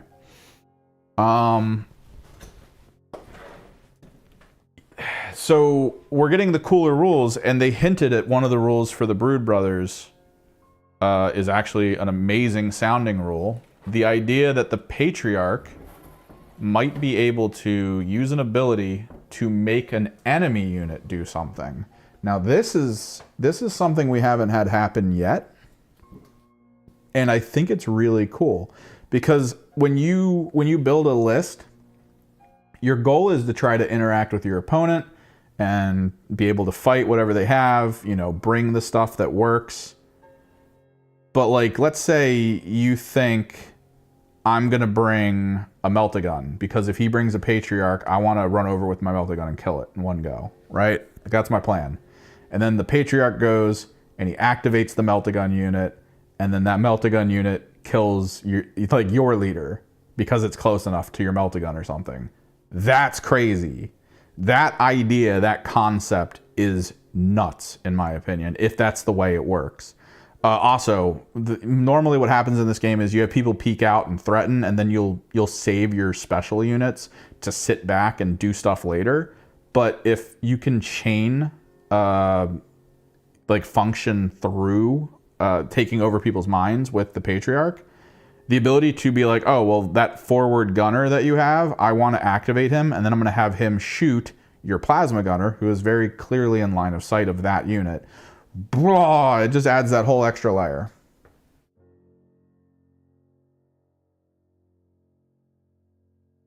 The Mandrake teleporting sounds fun. I need to look at the rest of the rules though for him. I need Waha to update the rules. Because my friend bought the Mandrake, my friend's planning on buying the Mandrake box. I'm not planning on buying Night Lords because I'm not that worried about it, considering the Night Lords look very much like Legionary, which means as long as I have the rules on hand at some point, I can just play my Legionary as the Night Lord rules because they're just the same size bases, very similar gear. Shouldn't be that hard.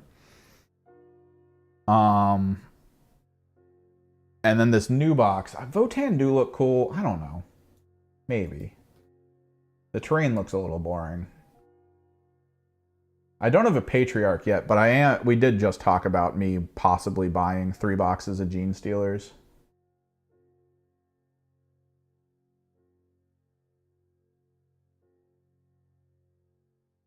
How many Gene Stealers come in a box?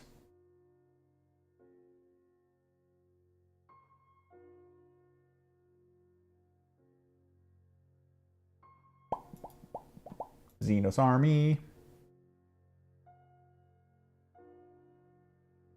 Gene Stealers. Okay, so 10 in a box. Good. That way I just have a full squad. I might pick up 2, maybe. Because Pure Strains. I think Pure Strains are good. And my method of painting Gene Stealer Cult is super fast and easy to imitate. They're starting a Gene Stealer Cult army. Oh, dude, I can't wait for the Codex. Of all the armies I have, that's the first Codex I'm getting. I am currently more excited about the announcement of Emperor's Children than I am about getting my Thousand Sun or Chaos Knights Codex. Like, and then Gene Stealer Cult. That's the first Codex I get. Because that's one of my side armies.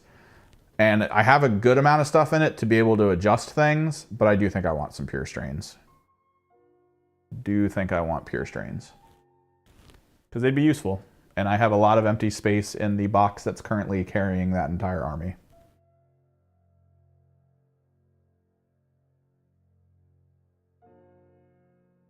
And you do get 3 leader types. Hopefully the Magus gets fixed in the Codex, because the Magus isn't that great in the actual game.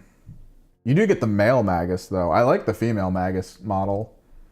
She looks really cool. But the male Magus model comes from the specialty box, which is why it's in here.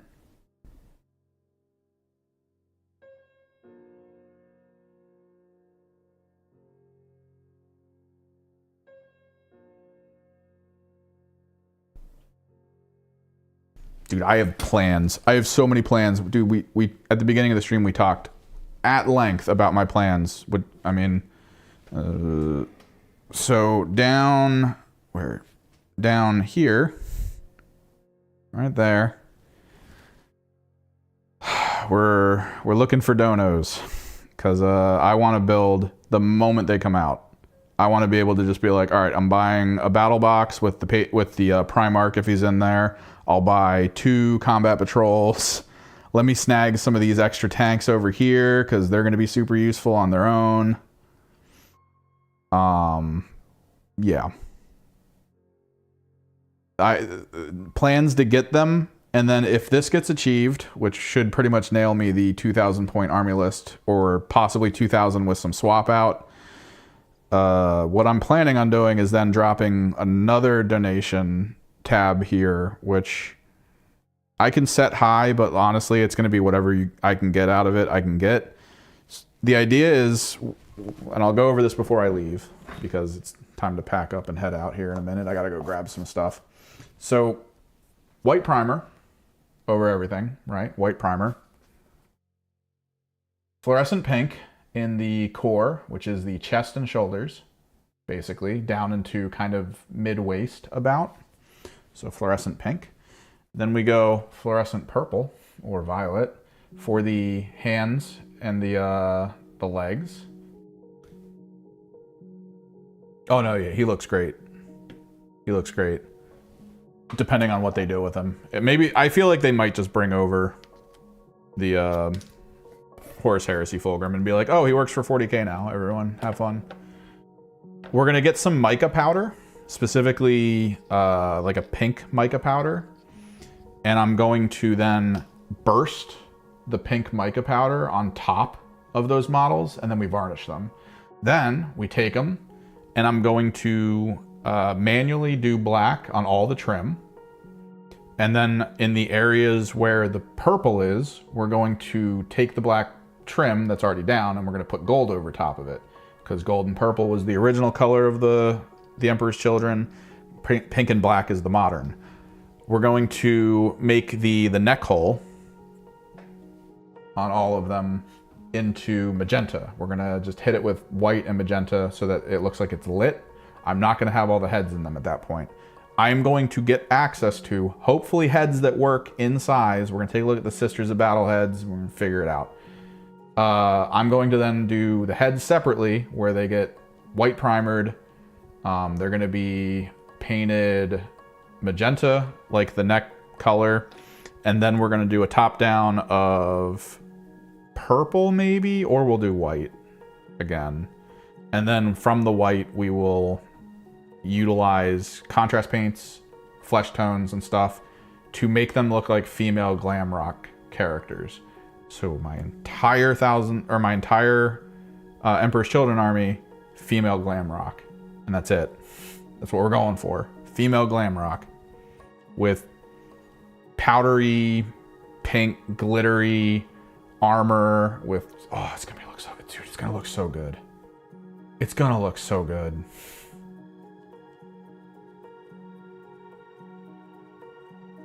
And yeah, let me see if I can find this for you guys before we go, because if that Fulgrim model comes over, I have a plan. Fractal nail flake.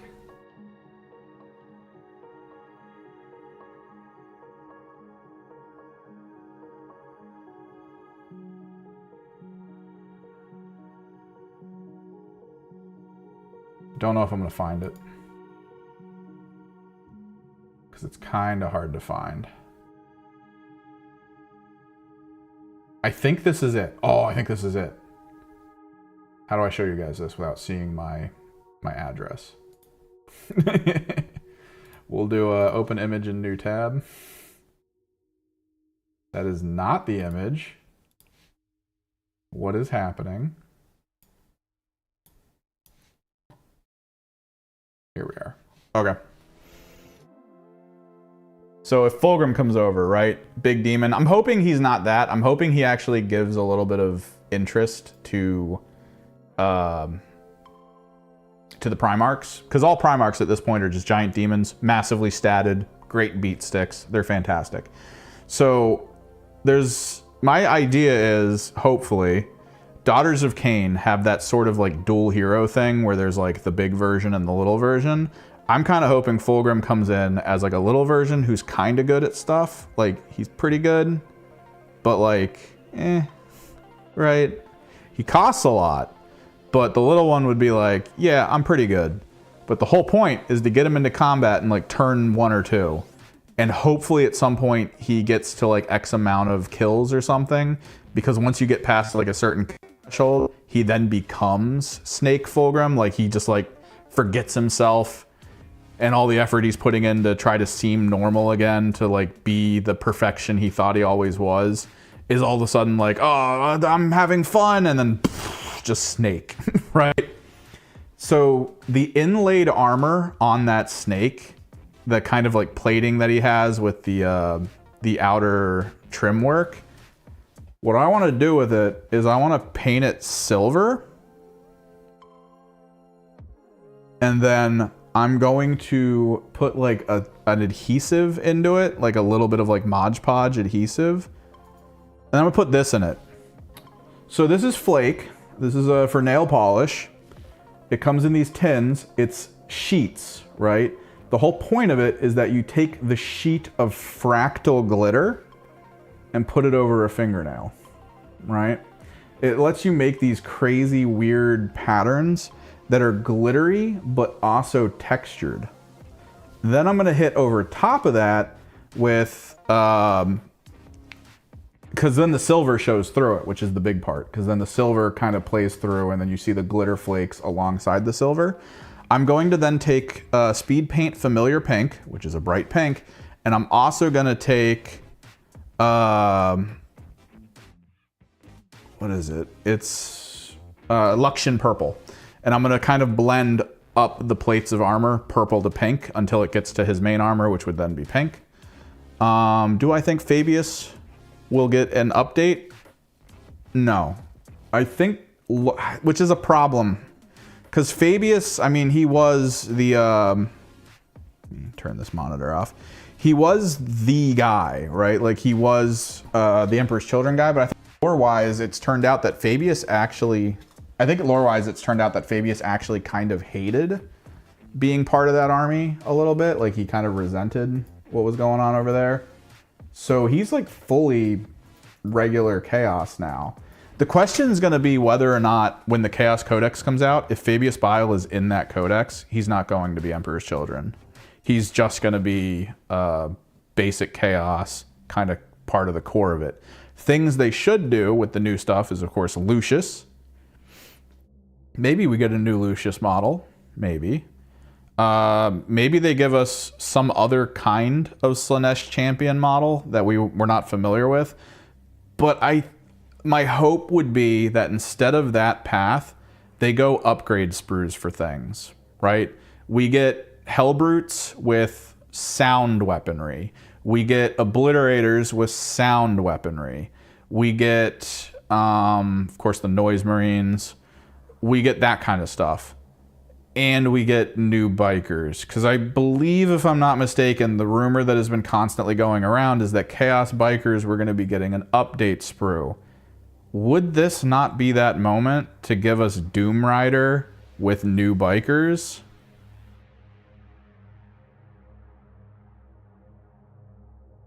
Like, I feel like this is that moment. Doom Rider with new bikers. Like, maybe that would be the battle box. Maybe they don't give us the Primarch in the battle box. Maybe it's just Doom Rider, a bunch of bikes, and then some Noise Marines. Like, I feel like that's what they do. They give us, like, a Rhino with a Dirge caster, like a really good-looking Dirge caster. They do all that, which then makes me buy a bunch of Bluetooth earbuds, and I take them apart, and I wire them into the Rhinos with the Dirge casters, and then we actually blast frickin' just epic metal and rock just coming out of all of my units on the field while we're just driving around. God, I want to play Emperor's Children so much. Poggers. It's good because it'd be a really good variation between what I play now, which is Thousand Suns, which is stay away from me, I need to shoot you, into then moving into Slaanesh, which is we have shooting, sure, but we kind of want to be in your face, which would end up making me probably buy squads of Raptors, honestly. Maybe, depending. I've always wanted a Raptor army. And I constantly think about Night Lords because of that, but I could easily see Emperor's Children Raptors being like a fun thing if they exist. Oh, that'd be cool. I gotta get moving. I gotta go get some glue. Thanks for hanging out. Thanks for talking, everyone. Thanks for chilling. Hopefully we'll be back Monday. We should be back Monday. We'll be finishing up the basing on all of these Vet Guard. And then we have options. We have a lot of options. I can either start the conversion of the Terminator to a Terminator Sorcerer Lord for Thousand Suns, or I have the 4 Underworlds teams we can start to airbrush, which I should be getting the stuff I need to convert this box into an airbrush box so that it can catch the pigment as it passes through. Which would be nice. It'd be nice. But yeah. Video Monday, guys. We'll probably be back for streaming. Don't forget we have a Discord. It should be linked below. You can always join in over there for conversation stuff. There's also some of the members of the community are trying to get together with groups for Tabletop Simulator to run some games if they want. So that might be fun if that's what you're into. Till later, guys. Bye.